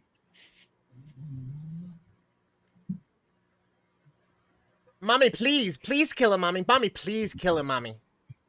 All right. At this point, we're trying to get through it. There is the sound of pots being rustled through. Then the sound of another door being slammed. Alice relaxes again, and then there is silence. Alice thinks at the unlocking of the door now. She reaches out for the lock and then thinks better of the idea. She cases down the door frame to the floor, and on all sides are the cans of food and cooking implements. There is a large skillet, some bags of flour, etc. Alice covers her head with her arms. The doorknob above her, a few inches away, turns very slowly. We see it from, but she does not. Mrs. Voorhees' hand finishes turning and now starts to push gently. There is almost no give, but we see that the door is being tested. The voice on the other side is very young, very, very young. Sing-song. Very sing-song. Whatever. Come out, mommy. Come out. Come out, wherever you are. Alice jerks back and stands up on the far side of the small room, fists bang in rage on the door. Alice. Please. Oh, God, here we go. Alice folds her hands at the side of the face. The fist banging gives away for a short silence. The silence is interrupted by a new sound. Mrs. Voorhees has begun with her machete to chop away at the outside of the door to the larder. Alice, oh my God. At first, we see nothing on our side. Then gradually, we see little slivers of light admitted by the blade's chops. Alice's lies race around the larder to try to find a weapon, a defense, anything. Larger holes are now made. Mrs. Voorhees stops just long enough to take a peek inside. We can see her eye at the largest hole. She goes back to whacking away at the door. The hole is near the lock. It is soon big enough for Mrs. Voorhees to reach in and turn it with her hand. Alice realizes that she must defend herself. She reaches down and picks up a heavy skillet. And in the door opens, Alice raises her weapon and screaming charges the woman who is trying to come through the entrance. Mrs. Voorhees chops down with a machete. Alice fends off the blow with a skillet that she holds with both hands above her head. As the machete blade bounces off the skillet, Alice is able to swing skillet downward to hit Mrs. Voorhees. With a solid blow on the top of her head, Mrs. Voorhees is across the table and then collapses in a heap on the floor. Alice raises the skillet again to the strike. Mrs. Voorhees lies totally inert. There is a small puddle of blood around her head. She relaxes, puts down the weapon, and crosses slowly out of the room. The moon comes out, exterior lake night. The moon comes out from behind. Alice pushes the canoe into the water and paddles as rapidly as she is tired. So this is where it changes a little, I think, because she didn't get her head cut off, and she got her head bashed in. So we're going to this part, and then what's happening up there? I don't know what's happening, but we're having fun. So let's get to it. This is the exciting conclusion of this movie, Friday the 13th. Exhausted Alice puddles around, and her beautiful self, who is very, very smart and witty and kind and wonderful with a huge heart, around her, she's just kind of paddling around in the lake. The first exterior camped on. The first rays of sunlight streak from the sky from beyond the horizon, promising a hot and sunny summer's day. The birds are up foraging the food. As the camera scans the peaceful scene, we can see the sky reflected in the calm waters of Crystal Lake the canoe is holding. Alice is drifting in the big, slow circles across the surface of the lake. Exterior Lake Dawn. Alice lies in the canoe sleeping. She has not changed her position since collapsing a few hours before. The water laps gently against the side of the canoe. Very slowly, she wakes up. She opens her eyes. The canoe is drifted into the shade of some enormous tree. Boughs of that overhang the edge of the lake. They shade Alice from the bright rays of the sun. The canoe rocks gently. Alice is still listening to the sound of the lapping. Suddenly, there is a blood-curdling scream, a musical stinger, and there we see. Do we have anybody? Oh my God! Yes. This was perfect for the night. This is perfect for the night. We see Jason pop up and try to kill his mother. So, I mean, not his mother, his mother's killer, I guess. Alice. All right, we're gonna skip to skip ahead a little bit to we're gonna skip that. Okay. Exterior camp, road sign, morning. Alice walks slowly down the road away from the camp. We hear a sound of a car approaching. Now it comes into view and is a state vehicle, black and white, with an emblem on the door that states State Department of Health and Safety. There are two middle-aged bureaucrats inside. Alice waves down the car, which pulls up beside her. Good morning, miss.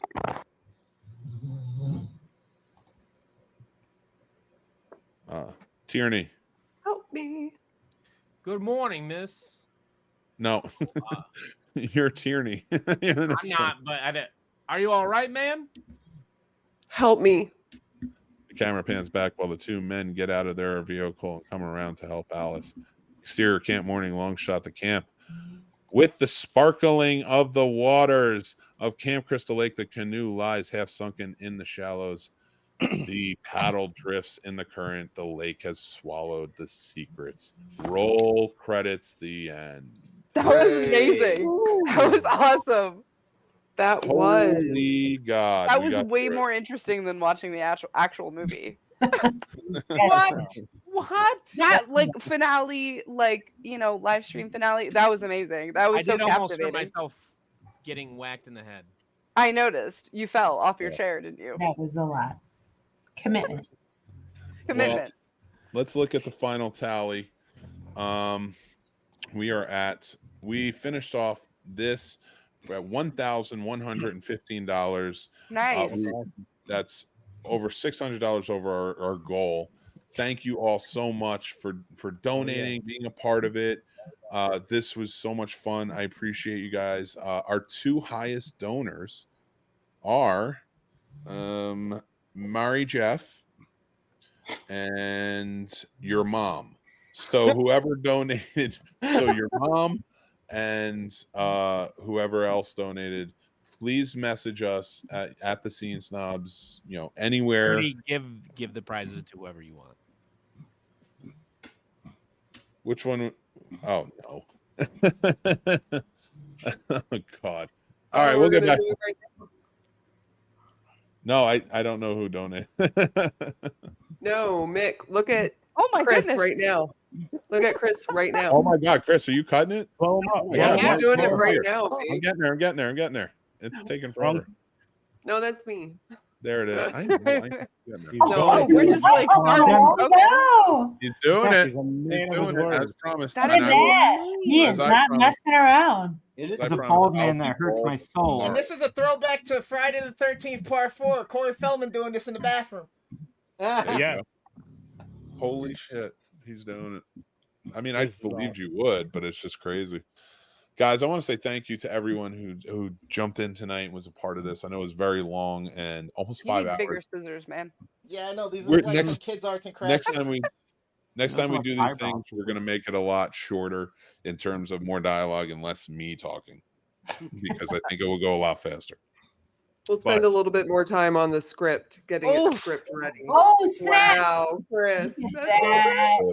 Fun fact, you can donate hair that you've cut off to That's what Help he's clean doing. up oil spills. That's what Just it's gonna fun do. fact. Locks for love, Fun or fact. oh, Wait, really? what? For oil spills? Oil spills. It doesn't have a minimum length requirement, and it helps clean up the oil and Let protects me go animals. grab And one it's more good. hair tie. Oh my from this gosh, side to the other Destiny. So side. you could probably do it with color treated hair, right? Yes, you could.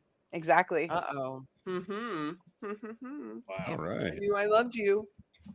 Oh, Chris. Oh, Christopher. It's called matter of trust. Just That's awesome. matter of trust. All right. Well, you This cut is- that. We're going to come back to you in just a few. No doubt, no We're going doubt. to make it big because I want to say thank you to everyone who jumped in tonight. Shonda, I know you're not in here right now. Thank you so much to everyone who just jumped in. I know this is a long process and I don't want to keep you guys any longer. We're going to do a little wrap up bit, but I want to go through it first real quick. Dan, the man, thank you so much for jumping in, man. You're always great when we do these things. You're amazing. I appreciate you. Appreciate you for everything you do. Smash is the greatest. So my wife, I love you so much. Thank you so I love much you for too. coming in and doing these things and doing these things and being a part of it. It was truly amazing time. Mike, Mike who's thank you so much for coming in and being a part of this and just having a good time with us. And I'm sorry, next time if you want to join in, I'm going to make sure you are a main player, my friends, because it was great to have you here. I appreciate all of the insights you gave about the movie. That was very cool when that stopped in the middle to learn some new stuff about it and have that filmmaking insight. So thank you so much. Right on. I like horror movies. We can tell, man. We love to have you come back on. Yes, Chris, yes, thank you. You're coming up last, Chris. You're because I got to show the hair. Mike McGlynn, my buddy, my friend, my pal. I love you so much, buddy. Thank you so much for jumping on and doing this with us and being a part of this. This is just such a great time. Casual really, buzzing in the corner. really means a lot to me.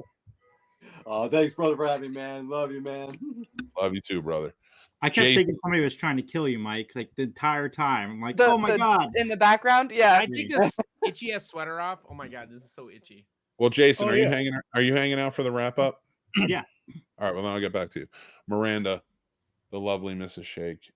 It is always amazing to have you be a part of the Dan shows and then come on here and do this with us. This is truly amazing. You guys are great together, and you win the award. So for committed. Best commitment of the night. Take it. And Take this shit seriously, son. so I'm just going to say thank you to my friend Destiny. Thank you so much, and you joining back in and helping me out. It was truly amazing. I truly appreciate you doing this. You're my partner on Horror Conversations, and we work together in Carolina Fear Fest, and it's just and the scenes. Memorial Day weekend in Raleigh, NC. Yep, 5 years. Better make sure to 5 get years down. of fear. Yeah, I love that, by the way. I love that. You are the best. I appreciate you coming in and True. doing this. So thank you guys so much. I will thank Sturdy, Jason, and Chris on the wrap up show. Or let them thank me rather. No, I'm just kidding. No, we're just messing around. But thank you guys again. You're welcome to hang out, but I know it's a late night, so if you guys do get off, we will not be offended. He's gonna look so good with short hair. Just saying. Like props for like shaving your head immediately on stream. That's amazing. Babe, I gotta shave my head too. Yeah, you look good. Chris and I are gonna be shaved head buddies. Oh, it's gonna be fun. All right. I'm out. Good night. I know you said you got to be up early. Thank you guys. I know, again. and then I came back because you were reading too slow. I was reading, so you helped big. I know. I'm a DM. Okay, bye. Love you all. All Good right, show. take care. Bye. Appreciate you. Oh, we are just gonna kind of wrap things up. Whoever wants to hang out, you're welcome to. If you don't hang out, my wife, who just signed off happily, I'm sure, because she's putting the kids to bed. I truly appreciate it. I was gonna ask her to give me a bottle of water beforehand, but whatever. Yeah, I'll just sit here and drown. Beer. This was truly amazing. Jason, or Sturdy, and Chris, thank you so much for jumping in and helping me out, putting this together. Truly means the world to me, because we've talked about it, and you knew how hard these things were to like plan and do by myself. So to have you guys jump in and really help out was so great. Chris, shaving your head offering this and getting to it, man. That's awesome. I truly appreciate you. Yeah, you deserve a round of applause for that one. Hell yeah. Actually, that is man, fantastic. does. Some of us, all we got is our word in this life. You know what I mean? Yes, What sir. are my balls? Now, I don't know what you want to do for wrap up. I got fucked up there for a little while because I have the AMC Fear Fest on, because that's just where I live during October. Mm-hmm. Because watching horror movies is just too hard when all this shit. But no, I got a little lost in the middle there. When I stopped reading, I was like, oh, okay. What did you guys think? I know it went long. Is there anything that you would make changes to? Like, I would say maybe cut out or cut down on the narration, just because that would make it go quicker right there. And maybe for the narrator, just make sure people are doing their parts. And if you want an extra role, have extra roles so everybody can have something to read. Yeah, I like that. Yeah, I didn't even get to do an accent. I love that idea, Mrs. Shake. That was fantastic. I was like, that was great. I really like doing. I think the impressions and stuff like that kind of worked. I don't know. Yeah. Shonda, thank you so much. You were truly amazing. I didn't get to thank you in depth. You were fantastic. Thank you, Shonda. You were just being a part of it. You were just so truly amazing. Yeah, and Peter Anthony, thank you for coming on. I thought he was going to come back in, but I guess we're missing him. Yeah, Peter Anthony. Thank you. It was super last minute. Like I asked him literally the other day. I'm black. Yeah. I just do stuff like that. You guys gotta get used to it. So when we did Camp Blood, I went through 9 beers and I only went through 6 tonight. All right. Well, whoever wants to donate another $1, and we'll hit Dan with a chair.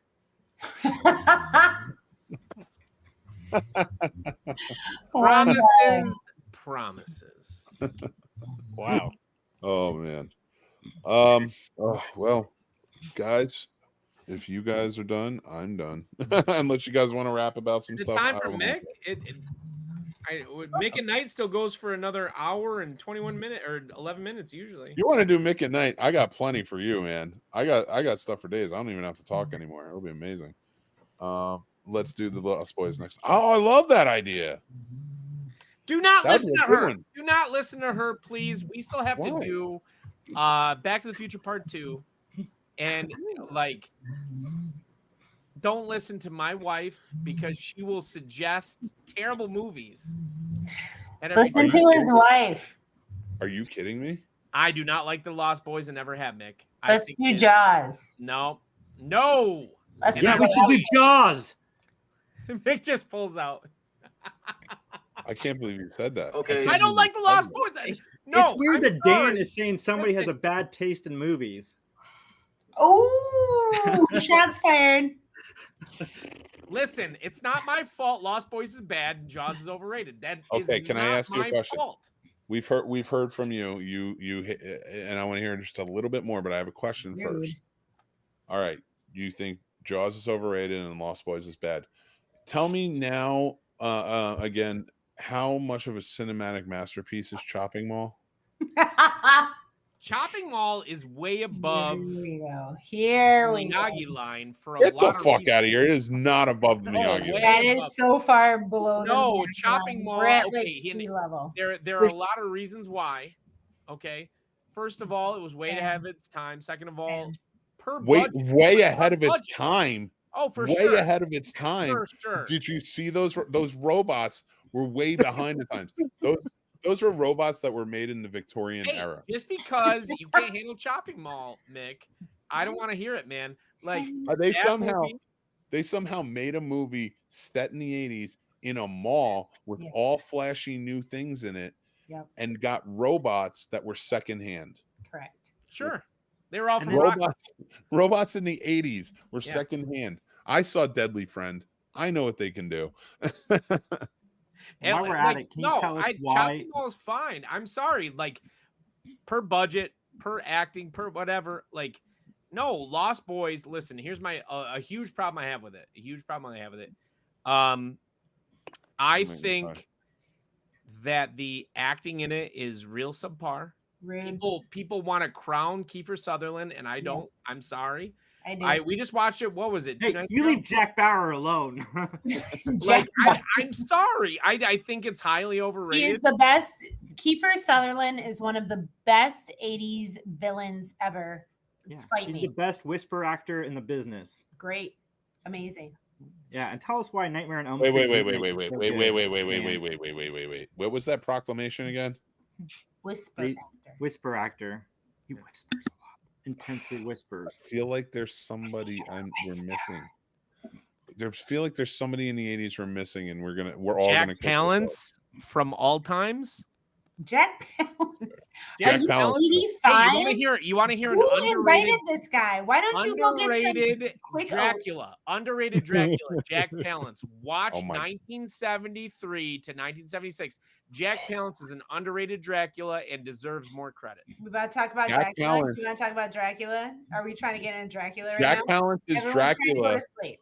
No, first of all, Jack Palance's Dracula is basically like Dirty Harry if he was cast as Dracula. All right, so calm down with that rendition of Dracula. Underrated. Are Jack you feeling Palance's Dracula is bloodlusty, good. punk? That's a good role. Are That's a ya? good role. No, Yeah. stop Oh my God. talking, friend. I'm embarrassed to share a mortgage with you. Listen, Gary. Oh my God, that was fucking brilliant. Gary Oh my Oldman. God. Gary Oldman as the Dracula should have rode into the sunset. Nightfall, moonlight. I understand. That With sentence Winona makes me want to Ryder. kill That's myself. enough out of you, sir. Listen, I understand she is being glamored. I understand she's in love with him because of magic, but can we just let them live? Listen, No. they were in love. No. And Yeah, I can't agree with you on that one. when they break the curse, she is obvious. This is a spoiler. Nick, you This really movie's not 100 years Dracula. old. You don't like Dracula. She is 80s, obviously 1970s. mad that she can't be with Gary Oldman and she has to go to weird Keanu Reeves and his wooden acting. Listen, just let them be in love. Let her be glamored. Let them live in It's eternity. gonna look too good like this. I don't know if we should have allowed this. Oh, my man's I don't still shaving his head. Yeah, this is. Oh this no, I'm is the styling best now. episode. No, it's good. It's Mick at Night. It's such a delight. Hey, everybody, it's Mick at Night. Filmed live in front of a studio audience. Well, If we're So, gonna get Dan, started, tell us let's why get you it think started. Jack P. Earl Haley is a better Freddy Krueger than Robert Englund. Lord I have don't think he This why is. you No, can I never- don't think. Sturdy, why aren't you weighing in? You're the horror guy. No, I don't think I'm just Jack Earl enjoying Haley it is listening. better. I think that he does a great job, and I don't appreciate that the remake gets the level of hate that it does. I think people think it's really cool to hate on it, and it's not a bad movie. It's just not a bad movie. Well, that's it's the first. not amazing. It's not amazing. That's the first principal thing you ever said, because you're so off the pulse from the youth. Nobody wants to see that movie because it sucks. By a really weird piece of trivia. After the movie came out, I had some old friends of mine hit me up and it was like, hey man, have you seen the remake of Nightmare? I'm just like, yes, I did. There's like, it's pretty cool that they shot in our old high school, right? I'm like, they did? There's like, yes, the pool scene was shot in our old high school. And I'm like, That's awesome, Mike. that's not true because there is no pool in our old high school. That isn't possible. There's like, no, Mike, they built it after you graduated. There is now a pool, and they shot the pool scene You're old. in your old high school. I'm like, okay. I would just be mad at that point. I would just be like, why didn't they have a fucking pool when I was there? I would give one shit about the pool, but I do have a weird 6 degrees of separation to the remake of Nightmare on Elm Street. Okay, Mike. So with that attachment, like, you got to tell me, man, the level of heat that movie gets, right? Do you think it deserves the level of heat that movie gets? You know, I've only watched it the one time. Here is how I judge sequels and remakes: is I remove the title off, and I ask if this was not Nightmare on Elm Street, Texas Chainsaw, XYZ, would I enjoy this movie one way or the other? And I thought it was fine. But from what I gather, Jackie Earl Haley wasn't happy with the role. I guess there was a lot of unhappiness on that set. It wasn't, la la la. I don't think it's a patch on the original. I would say, I mean, it's okay, you know. But I mean, again, I've never felt a need to go back to it, if that makes sense. So I agree. No, yeah. I'd probably watch it twice, but the Yeah. heat that it gets, man, like, and I defend it, and in large part because the heat that it gets only. Yeah. Like, I mean, look, by way of comparison, I think it's roughly as okay-ish as the 2009 Friday the 13th. I have a little bit of a soft spot for that one because I really like Derek Mears. Okay, as yeah. I again, I have a little bit of a 6 degrees because Derek is in a improv team with a friend of mine. Apparently, he's a very funny guy, and I think that's well shot. But I'm not crazy about it as just a movie, and especially like a Friday the 13th movie. But there is such a thing as a good remake. I would point Texas to the Chainsaw remake. Massacre. Yep. Yeah. I was about to point to Hills Have Eyes. Oh, Hills Have Eyes, I think, Yeah. is a really good movie.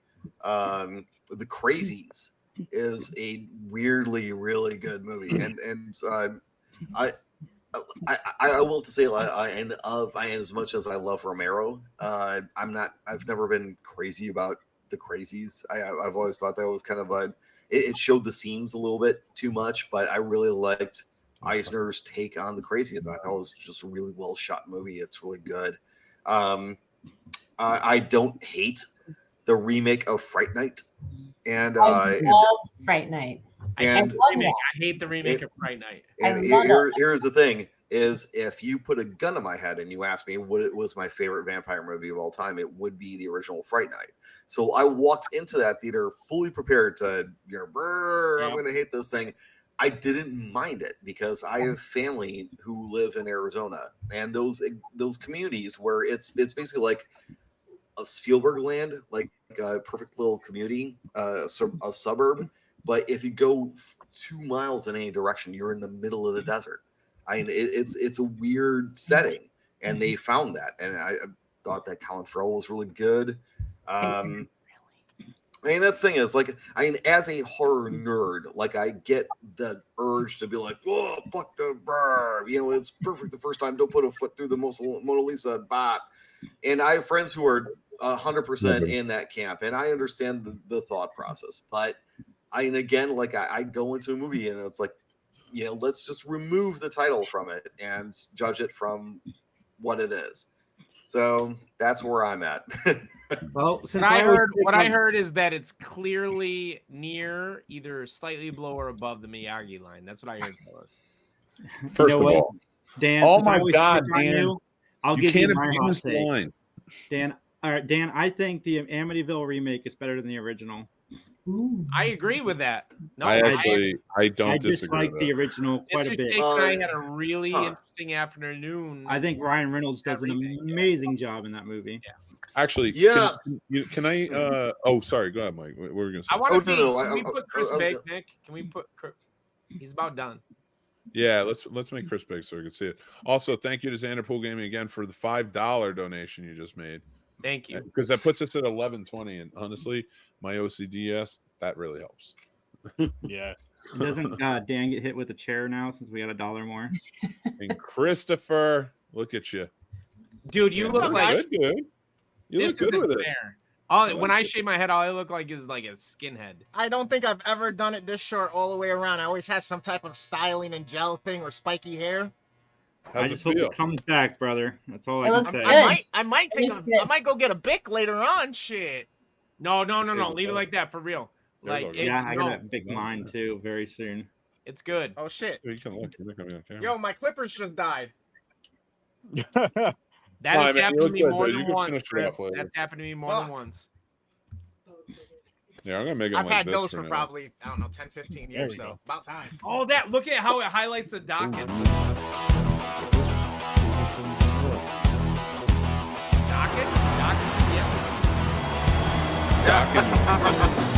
God damn, dude, Well, that is so much. It is funny.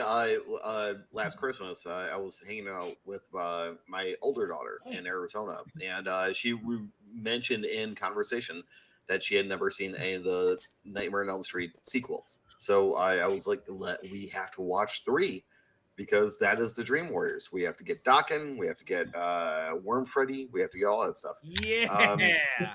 I of the sequels, I really love 3. I also have professionally, I have a weird 6 degrees with that film, but I've come to enjoy 4 and 5. 6 is garbage, but I really love 7. I think that New Nightmare is New weird. Nightmare. You know, want to know my stance, Mike? Is that New Nightmare walked? So Here we go. Scream could run. I know what's coming up. You're not wrong, because Wes Craven obviously had a meta horror idea in his mind, and he did kind of a dry run with it with 7. But here's the thing: is 7 was the first one since the first Nightmare on Elm Street movie since the first one to be creepy. I thought it was actively trying to be scary. Yeah. It was a scary movie. They even morphed his face even more so, even darker. It looked really good. Right. Yeah. I mean, it was an honestly creepy movie. Yeah, I agree. So I'll always defend 7, New Nightmare. I think it is an honestly good film. Which one is the video game one? That one is That's garbage. 6. That Freddy's one dead. is trash. Yes, I don't want to hear it. I don't want to hear it, Mrs. I will J. say this. See, I agree with Dan. I love 5 that for one. me is worse. You going up? I love it. 5 for me is worse. You can go jump back on. 5 is amazing. Oh my god, the Jay, I love you, but you bugging. The Dream Child. Oh, Yeah. where all the babies are coming through 6 the is stomach? worse. No, that Here's the one's thing: wrong. 6 is worse than 5. Yes. But 6, I can at least. There's funny lines in it. There's weird, crazy shit. Like the video game scene, for its time, was weird and stupid, but it's kind of cool to see. I don't know if that aesthetically it was that is a great Looney Tunes cartoon as a come to life movie. I love it. 6, oh, so funny. A million years ago, back when I was working for a management company, and one of our clients was Craig Spector, who was the co-writer of 5. Back when it was him and John Skip were a writing team. So they wrote 5, and for a while I was just hanging out with Craig Spector. That's so cool, dude. Yeah, it's very. He played bass in a band with God, was it a couple of other horror writers, but their names escape me. But I always had a soft spot in my heart for 3, especially, but also 4 and 5, because I'm just a big fan of practical effects. And I thought that there was that magical period of time when the Nightmare on Elm Street films were the showcase for great practical effects. It wasn't even the TV show. Yeah, it's I'm a nerd for that stuff. If I wasn't writing and directing, I would be doing that. So I leave that part of the industry to people who are just better at than I am. But hello, hi. But I love those films for the effects and all the artistry that's involved. 3 is dope. 3 is dope. 6 is trash. 7 ushered 3 in. 3 is the best sequel. Yes, 3 is good. I will give you that. There's Dream Warrior shit all over our house. Listen, when they tell you you have to compromise when you get married, it should have been in our vows. I will love you, I will cherish you, and I will respect your Dream Warriors paraphernalia throughout your man cave. Sure. I love it. That would you know what? No, I'm sorry. I misspoke. 3 sucks. Oh. Yeah. Uh-oh. I just wanted to see if Dan would throw something. How do we kick Nick off his own show? I know where you live, Nick. There you go.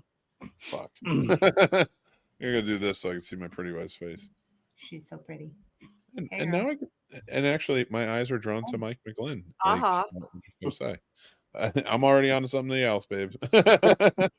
Here's the story. Chris is wrapping it up. I'm waiting to see the final product here. I know. You look good, man. I'll shave mine tomorrow. I'm not doing that shit tonight. Low key, girls like shaved heads. I don't like boys always freak out about their like receding hairlines and whatnot, but I like a shaved Stop talking about my haircut. I like a shaved head. I'm sorry. I just Oh my gosh. I'll tell you, when Bruce Willis shaved his head, it was like an awakening in me. It was the day I became a woman. So as long as he keeps his beard, I'm good. That is what I'm saying. Hair on the face, yes. Hair on the head, I don't care. Whatever. Sturdy, I want you. OG. Seriously, no woman cares about it. Just shave your head. No woman cares about it. I promise. Just clean up the sink when you're done. Oh my God, Mary. Yes, we'll be roommates. Just wash the sink out, so I know you're not putting all that shit down the drain. No. When did this come into like what? Yes. We were talking about cool movies, and you guys are like, "Oh." Sponsored by Johnson & Johnson. This segment is brought to you by Clorox wipes. I get this enough when I'm not at Nick at Night. Come on. Listen, if you go watch the Miami Vice version, the Miami Vice episode, you'll learn a little bit about some shaving, little trivia, right? Relation. Do you remember a little callback to the 80s? Rewind, babe. No, you're good. Oh, I have to edit the episode. I haven't had time. So that'll be out this month, but I just haven't had time. No. So we'll go watch it. I'm not even going to tell you. We're doing moonlighting next. Yes. Great. That's when Bruce had hair, though. I know. Okay, We're not interested. But I'm okay with it. Moonlighting. It just all the best actors are from New Jersey. Let's face facts. Can't even argue that. Danny DeVito. Mrs. Jake can say whatever she wants, but for Christmas, I will have to say, just purely to sidebar, we did do From the Shadows in New Jersey. We shot on the campus of Fairleigh Dickinson in the Teaneck area, and I had never been to the state until I went there to make the film. So, and the people of New Jersey were fantastic. The cast was great. Crew was excellent. But I have high esteem for New Jersey. I spent 3 months there making a movie. So what have you guys been watching? The irony of my existence is I spend so much time trying to get these things made that I rarely have the opportunity to like catch up. And I finally saw Ty West's X, which I thought was excellent. But I haven't seen Pearl yet. I haven't seen Pearl yet. I haven't seen Body Spies yet. I haven't seen a lot of stuff yet. It's on the to watch list. So, what have you guys seen lately that is good? Totally Killer. Yeah, it was so good. Did you guys love it? Good. It was good. That's what I want Blumhouse doing more of. Quit with these franchises. Get back to doing what you do best, making weird shit. Sure. And please start making new stuff. New, different shit. Yeah, weird shit. That's what they do good. Yeah, this is pretty good. It's worth the watch. I don't like new IP. Time travel horror, I'm in. Time travel horror, yes. And like throwback to the 80s and how like we did not care and it was un-PC and it was terrible. That was funny to watch.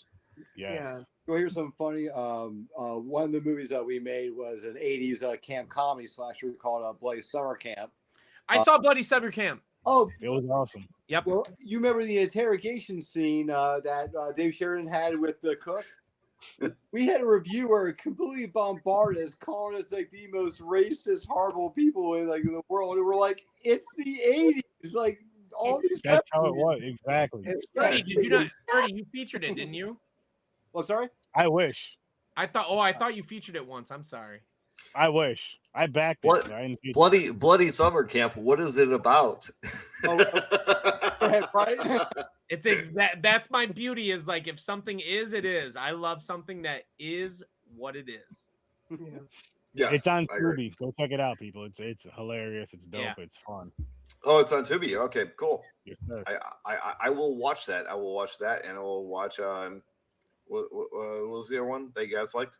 Totally Killer. Totally Killer. It's on Netflix. I will watch that. And I will watch your movie. Have you seen Becky? Yes. I have a weird 6 degrees of separation. Becky came out, and I co-wrote a script called Knife, and it was looking like Knife was going to get made in Canada, and it was going to be done with one of the producers who had worked on Becky, and COVID swept in, and COVID showed up, and we were trying to push against COVID. It's only going to be 2 weeks, the entire thing. But finally, financing was just like, let's just wait for this whole thing to blow over and But we were so close to making that movie that I had the taste of it in my mouth. And it made me nuts enough that I'm like, well, what can we fucking make? And that's why I wrote From the Shadows. So it's like, in a roundabout way, yes, I've seen Becky. It is so good. And as soon as you get to Kevin James is in it, a lot of people just turn it off. It's like, no, go watch the movie. It's so good. Yeah.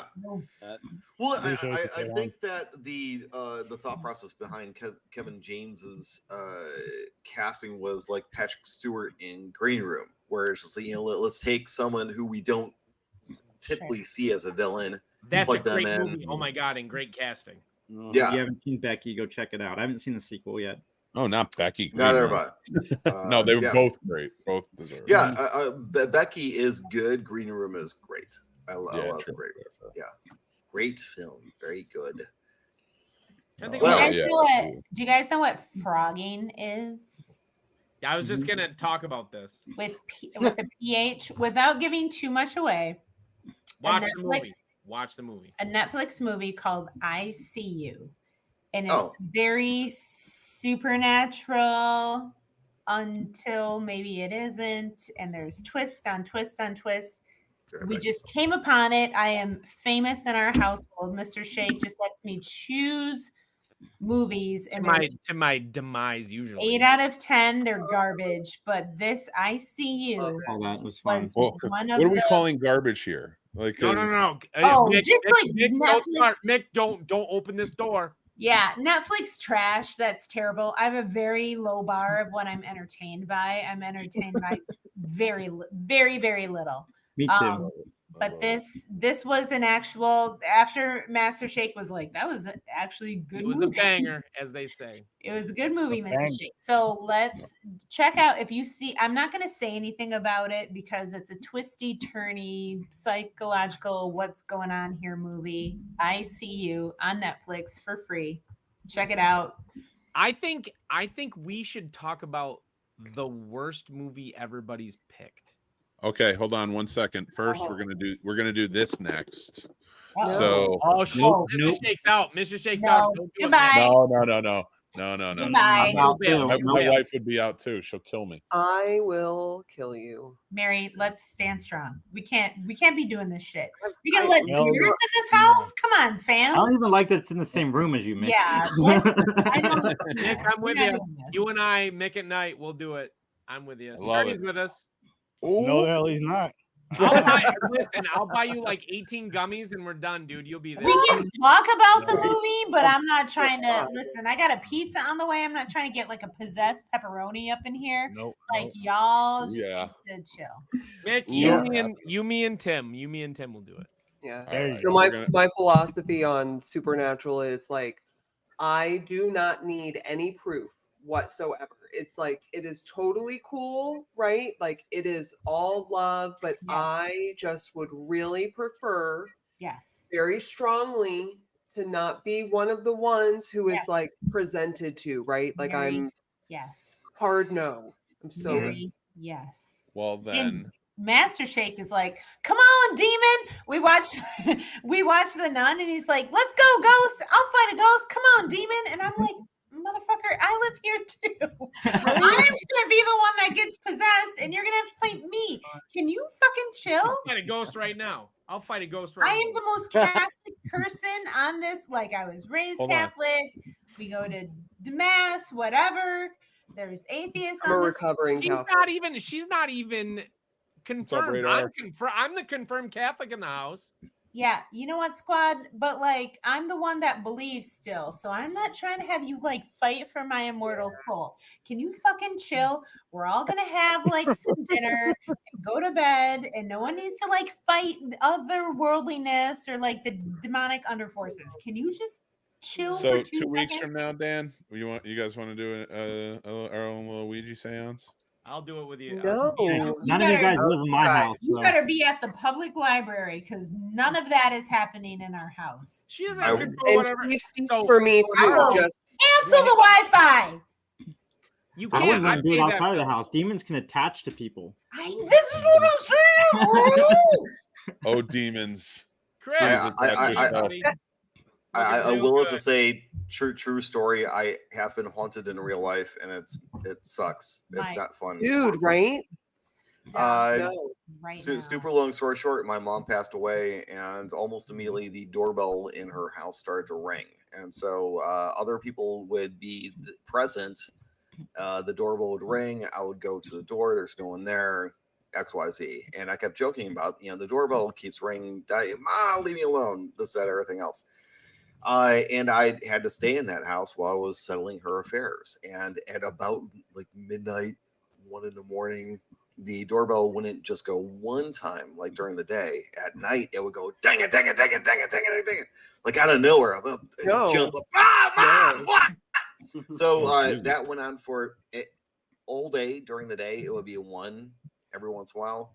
At night, about midnight, 1 a.m, dang it, dang it, dang it, dang it, dang it, like that. And when you sell a house, you hire a guy who comes over and he looks over the house for the buyer, right? And he goes over the entire house, fine-tooth comb, and at the end of it, I made a joke, and I go, so what about the doorbell? There's a loose wire. What's going on there? And he's like, nah, there's nothing wrong with the doorbell. Why do you ask? I'm like, nah, I'm just asking. So my mom's ghost haunted the doorbell in her house, and it's bad for sleep. Ghosts are bad for sleep. I have a story. Oh, I have a story. It's awesome. So I locked my door to run to the gas station. Door was locked. I have cameras on the front and back door. I come home. The back door is open. Look at the camera. Nobody came near my house. Mm-hmm. That's so crazy. And what's so funny is, you had mentioned, you guys were talking about how like there's no new stories and this and that, but I can't help to think about Llámame movies Miguelito. like whatever the one where they couldn't talk, right? Like there was barely, what is it called? Quiet Place. Quiet Place. Thank you. And that movie, I was like terrified, right? Yeah. So you're sitting here telling me the story about a doorbell, sporadically throughout the day, aggressively at night. Like if you like, that is such a simple story, but I am sitting here already terrified. And I just can't help but think when you as horror fans, because again, hard pass, like I love the suspense, I love all that kind of thing, but what is that, Chris? Hair in my cup. Oh, it's hair in your cup. Oh, when you shaved it. Yeah. But just really Chris, it looks really good. I'm not it gonna does lie. look really good. Thank you. It'll be back. It'll be back in like a month. It'll be like. I'm not gonna bullshit you, dude. You look like you're 14 right now. I mean, you're gonna be able to hang with all those kids you play with. Wow! No, thank you. And lose to like. Come on, man. Well, thank you very much. Thank you very much. Yeah, it looks so You good. look young. I'm gonna shave my head tomorrow and still look old. That's what we do, though. No, Nick. you have a baby face. I don't have a baby face. I have an ugly face. Us chubbier guys tend to have our skin a little bit stretched, you know what I mean? So it always looks smooth and beautiful. Okay. The proper first. Did you just call yourself a chubby guy, Chris? Bro, I'm 6'4", 250. I was 6'4", 360 like a year and a half ago. Yes, I'm chubby. Y'all just taller than me, aren't you? We talking numbers. 5'11" doesn't hit this crowd. I'm 5'8". Are your feet touching the ground right now? Neutrality, people. You're all beautiful. We're all beautiful. I can't lie to. I can't lie to people. You and I are the same height. You and I are the same height. We can't. That's true. That's true. But anyway, just to really quickly wrap up my point, I just don't think it's necessarily anybody needs to think of any crazy story, right? Suspense is suspense. We get scared by noises. It doesn't have to be anything. If you have the right eye, you can make an incredible movie on the simplest idea. Sure. And people would love it. Yes, absolutely agree. I wrote that script, by the way. 90% to exercise the the emotions of my mom dying, but also with the the horror elements included, and I threw that one in the drawer. I'm gonna come back to that one in a couple of years, maybe. But yeah, exactly. I'm working on other stuff in the meanwhile, but when we have a little bit more distance, then I'll come back to that one. I also don't mind that story because it's like a sign from a loved one, which is different from a haunting. Here's the thing. Yeah, I mean, per that, and I apologize for interrupting, but a friend of mine, Jane Tara, and she is a self-described witch in Australia, and so she would be awake. She was one of the only people that I knew who was awake when my mom was ringing the doorbell at like 1 a.m. So I'm texting her. I'm just like, Jane, what the fuck? My mom is haunting me. What should I do? What is going on? She's like, she's just confused about her new state. And she's trying to communicate with you. She doesn't know how. And it is weird that it's always through electronic means because it's energy never stops existing. I agree with that. Yes. And I accept. I am spooked. I am the number one spooked. Master Shake always says we can watch scary movies, and if you think it's too scary, you can wake me up in the middle of the night when you have to pee. And I've always the only movie that I've ever done it was The Nun because that scared me again with my Catholicism. Yeah. But your story, Mike, is very comforting to me because I separate our departed with like the folks that you know and that you love that are trying to communicate with you. I love see y'all. That as signs. And I feel like haunting has a bad connotation or maybe a scary connotation. And I feel like that is maybe just communication. It is disconcerting while it's going on. 100%. But then you can and I'm not trying to welcome that for my departed necessarily because I'm number one spooky. But I do getting haunted is bad for sleep. It's bad for sleep, but then you can like say, hey mom, I accept that you're here. I love you. What are you trying to say? And I let you go. And I look for signs every day from folks that we love, that have departed, that we miss. Yeah. And so that story oddly comforts me. But then again, like it's a very thin line because we watched the new Evil Dead yesterday, and I'm like, well, never again. I almost had to wake up Buddy to pee at 3 a.m. because I was like, no, those visuals were a little bit too much for me. So I mean, there's a very thin line between like folks that have departed that we loved and like kind of spookiness that keeps you up at night. In 2019, as a side gig, I was doing interviews with filmmakers for a screenwriting magazine, and one of the people that I interviewed was Lee Cronin, and it was right after he had made Hull in the Ground. So I have this entire interview with myself and Lee Cronin. I threw it up on YouTube. If you hunt for it online, you can find it. And it's rambling. It's like 3 hours, so it's just two guys bullshitting. It's not. But if you duck around for it, you can find it. And by the way, he's like the nicest guy on the face of the planet. That's awesome. Yes. All right. I want to hear something from everybody.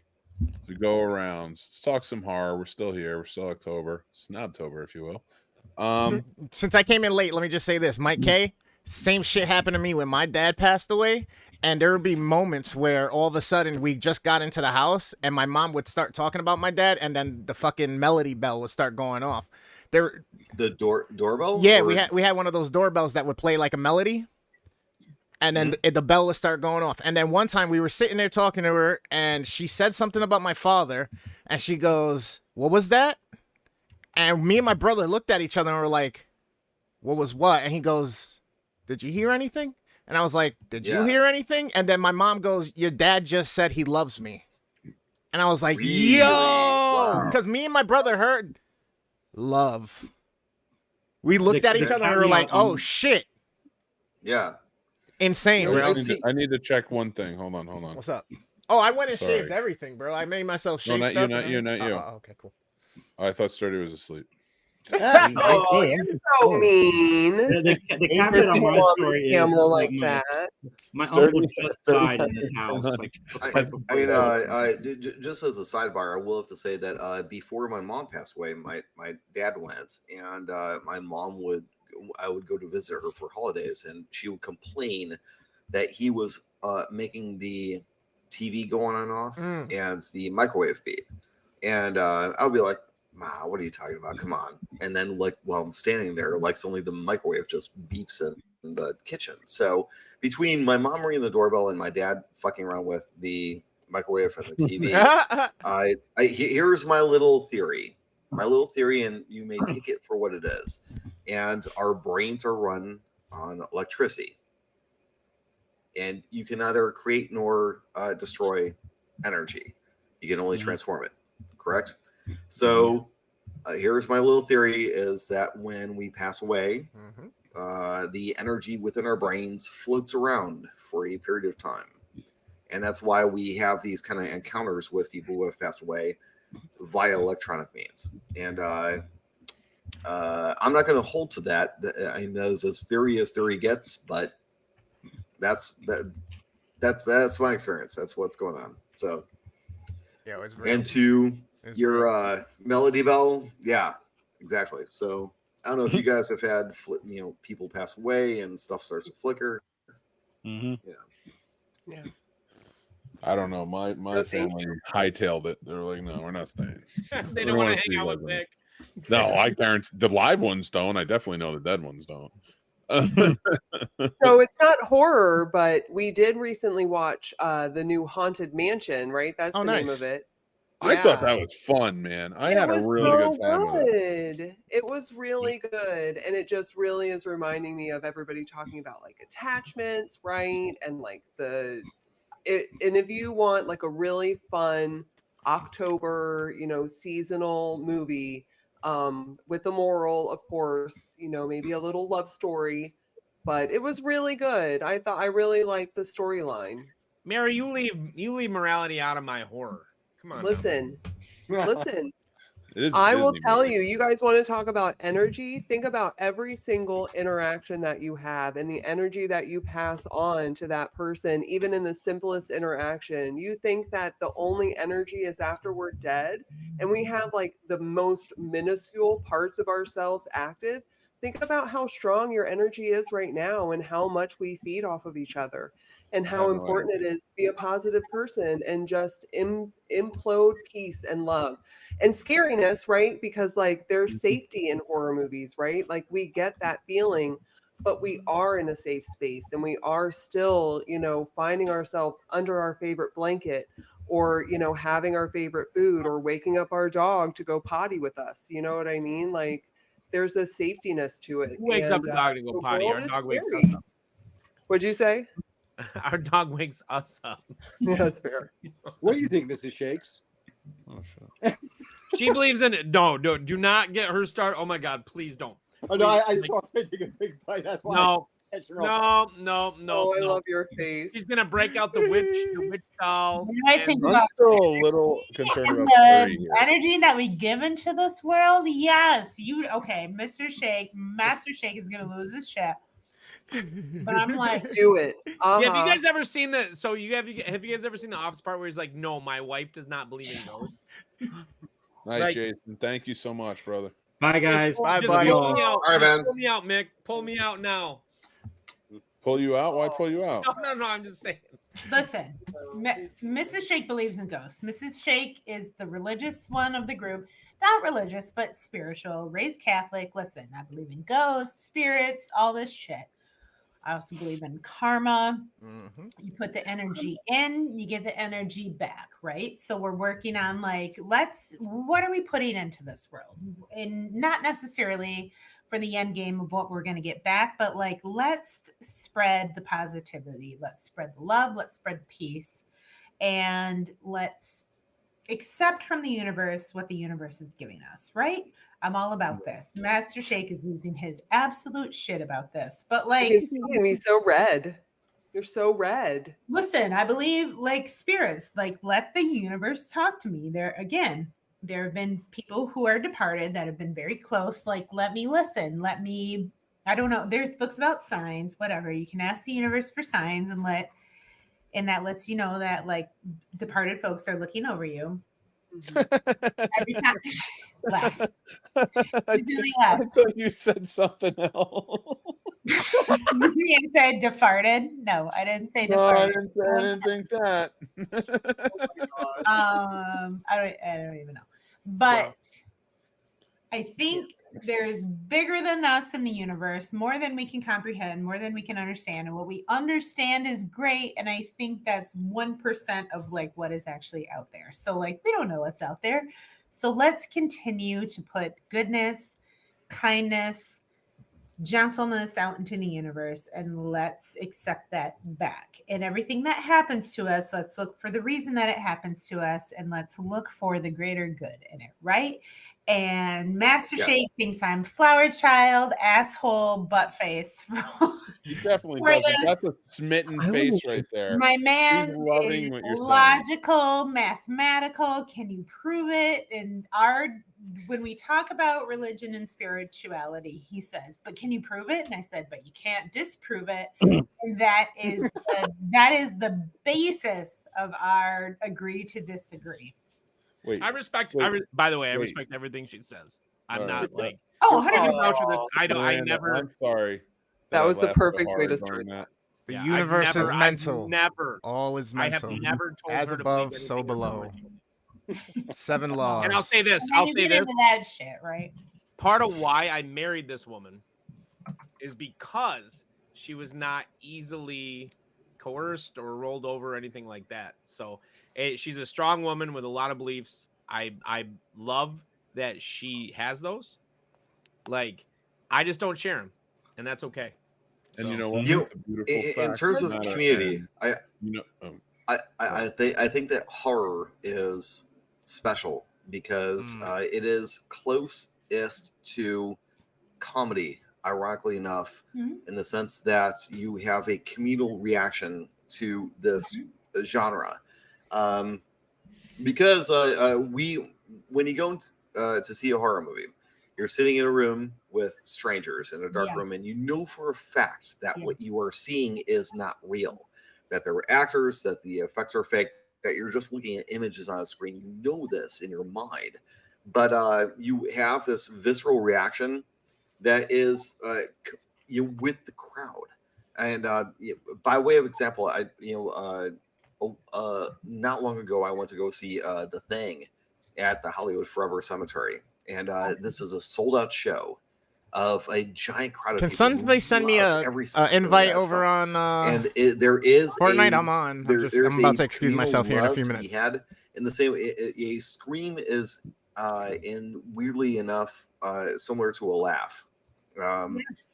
It's very analogous to comedy in a way that, like, for instance, thrillers you would think are very close, would be closer to horror, but it's closer to a drama. You're inside yourself. You're tense. You're like this. But comedy and horror, it's out. So, and you're sharing it with other people. So what do you do in like a movie when there's a jump scare? Everyone screams, and then exactly. There's a jump scare. Everyone goes and you look at each other and you laugh, right? And in a comedy, there's a big funny moment. You laugh, you look at each other. Wow, there's a sharing element to it. So it's one of the many wonderful things, and I do believe that there is a cathartic element. There is a crossover between this and metal, and of the most wonderful communities that I've encountered is horror and metal heads, because they're the sweetest, kindest, most chill people on the face of the planet. If you go to either a metal show or a horror festival, it's the same group of people, and no one's angry, no one's and even though this is evil, violent movies, even though it's evil, violent music, it's still everyone's chill, everyone's cool. You're all friends because you walk into a room and you're in a room with the other 300 psychopaths who love this shit. So it's the most accepting group I've ever been into. Dan took me to an Amon Amarth Oh, right, yeah, okay. Concert. And it was the chillest, most accepting group of people. Exactly. And I loved it. Yeah. I couldn't agree with on that one. I mean, I've always found the horror community not only be one of the most strongest communities, but actually, like just like tonight, to be one of the most charitable ones. I see horror events going on all the time, like Scares That Care. And everyone's are always just trying to raise money to help out other people. I mean, I love comic books, just as much as I love horror. And I used to go to both conventions all the time. And I will tell you point blank, there is a major difference between going to a Comic-Con and going to a horror con. If you cons are cool. They're great, all, but especially when you're trying to mingle or meet like any of the celebrities or anything like that. Most of the time at these events, they are more like a business transaction. It's like you get a quick hi, you get a quick sign, quick photo, move along. Right. You go to horror conventions.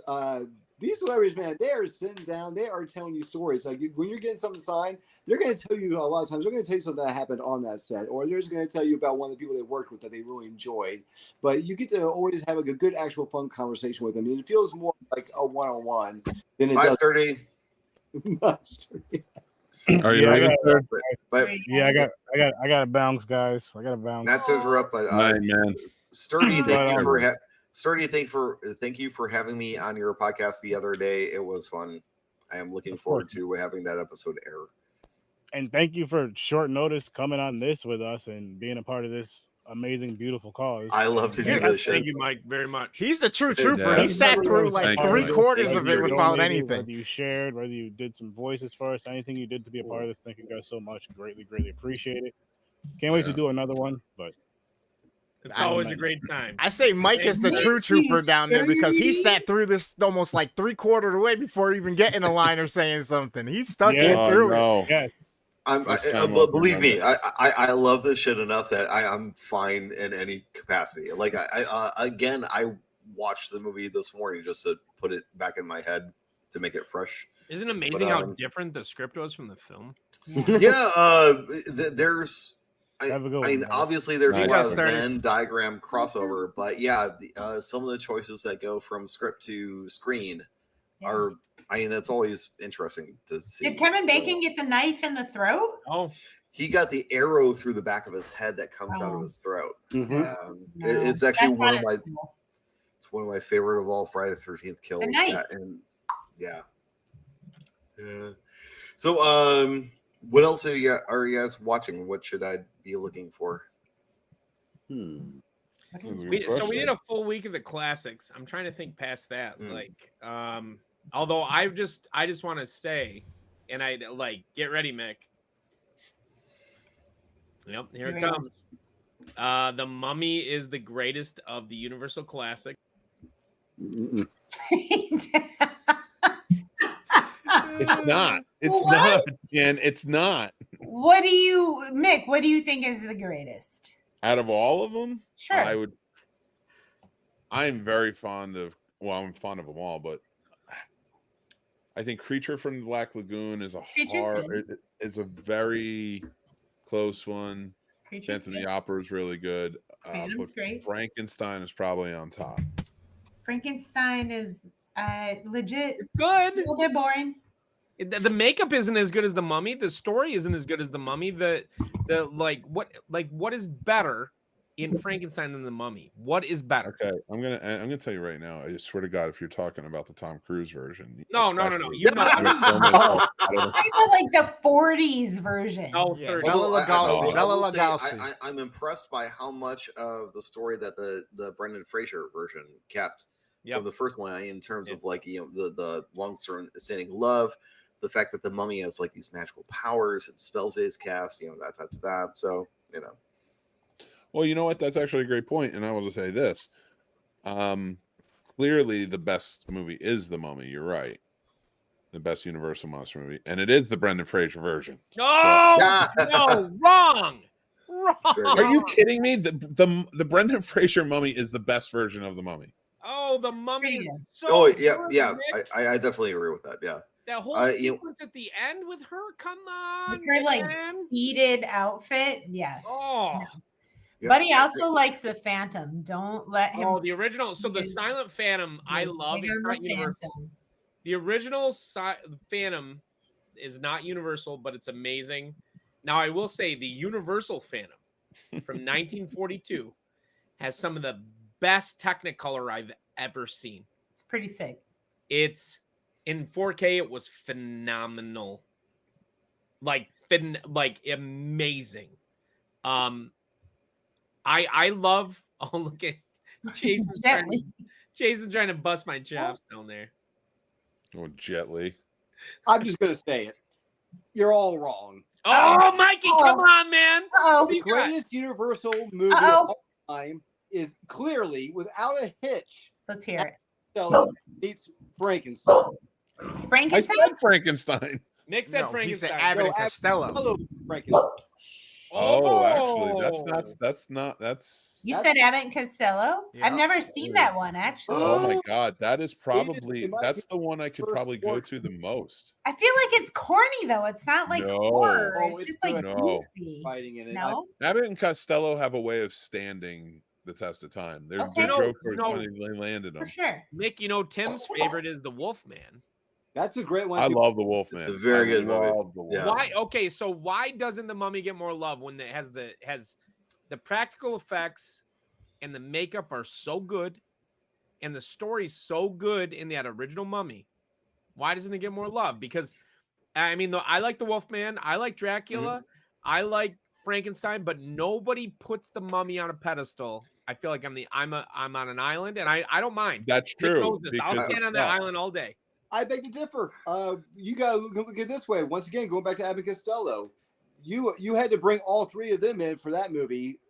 The Mummy got his own standalone with Abbott and Costello. That's true. Well, the Wolfman did too.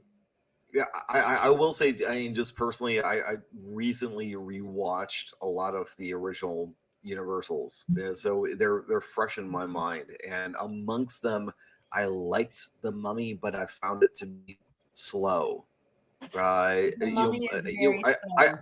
Ironically for the creature itself, but for me, I was popping off at the Invisible Man. I thought that movie was hilarious, and because the original H.G. Wells story is basically a dark comedy. It's a very funny story. How you doing, guys? I'll be right with you. Really glad that the film adaptation maintained that humor. Like I was laughing my ass off watching it. Have you seen the new Invisible Man? Because that ain't the funny. one with Elizabeth Moss. Yes. Yeah, I thought it was mostly a dumb movie. But Is that a dumb movie? Yes, but it is occasionally funny. No, what? It is yes. dumb, but occasionally terrifying. Are you kidding me? It's occasionally a funny movie. My dude, someone's in my house. I know he is like a misogynist, terrifying. But I think that's why, Miranda. And oh no, he's gonna be up all night probably. Like, it's all good, no biggie. It is scarier for you guys. Thank you guys for literally hopping what in, you guys go through every day. This dude is trying. Again, I need to clarify. Disclaimer: Master Shake does not do this. Let's live my life. But as a woman in general, dude's trying to control my life. Fucking terrifying, my dude. When he's just like around, and she's sitting in that room and she thinks she's safe, and then all of a sudden that like cast comes Now I across look her like a and Mr. she Potato just Head. stares into the distance and she knows she might not be safe. That's legit terrified. I found I'm gonna put on nothing some funny about Dickies that. and a plaid shirt. Don't get me wrong. I think that it is an intermittently good film. It's an intermittently dumb movie, and sometimes it's funny. I'll give you that. Yeah, dumb. but but there are moments where it is like, no, this guy is fucking with me. Please believe me. And other characters are like, which is they can't see her. Yeah, it's you know. So thematically, I understand where it's coming from. I got a few. For me, my favorite scene was when she's in the restaurant with her sister, and she's about to have this very tense conversation about their relationship and things that have been done and everything else, and like this waiter shows up and you're just like, hey guys, welcome to Bop It Up It Up. We do things a little bit differently here, and like these two characters are trying to this very tense thing, and there was like, "Could you fuck off?" Like, get the fuck out of here! Immediately after this very funny scene, like one of them gets their throat cut in a public place.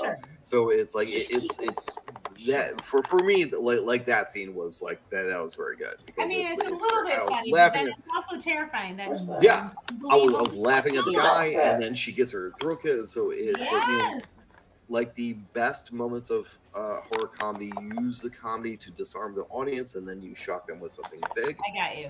Like we see in American Werewolf in London, or Return of the Living Dead, you disarm the audience with the comedy, and then you use that to be like, oh, by the way, that character just died. You're 100% right about that. Another one right here in the water. Anyways, nice. Yeah, that's a good one. I could go all night. I could talk about this shit all fucking Now the Haunted Mansion thing, which one was better, Eddie Murphy or this one? This one. Yeah, I really like this one. Yeah.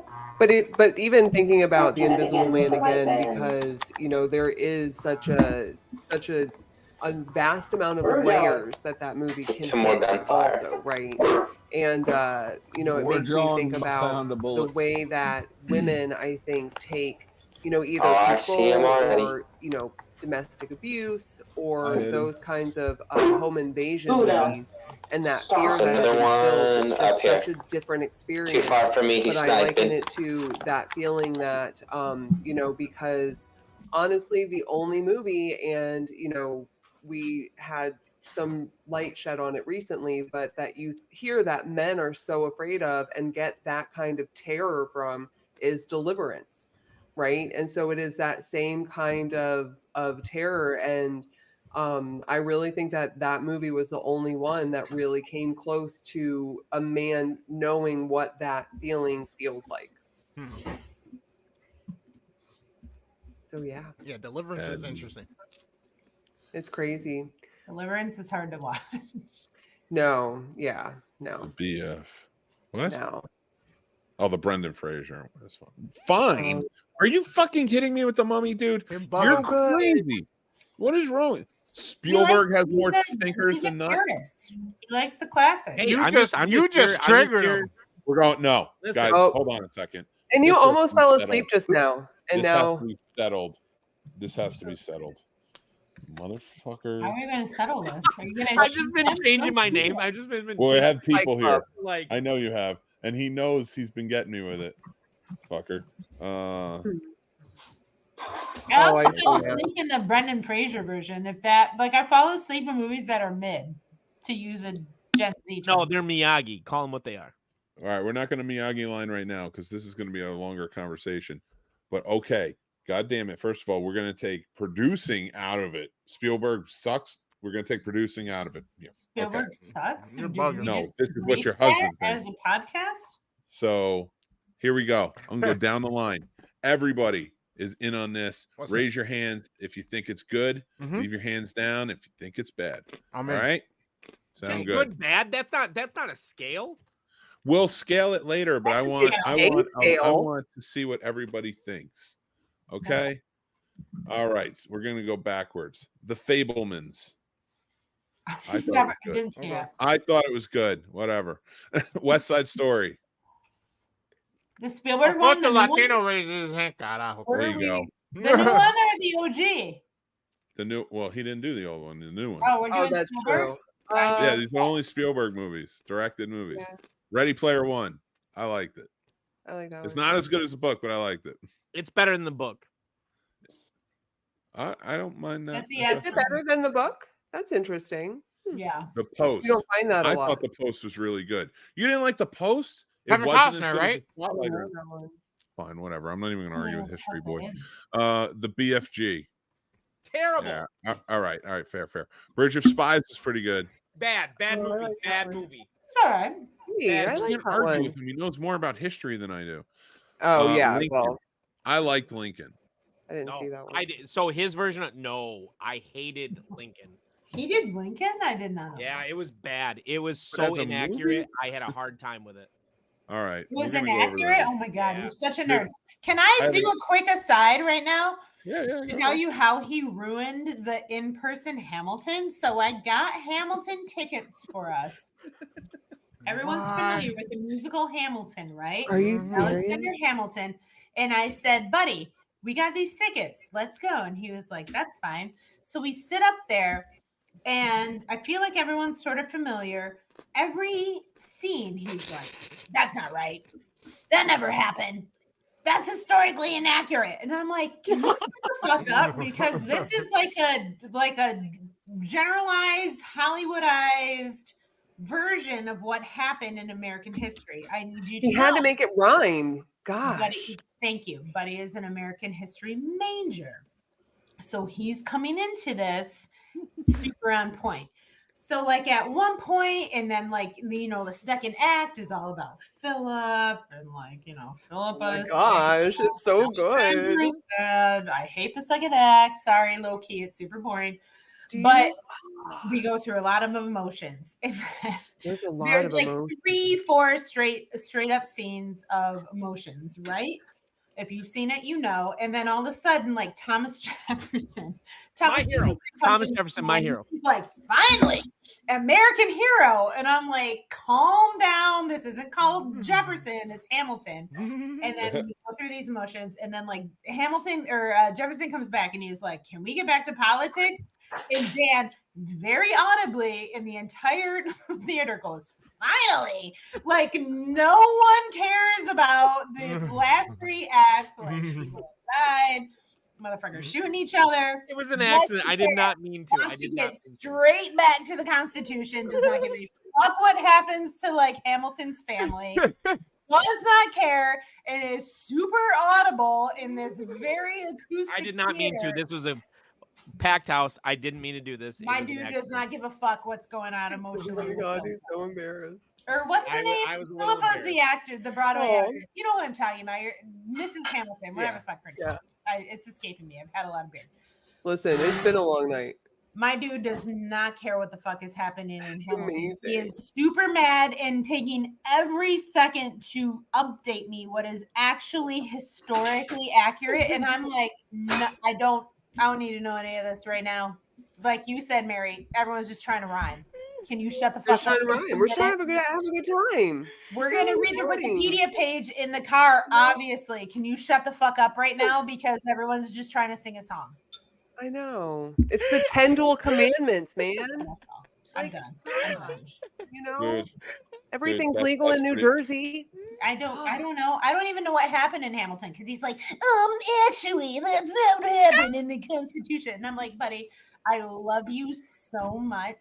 I need you to shut your I fucking just see Dan sitting there like, all right. here's No, what he knows happened." everything. And that's part of the I reason I know. married him because it's I like very impressive what he knows and how he can just Yeah. pull. Again, I It's could go on and cool. on about Dan and how much I love him and how much he knows. But like Yeah. at some point, I'm just trying to watch a musical that we paid like $100 a ticket for. So can you I just love chill this. for a second? Jason says, Oh, I love laugh it. aloud. Did he tell you there was no rap back then? I knew all these dudes were white. Say, one day, Jason and I will go toe to toe on hip hop. One day.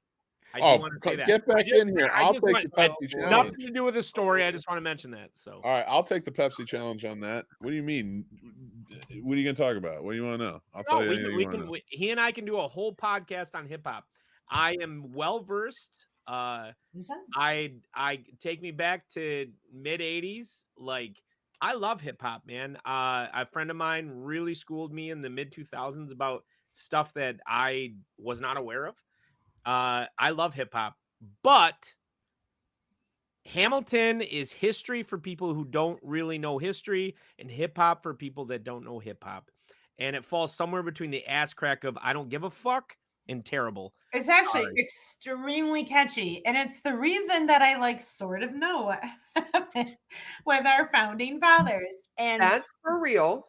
I Okay, sorry, not sorry. It What was are you way more doing, Dan? interesting. What are you doing right now? I was gonna say, And I'm sorry, It gave Dan. me a little bit, and I would say, "Buddy, is that real?" And he would be like, "That's sort of real," and I'd Right. be like, "Okay." So I mean, it was way more.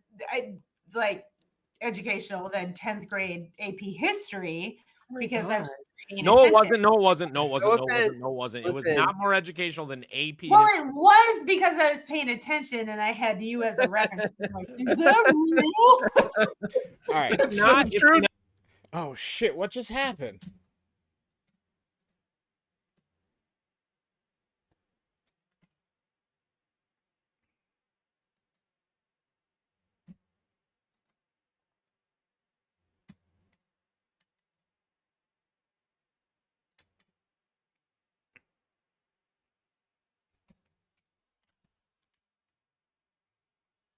All right, guys, I'm coming. Give me 1 second. The very best, like no one ever was. Catch them is my real test. All right, give me 2 seconds. To miss my cause. I fucked myself up and lost the stream that I was at before I excused myself. So let me just tell them bye finally, because they were talking Hamilton and I was about to hop in and then I X'd out by mistake.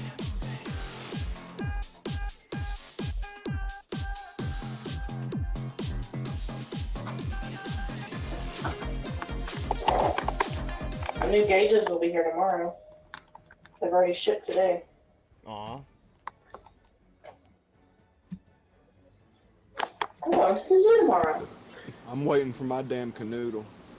You should probably jump in and ask him about that. Just be like, hey, do you have a tracking number? Oh, I'm not the only one. He just sent him out. He's been real slow about it. Oh. Mm-hmm. I want to play Canoodle so bad when you fucking get it. Like, I want to try it so fucking much. I went ahead and sent Siphon another invite so he can jump back in with us once he's back. How do I help? Unready. Unready.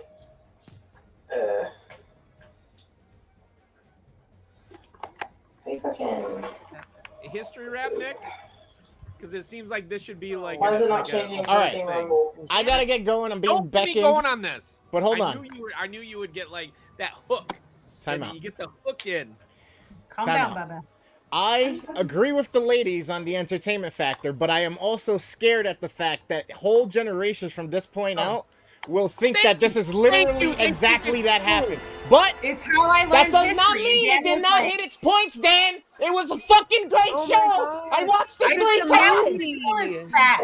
I took that musical as Now fact. with that, I Everything love that y'all. happened You in need that it unready. musical- That's what it is. Free to Saturday. disagree. Mikey, good seeing you. Mike K, pleasure meeting you. Mrs. Scene Snobs, you're a goat. Mrs. Shake, Why is God it not bless you changing for your putting up team with this rumble? guy. Okay. And I'll talk to you later. I love you so much. Bye, guys. Appreciate your time.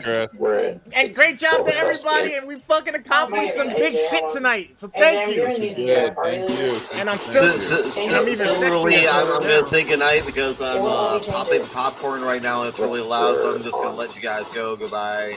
Thanks for having me on. Thank you, Mike. Appreciate it. Very good time. Take it easy. All right, guys, I'm with you. No, Team Rumble is It's the same thing. 50-50. It's not the same thing. No, see, like, because on mine, it says Team Rumble there, but we go down, we It's not playing. letting me click it either. Well, no, like, if you look at the thing. Oh, it was because Scythian was still in the party, apparently. In Magic Coyote! It just now popped him out and I was able to click zero build. What up, Justice? Good to see you out of your army uniform, man.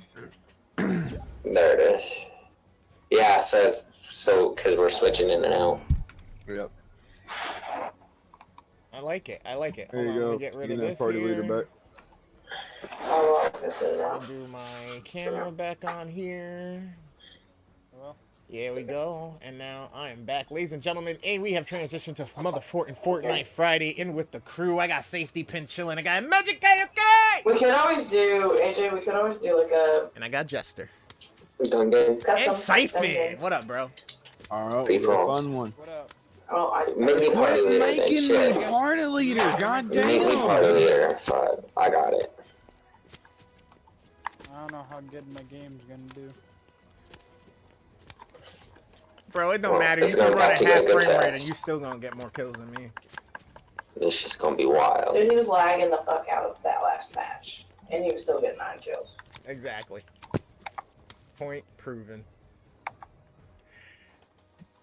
I don't know why I just love saying your name. Imagine Kayuke!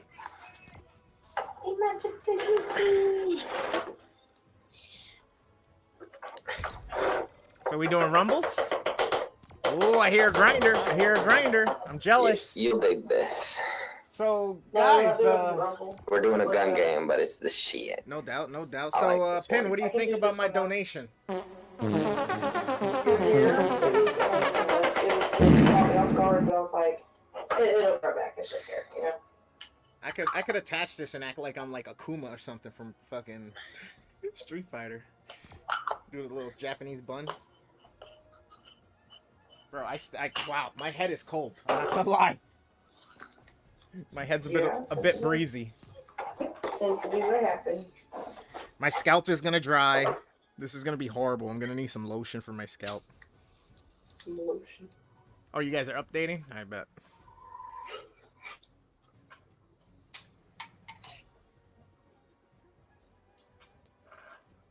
Updating. I don't understand.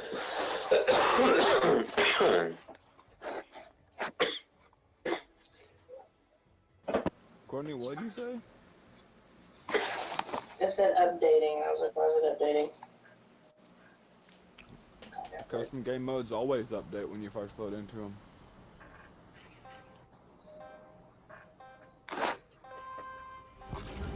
Just from loading in, I can tell I've been here. Where's Shannon? Is he still awake? Is he on?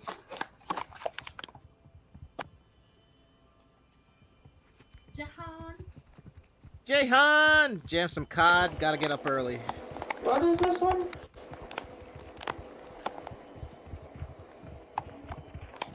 Oh, God.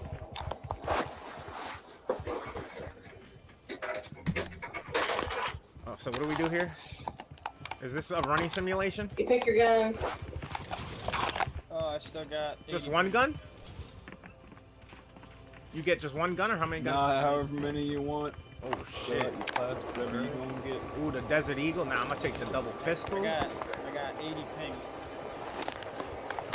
That's not what I wanted. Bro, your ping's still bad even on a custom mode. Yeah. He's playing on Xbox. Excuse me. It shouldn't matter. There's like a quarter of the stuff to load in on this map. I'm ready. I think. Who doesn't want a flapjacker offer? You know what I'm saying? Why are there monsters here? I'm scared. Don't be afraid of monsters. Guys, I'll be right back. I'm going to end my stream and come back on my other platforms as well. Thank you for joining me for so long on the Scene Snobs and Horror with Sir Sturdy's presentation of Castles for a Cause. We generated, how the fuck am I supposed to sneak up on somebody when you can look at me? We generated $1,120 tonight. Thank you. And you can continue to donate up until the end of the month. So please, go ahead, share this post. Share these links when you see us posting. We're trying to help a bunch of kids. We were off to a great start. We blew our goal out of the water. I cut my hair off on stream. You guys have been amazing. I appreciate the support and the love from everybody who popped in. Whether you donated or not, you spent some time here with us. You got down and vibed with us. That's what really matters. And you were part of the energy that helped contribute to this wonderful fucking cause and the great fucking achievement that we just got done, and more to come, because like I said, we have until the end of the month for you to hit up the GoFundMe. I will make sure the link is down in the description and also on all of my posts. I love y'all. Y'all G's. I'll see you right back here for Motherfortin' Fortnite Friday, bitches. Peace.